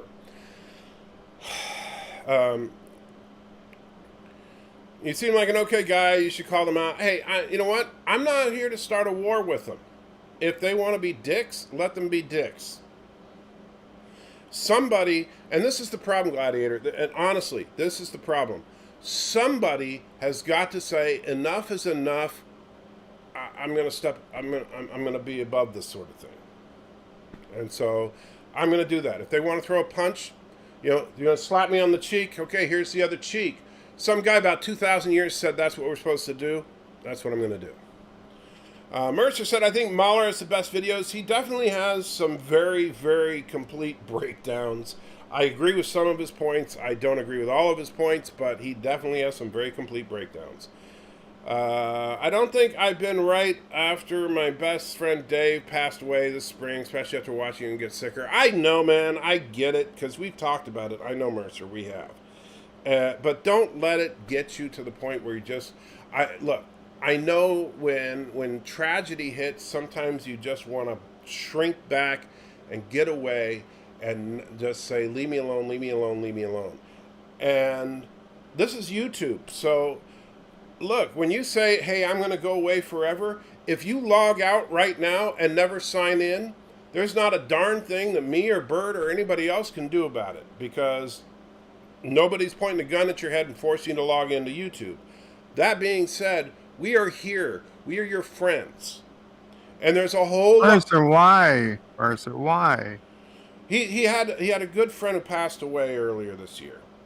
And it was I'm sorry that happened, but and it's been a rough road for him, and he, all the more reason to stay. Exactly, and that's what I'm saying, is that we can't force you to hang out with us.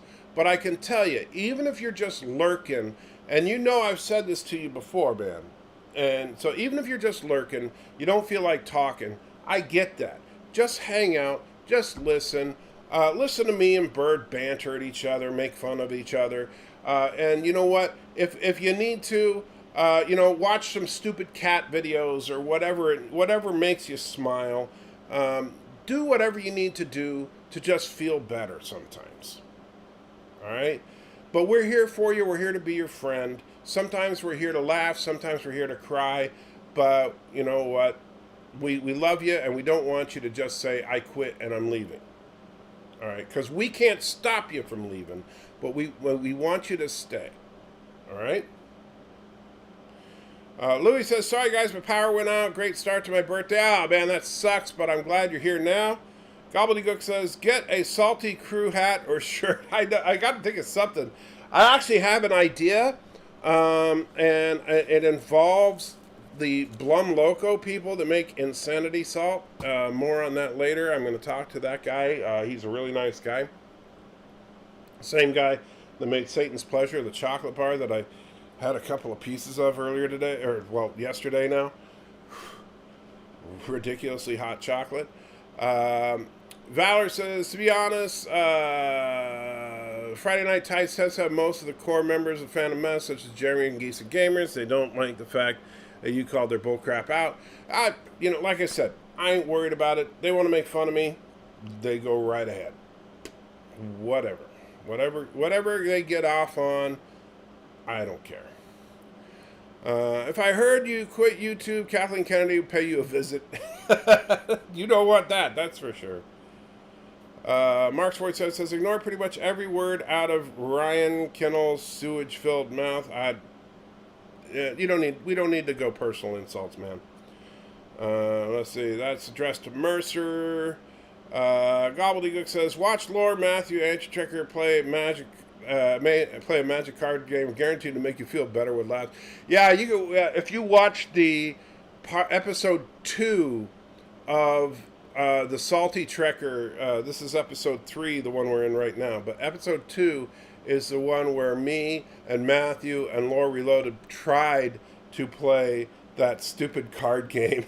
We sucked at it so bad. Oh, and yes, Thomas, we did actually manage to finish that stupid game. We did. And it was fun. I don't think Lore hates me yet. So we'll see if he sticks with the whole thing, where we're going to start doing a show on Tuesday nights. So hopefully he sticks with it.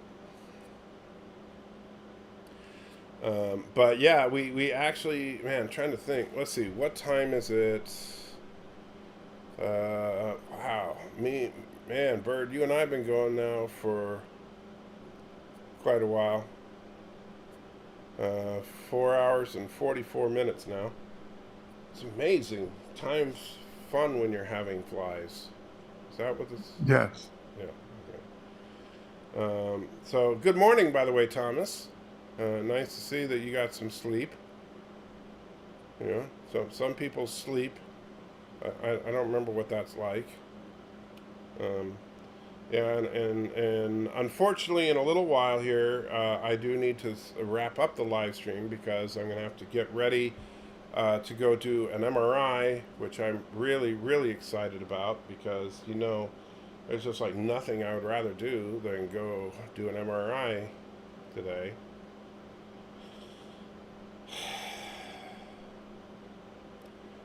How many MRIs have you had, Bird? 1.5, maybe 2.5. That's it? Yeah. 2.5. Problem is, I'm extremely claustrophobic. Yeah, I am as well. And the last time they tried to give me an MRI, my heart rate blood pressure went to, what was it, Mom? 240 over 120. Holy moly! They pulled me out. And that was with them giving me a IV drip of what was supposed to keep me propofol. That was with them giving me propofol. That is insane. Yeah. I will tell you. Yeah, I get very claustrophobic as well, and this is the worst kind of MRI because they're doing a brain scan, which means they strap your head into the thing to keep your head from moving. And on top of that, of course, because of COVID, they got to have your face in the mask, and so that adds a little extra claustrophobia to it. I absolutely hate the whole process. So yeah, and that's why I have to go to the pharmacy beforehand to get prescription for some calming medication. Hopefully my blood pressure. I was actually thinking, man, I hope eating all this crazy spicy stuff doesn't make my blood pressure go through the roof. That would be bad. But so they need to do the MRI in a few hours, and then I gotta wait for them to say, oh yeah, we didn't find anything, and assuming they don't find anything, the worst part is, so today is July 19th. My leave that I'm on from work will expire August 6th. And so if they don't find anything, then hell or high water, got to return to work August 6th. And that means that despite the fact that I am incapable of doing my job, I have to return to work. And I've already talked to HR, and it's like about, well, what kind of accommodations can you make for work? And they're like, well, considering what you do, what do you expect us to do? I mean, the kind of accommodations that they can offer me with my kind of work is, well, an extra break, things like that. And it's like, yeah, I can't do my job. An extra break isn't going to make it so that I can do my job. Well, what about, maybe you can become a live chat operator. Well, the problem is with that, and I have talked to it, I would do better at that from the lack of stress part, doing live chat as opposed to talking to someone on the phone. However, keep in mind that typing quickly is still something I can't really do. I can type, but I can type very poorly. But that's something that I did tell HR that, look, is there, what about chat? And they said, well, we can move you to the chat team if they have an opening. But only... And you're willing to move to New Delhi. No, we didn't. The company I work for doesn't have people outside of the country. Oh, okay. So I'll give. I can't give away the company that I work for, but yeah, they don't employ people outside of the country, and they don't farm, work outside of the country.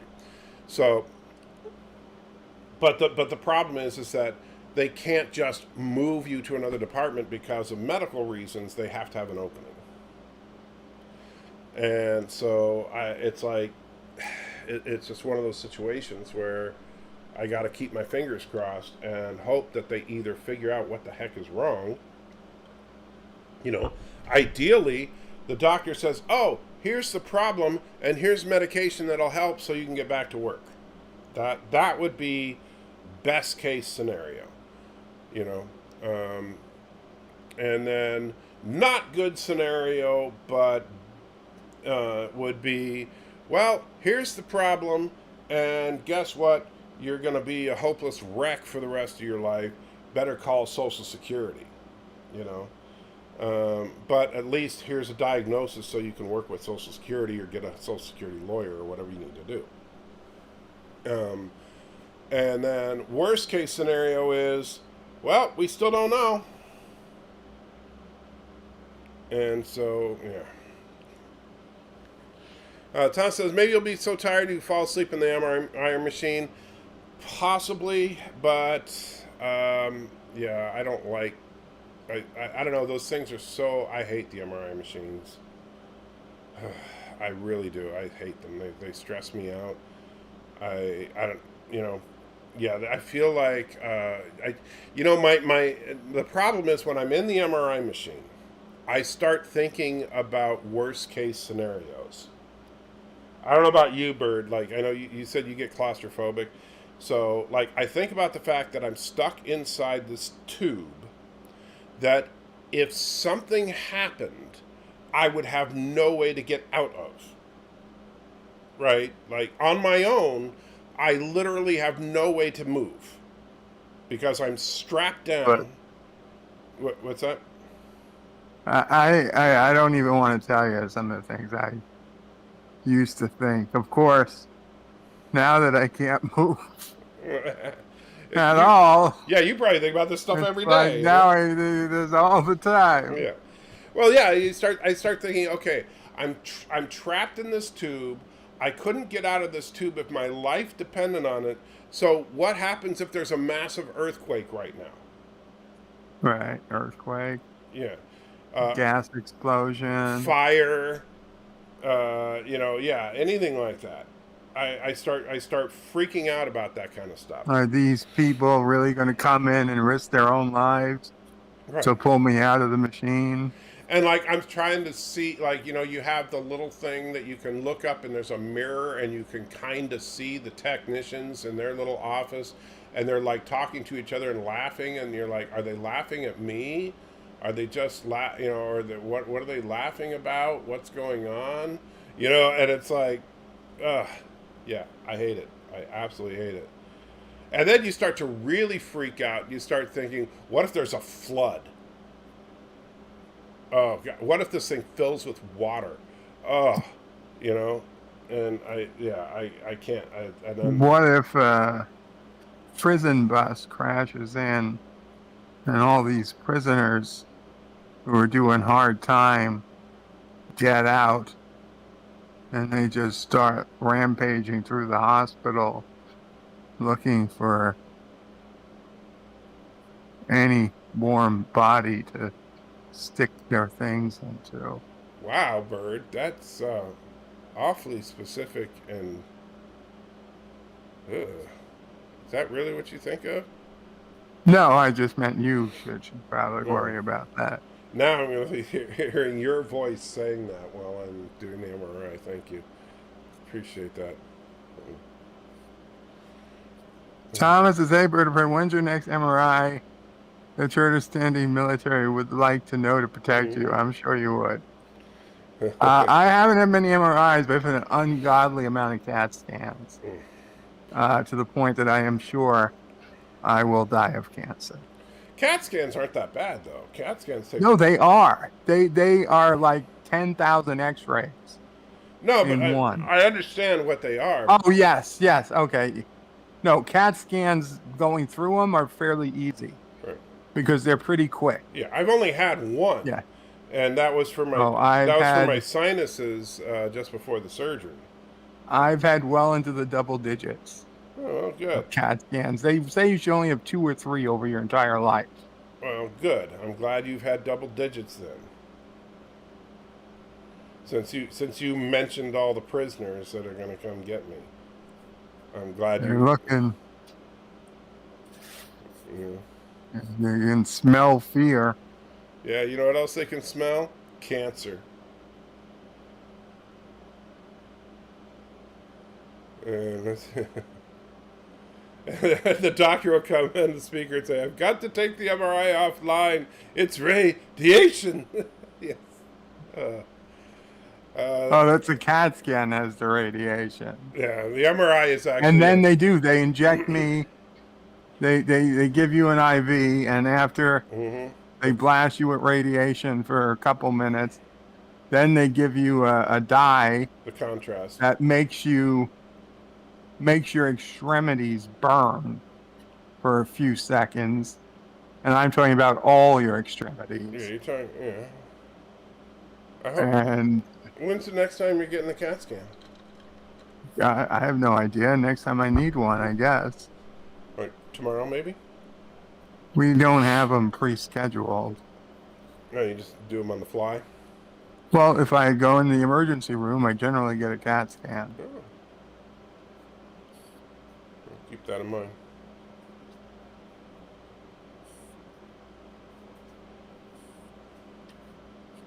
Anyway, it's very weird feeling this sensation in places of your body. The contrast? Yeah. Yeah. Especially when that's not the part of your body they're even got in the CAT scan. But well, they do contrast. They have to do it to the whole body to.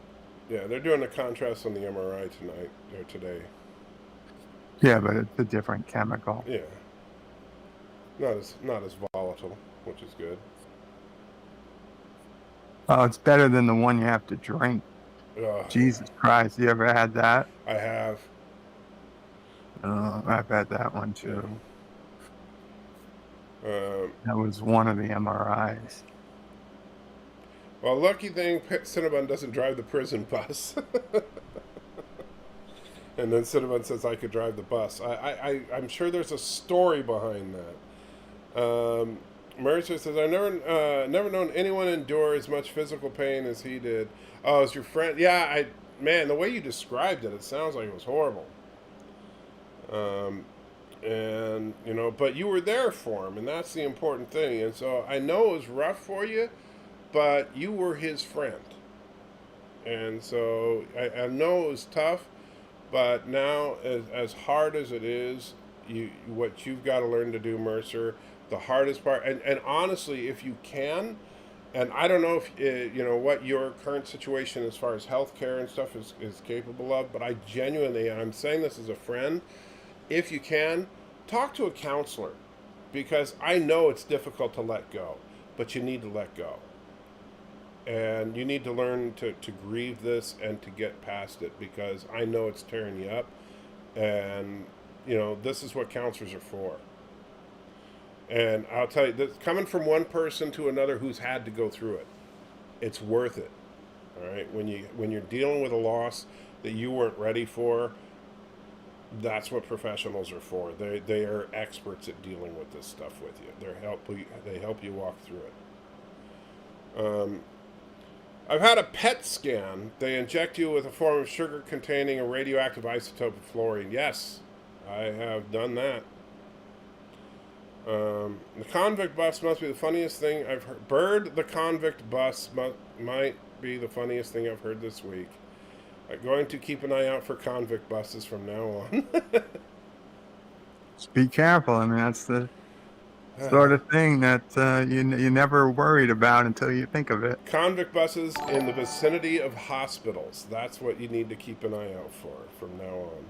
And Jason, thank you so much. Not just hospitals, wherever you might be. So we School. Bird, we got to remember, it's 5 Shatners, right? 5 Shatners. Yeah. Yes, 5 Shatners. Thank you so much, Jason. The official Canadian currency, 5 Shatners. Well, off to another errand. Here's hopefully, luckily, Canadian 5 for your MRI if you've gone to it when I'm back. Thank you so much, Jason. I do appreciate it. And I don't know why they put CA in front of the 5 when it should say 5SH for 5 Shatners. But I do truly appreciate it. In Mexico, some guys were sent to scrap an MRI machine without being told what it was. They busted it open, exposed themselves to radiation and scrap metal from it was used to build part of a town. They had to send it to the next team to track down every last piece of it. Dang. And Jordan's in That the wouldn't house. be an Jordan? MRI machine. That would be a CAT scan or some other. I don't know. Are PET there no scan. radioactive components in There's an no MRI? radioactive parts in a MRI. It's only magnets. Well, I know that the imaging system in an MRI machine is magnetic, but I don't know if there's any radioactive components. No, You're the engineer, not me. I've seen similar articles and videos on hospital equipment that was sent to scrap yards with radioactive stuff still in it, and the people having no idea the equipment they were taking apart. And those were CAT scans, or not even CAT scans, usually some other type of scanning equipment that actually had radioactive material in it to generate. And Thomas wants to know, why is Bird of Prey frozen and doubled? Well, just so you can see, Thomas, I found a rare photograph of Bird of Prey 1, and I was just putting it side by side with Bird of Prey 5. And you can notice some of the interesting similarities, such as the hand positions, facial expressions. Definitely some similarities there between Bird of Prey 1 and Bird of Prey 5. Very, very interesting. But I understand why it's easy to confuse two, thinking that it's the same person, because they do look very much like they're the same person. Maybe other countries use nuclear fusion for their MRI machines. Thomas, I'm quite sure there is nothing radioactive in an MRI machine, but since most people confuse MRIs and CAT scans, it may well be that somebody wrote MRI in an article when they meant CAT scan. You mean gobbledygook, not Thomas? Gobbledygook. Well, Thomas says, Bird of Prey, are you sure? Maybe Mexican MRI yeah. I'm sorry. has more in it. Sorry, I was looking at the wrong thing. Not Ryan Johnson says, Thomas, blame Turdistan, Krogan technology. They're incompatible. Well, there are problems there for sure. View from a lookout says, enter Canadian currency, Shatners, and Mexican currency are cons. There you go. Built and that's the funny thing, because you would think that Indian currency is cons, but it's true, it's Mexican currency, even though it should be Indian currency. Well, actually, though, It should be Montalban. Montalbans. Although, where is Ricardo from? I don't think he's not Mexican, is he? I don't know where he's from. Us Republicans. Huh? Anybody from south of the United States is Mexican. Wow. Including Australians. You really are racist. So let's see. You got Mexican Australians, Mexican South Africans, Mexican Barbadians,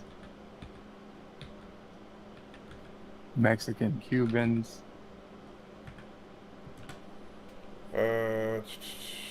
And of course, Mexican. Oh, Ricardo Montalban is in fact from Mexico City, Mexico. So that works. Nah. You see? So good. I just wanted to Not make sure. But I just wanted to make sure so we weren't being racist. You know, somebody would say you're being racist because he's actually from Brazil or something, and I didn't want that to, So there we go. So Mexican currency is cons, even though, or do we want to call it cons or Montalbans? I think Montalbans, since Montalbans. there's other cons that aren't Mexican. That's true. Well, and Khan is technically an Indian name. So it's... Richie says, just imagine your MRI as a Jeffries tube and it'd be like going to your happy place. That would be great. And honestly, if somebody needs to do this, I would do this if I had like millions of dollars and I could build my own medical facility. I would absolutely do this, like a radiology department. Have a Jeffries tube-based MRI system to where you slide in, and in front of you are the Scotty's control panels, and you could mess around with it while the MRI was going. Oh yeah, because those never explode around you. Oh, shut up! Everybody in Jeffries tube is always so safe. It would all be plastic, okay? Just run with it.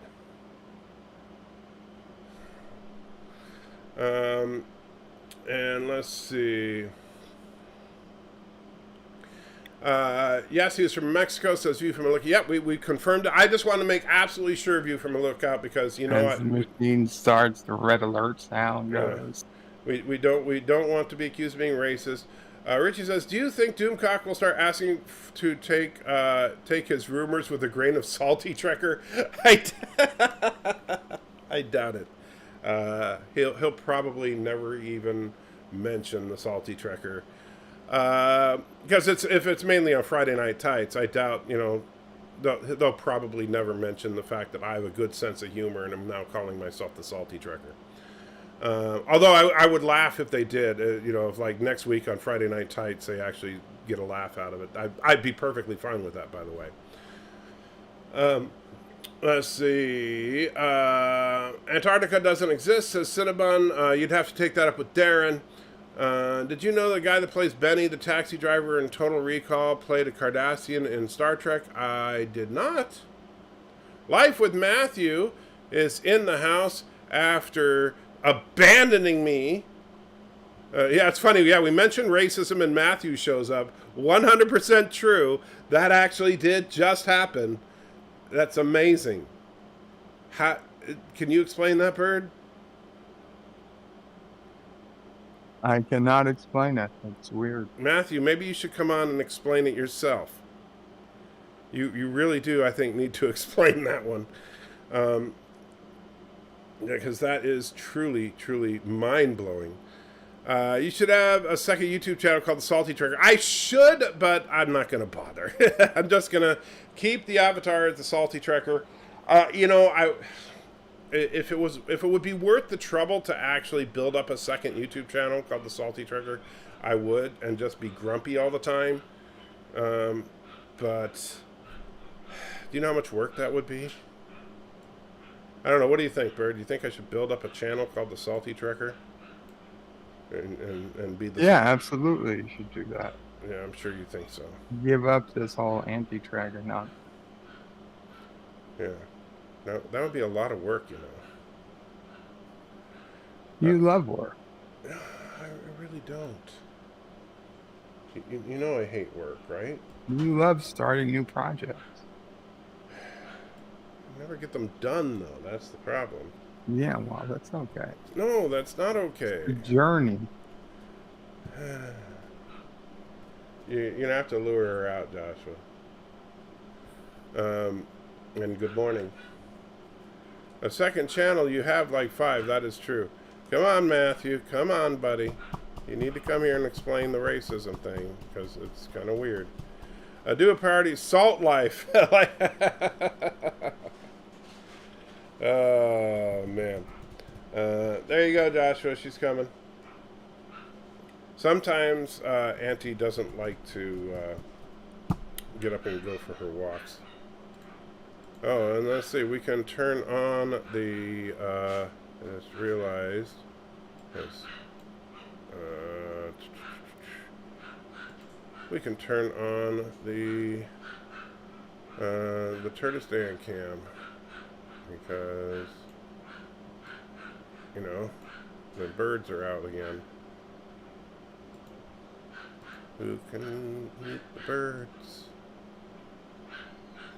Fill them up with poop. That doesn't make sense. And there goes Auntie and Joshua. Alright, we'll move that, and alright, we'll put bird back on the birds. There we go. Of course, the birds all ran away because Joshua and Auntie scared them away. Alright. I forgot that it was after sunrise, so my apologies. And of course, Matthew, your brave Kurogan has abandoned you. What's up with that? Are you talking to me? You said Matthew? I'm saying, what's up with Matthew abandoning you? Probably has stuff to do. Well, shouldn't you come first? I'm okay. He doesn't have to do anything for me. View from the lookout. You were the one requesting his presence. How's the starship build going? If you mean the Enterprise D, that would be Cinnabon. I got tired of the hate, but also because Doomcock acts like he loves the community, but if you're lucky, he might find a few minutes to listen to any one person and feel disingenuous. Well, don't get me wrong. I think that Doomcock... I don't think Doomcock dislikes the community, but I think that so many people follow him. I kind of feel for him in that respect, because the honest truth is, how many subscribers is he up to? He's 200 something thousand. Right. So could you possibly? 200,000 people. 260. So let's just round it down. Let's just say. I can't keep up with 2,600. Right. But let's just round it. Now, of course, I can't find my calculator app because I'm so dang tired. It's called calculator. Thank you. I did not know that. I couldn't figure that one out. All right. So clear. So we go 200,000 divided by 365. All right, so all you got to do is talk to 547 people per day. Okay, that's easy enough, right? So we'll just divide that by 24. So that's 22 people per hour. Right? No problem. No, you don't get to sleep, ever. And you never get a day off, ever. So, I kind of get that I think you can genuinely care about the community and not feel personal when you reach that level. I know Doomcock is hard to reach sometimes, and especially if you're not a channel member or a patron. Mm-hmm. It's hard to reach him. But maybe it's because I am. I don't know, but I tell you, when I was looking for the cardiologist, he reached out. He wanted to know what he could do.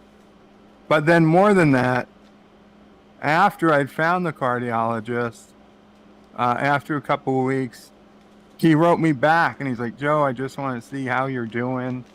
I want an update, how you're feeling, and he, out of nowhere, I didn't expect him to write me back. Mm-hmm. And it was very nice of him. Now, a lot of people did. Don't get me wrong. A lot of people, channel members wrote me and wished me their best and offered things. And you guys were all great. But Doomcock, I honestly wasn't expecting him to do it. And so did Gary. But Doomcock, I would say, was the most eloquent and I honestly believed he really Right.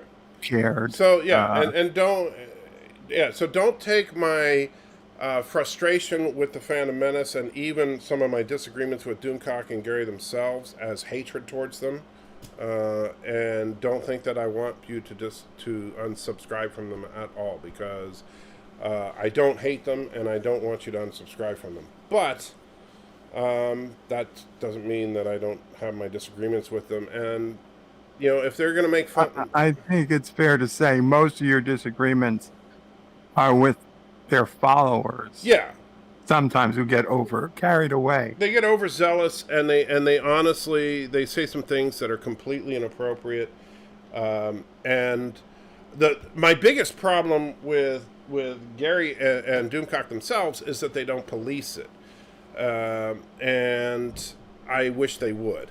And I understand that I don't expect them to take care of every little thing, but I also do know that they are well aware of these problems, and I think that they should do more. That being said, I don't expect them to take care of everything. Anyway, enough about that. I'm not here to complain about them. And again, if they're making fun of me or their followers are making fun of me on Friday Night Tights, let them. I'm a big boy. So on the SALTYtrekker channel, you would be getting a free shout out every Friday. That's true. Years ago, you tasked us with helping you come up with a new name for the channel. Who knew it would come to us from Friday Night Tights? I wish I could change the name of the Anti-Trekker channel. That's what makes me so mad. I've tried over and over and over to change the name of the Anti-Trekker channel, and the system won't let me.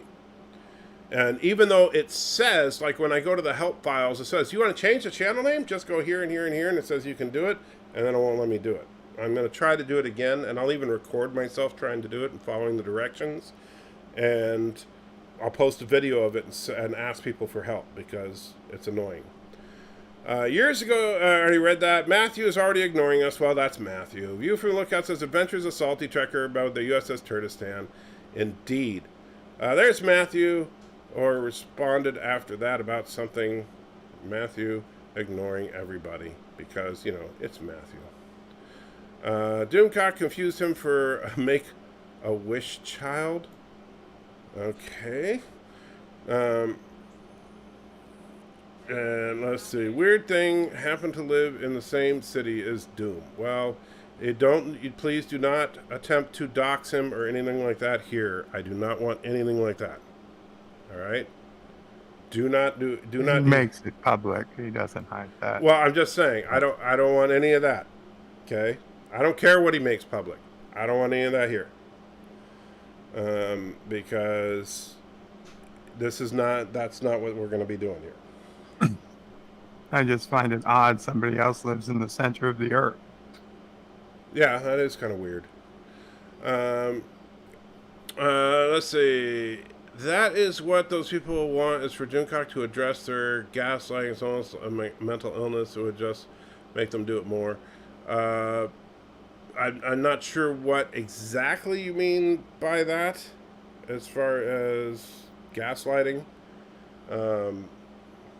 But I do think that, I honestly do think that if Gary and Doomcock took it seriously, that I think that people would listen to them, because they do take them seriously. Hi y'all, just stopped to give a thumbs up. Thanks, Eli. Good to see you. Cinnabon says it's a dry heat there in the center of the earth. I did not think that was the case. I thought it was very humid there. That was my understanding. I don't know, Bird, what is it like in the center of the earth? You know what? I've actually never been. I've heard you spent quite a bit of time there, actually. No, You spent a lot of time in hell. I'm sorry, I get it confused. I'm sorry. I did not mean to confuse the two.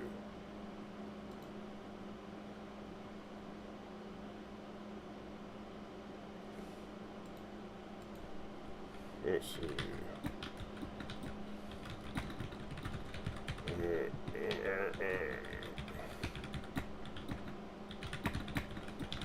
Oh, Live with Matthew's back. Is he? When's he going to come on to the stream for a little bit before I have to wrap it up?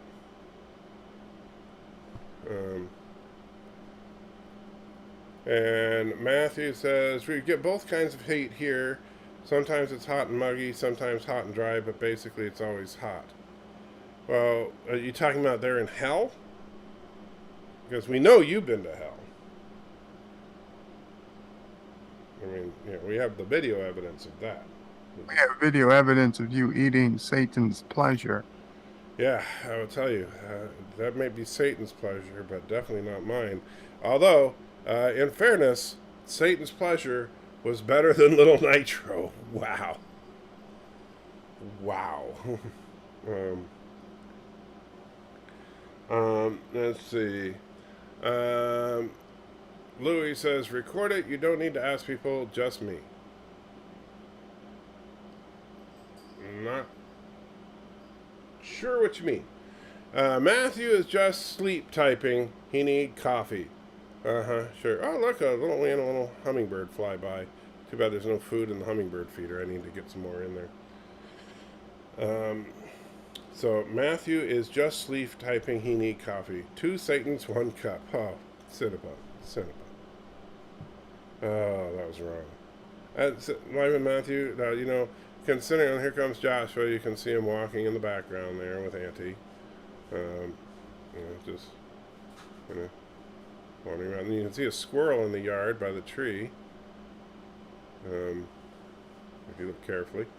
Why would you want Matthew up there? Well, because, you know, I wanted to ask him about the whole racism thing. Why is it that the minute we started talking about racism, Matthew showed up? I thought that's interesting. You don't think that's interesting? And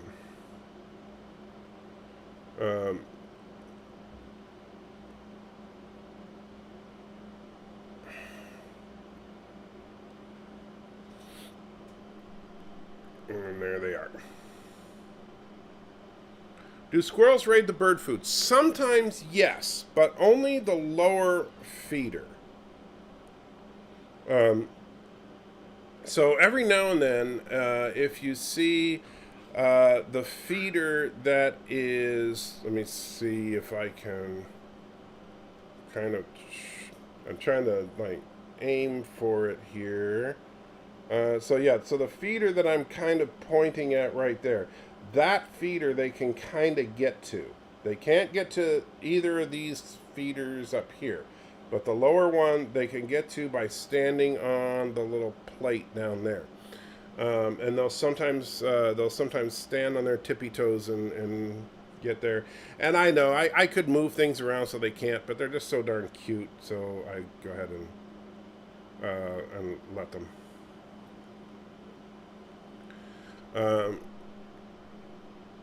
And Cinnabon says Florida sank last night. Well, that's not good. So is Florida gone? I didn't hear that. How, is that one of those Florida's just gone now? I'm sorry to hear that. Did you hear that, Bird? I had not heard. Yeah, so apparently Florida's just gone. That's it.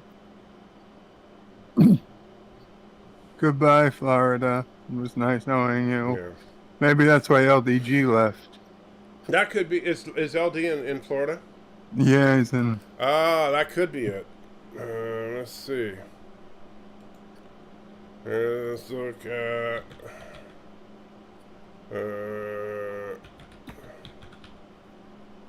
This to Florida flooding. Let's see. Top stories. High rise in downtown Tampa evacuated during the flood. No, that's 3 days ago. Is Florida sinking? That's from like a while ago. 5 days ago. Images for Florida sinking. I'm not finding anything.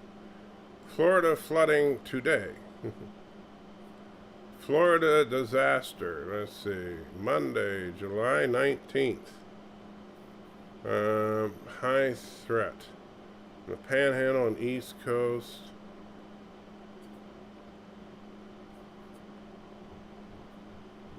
So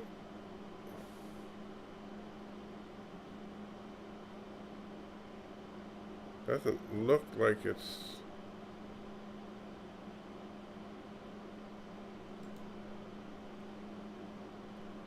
I don't know.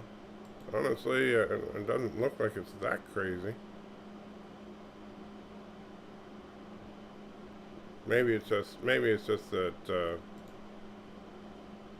that LDG is in Florida. That's probably just reason enough. You expect the worst from everyone. Stating a simple fact, I wasn't about to dox anyone. Well, dreamers out there, it's not that I expect the worst from everyone. It's that I'm cautious. And I honestly, I just want to be careful because I just don't want people to get exposed inadvertently. And sometimes people do it unintentionally. I've had people inadvertently dox others without thinking about it.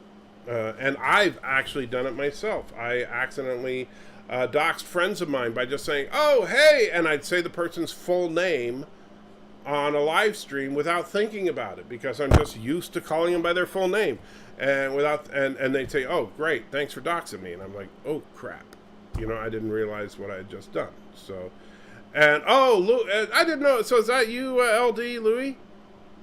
Okay, well, happy birthday. I did not know it was your birthday.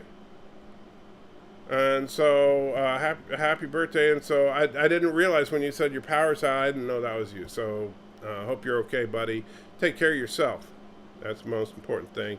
And oh man, power is out. That sucks. that is a sucky way to start your birthday. And I agree with Cinnabon. Happy 78th birthday. And so, plan on having fun tonight at 8 p.m. For a birthday stream. Well, I will be streaming probably at the time, but I will still say hi. Because I'll be, at least that's the plan. We'll see how we're doing. It just depends on how I'm feeling after the MRI and if I got any news from the MRI. I'm now honestly, seriously considering the whole SALTYtrekker channel thing. I am. I don't know, Bird. Do you think? I mean, what do you think? Seriously, now. Seriously? No, I think you should ignore it. Yeah, if you want to put it on your avatar, fine. In a week, you'll forget about it. Yeah, I know, but I like the idea. I'm always kind of salty. I don't see it. You don't see it as salty. You don't see me salty. Everybody says I'm a jerk. No, it's not the same as salty. Yeah, that's true. If you want to call it the jerky tracker, then maybe. Or the I'm a jerk tracker. I could get behind that. Well, of course you'd say that. You're kind of mean, you know that? No. What do you mean, no? No, I'm just honest. No, you're mean. And no, I'm not rabid, Cinnabon. I'm telling you, those wolves were not Have you been rabid. tested?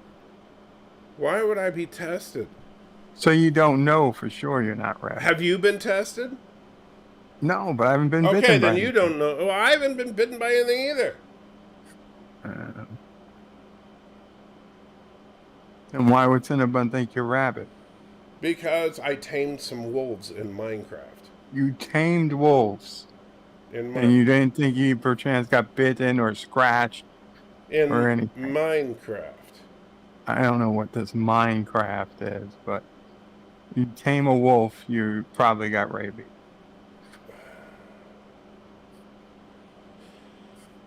I can't win.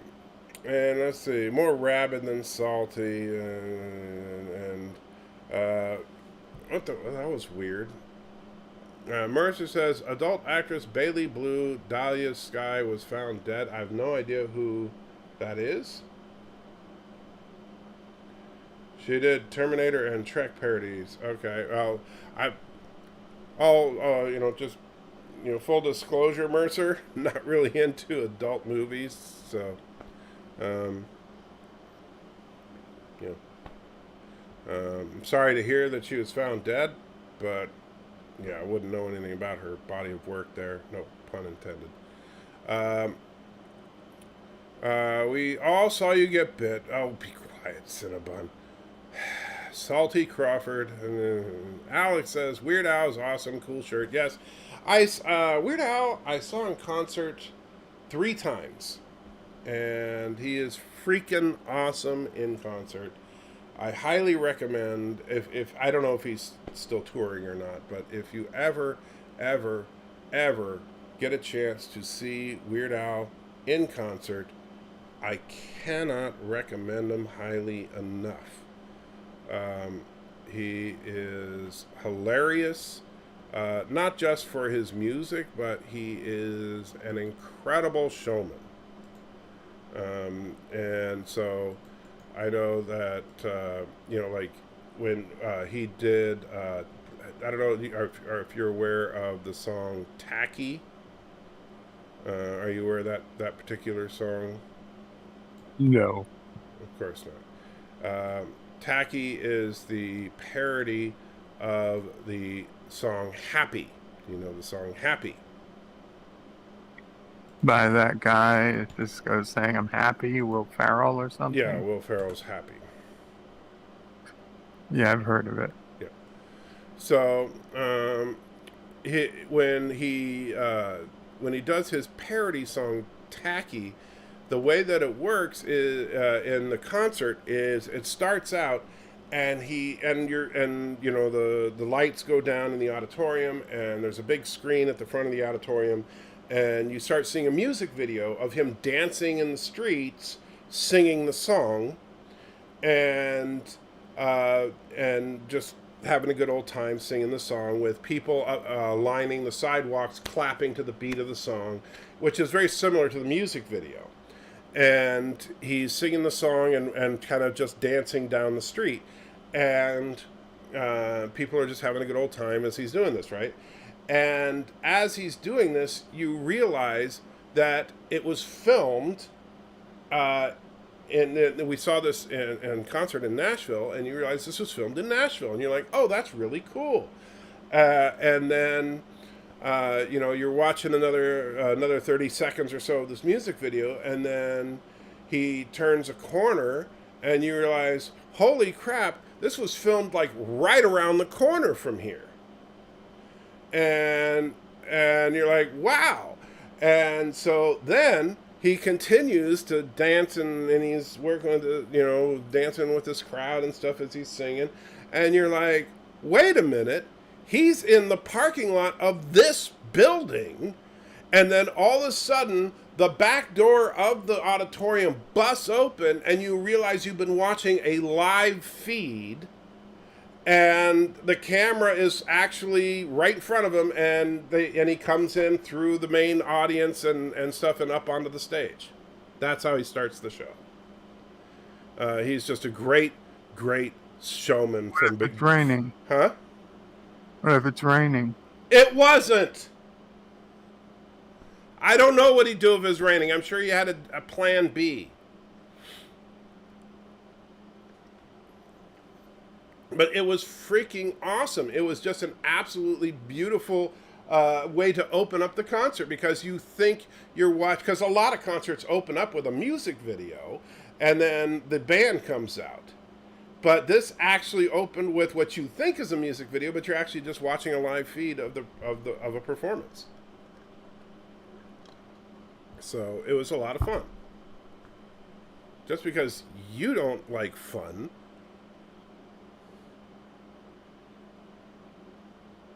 sorry you suck. Yeah, maybe he'd do his rendition of Singing in the Rain then. Yeah, I don't know.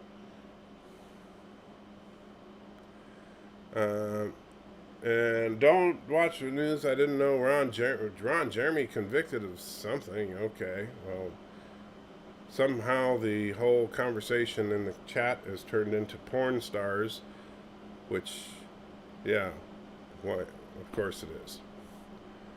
Because bird. You can't blame me for that. Sure I can. I need another couple minutes. I'll be back. Why don't you give Auntie a treat? Because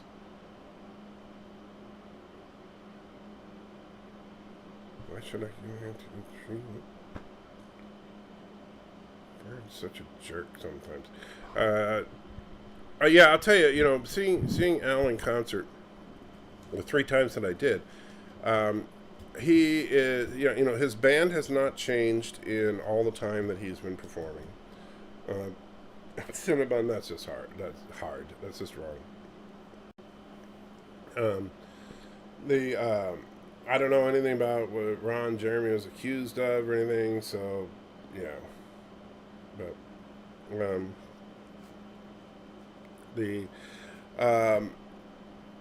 as far as seeing him on stage, it's kind of interesting because some elements of his stage show have been consistent over the years that I've seen him. Because like the first time I saw him was a long time ago, and the last time I saw him was just a couple of years ago, and each time, like, he did the Fat song from the Even Worse album exactly the same way. He puts on the fat suit and, you know, performs it the same way he performed it, you know, a couple of years ago that he performed it, you know, a couple of decades ago. But but then his overall style has, you know, as far as the way he transitions from song to song, has really improved. And it's amazing, I gotta say, how athletic Al is considering his age. And you would not realize that the man is in his 60s and just, yeah. He was probably jaywalking, a serious crime in Kathy's town. As I'm not sure what you're talking about there, Cinnamon, but I will take your word for it. I freaking give up. Thomas says steroids. Not sure why. Ay, ay, ay. What do you think, Auntie? You just gonna sleep? How do you sleep that much, and how do you get to sleep that quickly? You were just outside walking like 2 minutes ago, and you're out. How do you do it?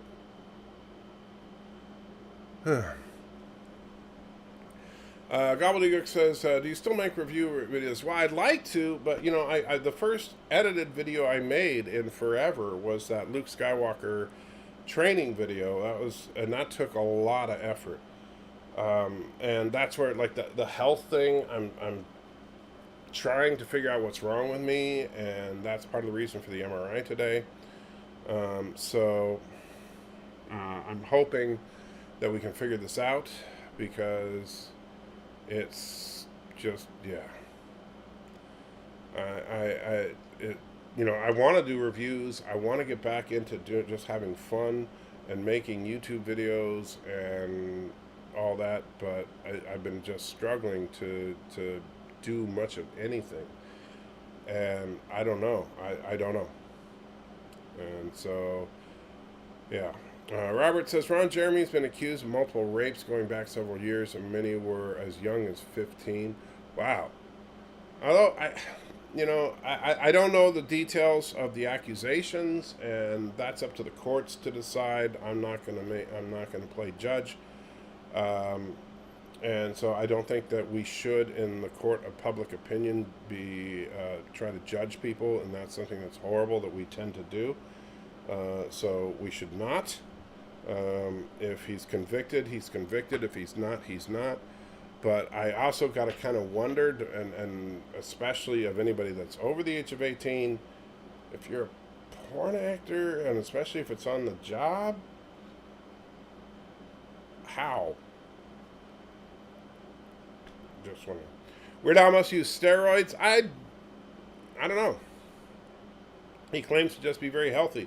I know he's a vegetarian, blah, blah, blah, but I don't know. Normal sleeps a lot. Well, Normal's also a cat. Auntie is a ridiculously, he sleeps like, she sleeps more than any other dog I know. And I know dogs do sleep a lot, more than most people give them credit for, but man, she sleeps a lot. Let's see. Auntie sleeps a lot or Puka? Auntie. Yeah. But Auntie is an old dog. Poor, Huh? poor Auntie. Well, she, it's like you saw her walking with Joshua, right? And I so, did. and so she comes back in, and then like 30 seconds later, she's asleep. And so she's out right now. So you didn't give her a treat. No, I did not. And you're give her- trying to justify it by saying because she's asleep. No, I'm just saying I didn't give her a treat. Let's see. Cleaning up after a fire at work. At least you guys are entertaining me. Well, I'm glad to hear that, Jordan. Wow. Shlomo says cats are predators, so they sleep a lot. That's true. Dogs are somewhat predatory as well. Not quite at the level cats are. Cats are actually, especially the common house cat, is actually one of the most vicious animals on the planet. A lot of people don't realize that. Is Auntie a rescued dog? Must have been abused for her. You got her. She is, and she was, as best we can tell. And so we don't know exactly how old she is. It's been just over 2 years since we rescued her.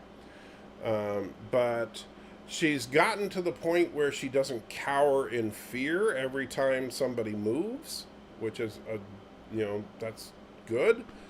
But she, but she's definitely, like when we rescued her, the people at the shelter, they said, oh, we think she's about 9. We took her to the vet, and the vet's like, yeah, she's a lot older than 9, but we don't know how old she is. And the only thing we know is that whoever had her before did not treat her well, but we don't know why, because she is a sweet dog. She's a stubborn dog, I'm not going to lie, but that's a beagle for you.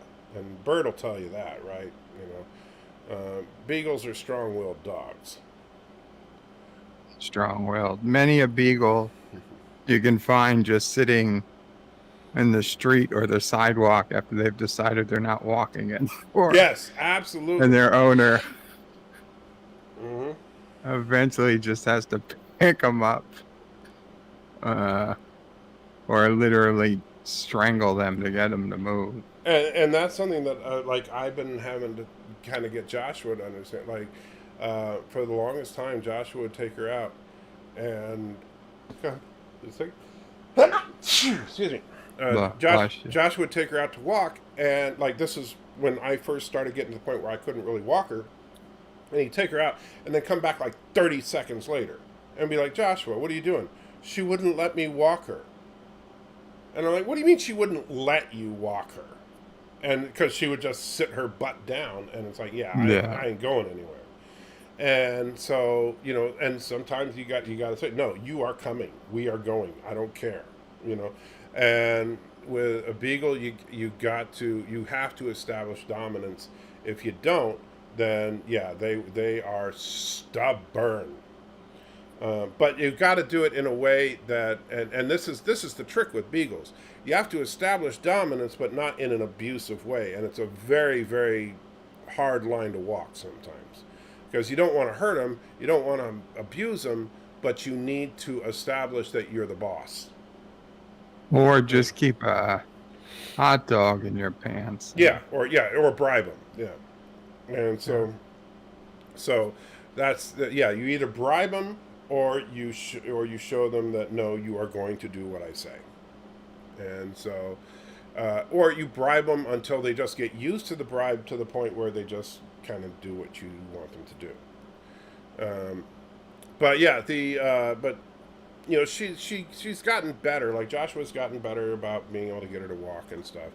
But she's a beagle, But whoever had her before, I think, just didn't know how to deal with the stubbornness. And the problem is, and this is where people that shouldn't have dogs, they get that stubborn streak in them, and what do? They'll hit their dog, or they'll kick their dog, or something like that, And those kind of people just should not have animals,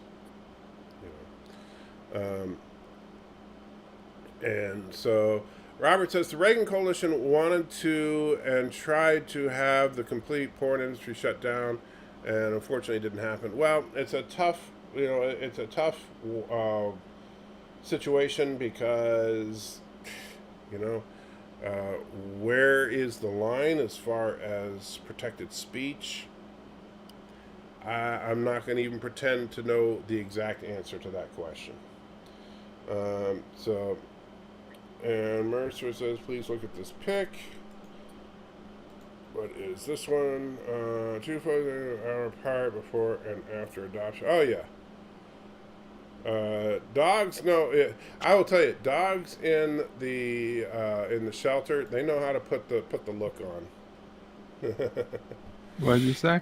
The picture that Mercer put in the chat, 2 dogs in the kennel at the shelter, and then an hour after they get adopted, and they look happy as can be, because you know how dogs can look so sad when they're in their kennel. Yeah, poor dog. They look like they're in jail, and then they look like, oh yay, everything's great, you know. Wait, somebody loves me. Yeah. And then you take them home, and they destroy the house, and then they have the sad look again. Let's see. Reagan was part of Hollywood. He never would have shut down the Southern California porn boys. I don't know about that. Look, I wasn't really into politics back in the Reagan era, so I'm not going to pretend to be an expert on Reagan administration policies. Maybe beagles try to save energy and they can't find a rabbit to chase, or they just sit down. Beagles are, well, at least like as far as Auntie, I can't speak for Sassy, but Auntie has 2 speeds: lightning and dead. Those are her 2 speeds. Yeah. Yeah, there's Sassy especially when Nephew Ep03 comes over. Sassy will go into turbo mode and just run around in circles, whatever she can, tables, parts of the house, and just run and run and run and run.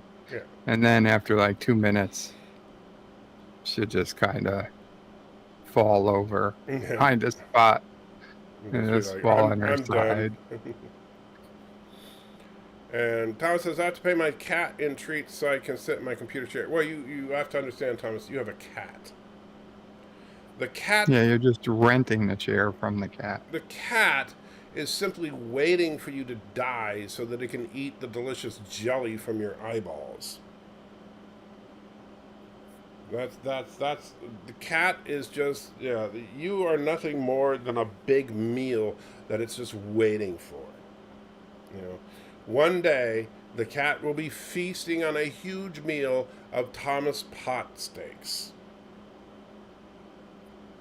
Sassy might be part dingo. I think Sassy is part dingo. Wait. Possibly. Yeah, see.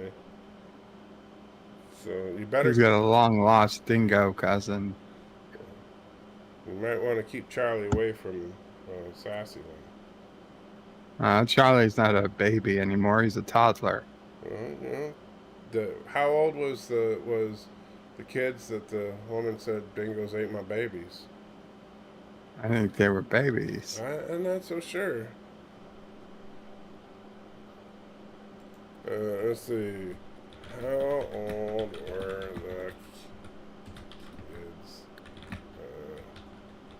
with my babies?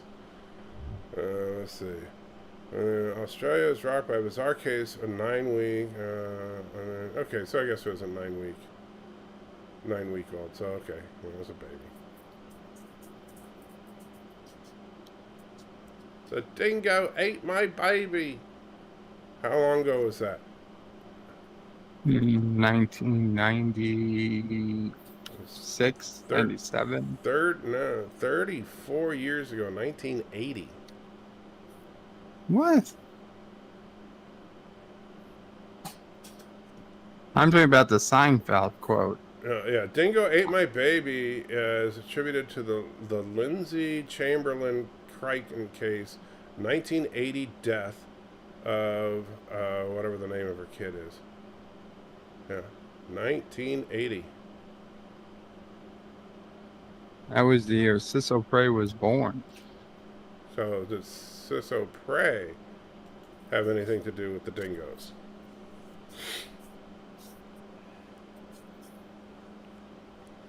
doubt it. Are you 100%? She was a vegetarian most of her life. Yeah, most of her life, but not all of her life.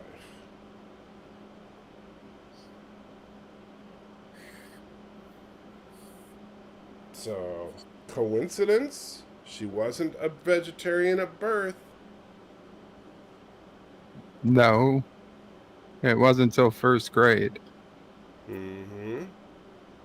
Dingoes ate the babies when she was not a vegetarian.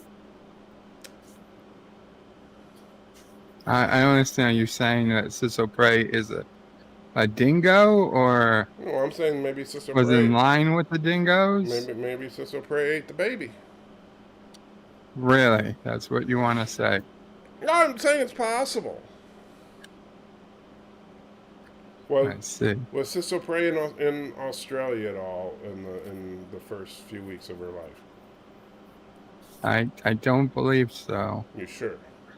I can't be 100% sure. So, see? No alibi. Mamo Prey would know. Was Diana in Australia at any time after her birth in 1980? No, she can. Mamo Prey is an alibi and can attest. Sisso Prey was never in Australia during the year 1980. All right, I'll take your word for it. This time. Diana has next it's one of the place. Well, we don't need to know she's never been to Australia. That was the question, but. And I do She's not never sound been. exactly like Seth Rogen. Why do people say I sound like Seth Rogen? I don't sound anything like Seth Rogen. I agree, you don't. I really don't. I don't get that. All right. So it is almost 10 o'clock, so I am going to wrap it up here for now so that I'm going to take a shower so I can smell nice and fresh in the tube of death and have nightmares about a prison bus crashing into the hospital as they do the Bird, I hate you. Why did What? you had to say the prison bus story? Now I'm going to be thinking. I'm just saying, just be on the lookout. Ask them when the last time a prison bus crashed into the hospital was. And if they say it never happened, then I'll just say it's due. If it happened last week, then I think you're in pretty good shape.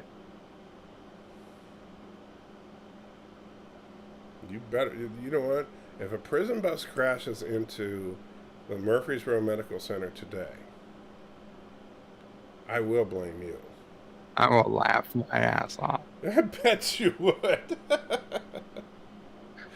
Oh, I bet you would. All right. So I will talk to you guys this afternoon probably. And, yeah. Man, oh man. This is just going to be a crazy day. So thank you, Bird, for hanging out with me these last several hours. And guys, I will be back this afternoon if I'm able. And if I'm unable, it probably means that I'm, being raped by multiple prisoners thanks to Bird of Prey 5. Yeah, think about that. Yeah, if you don't hear from me, and you're at Bird of Prey 5 stream this afternoon. So take care, Jolan True, and yeah.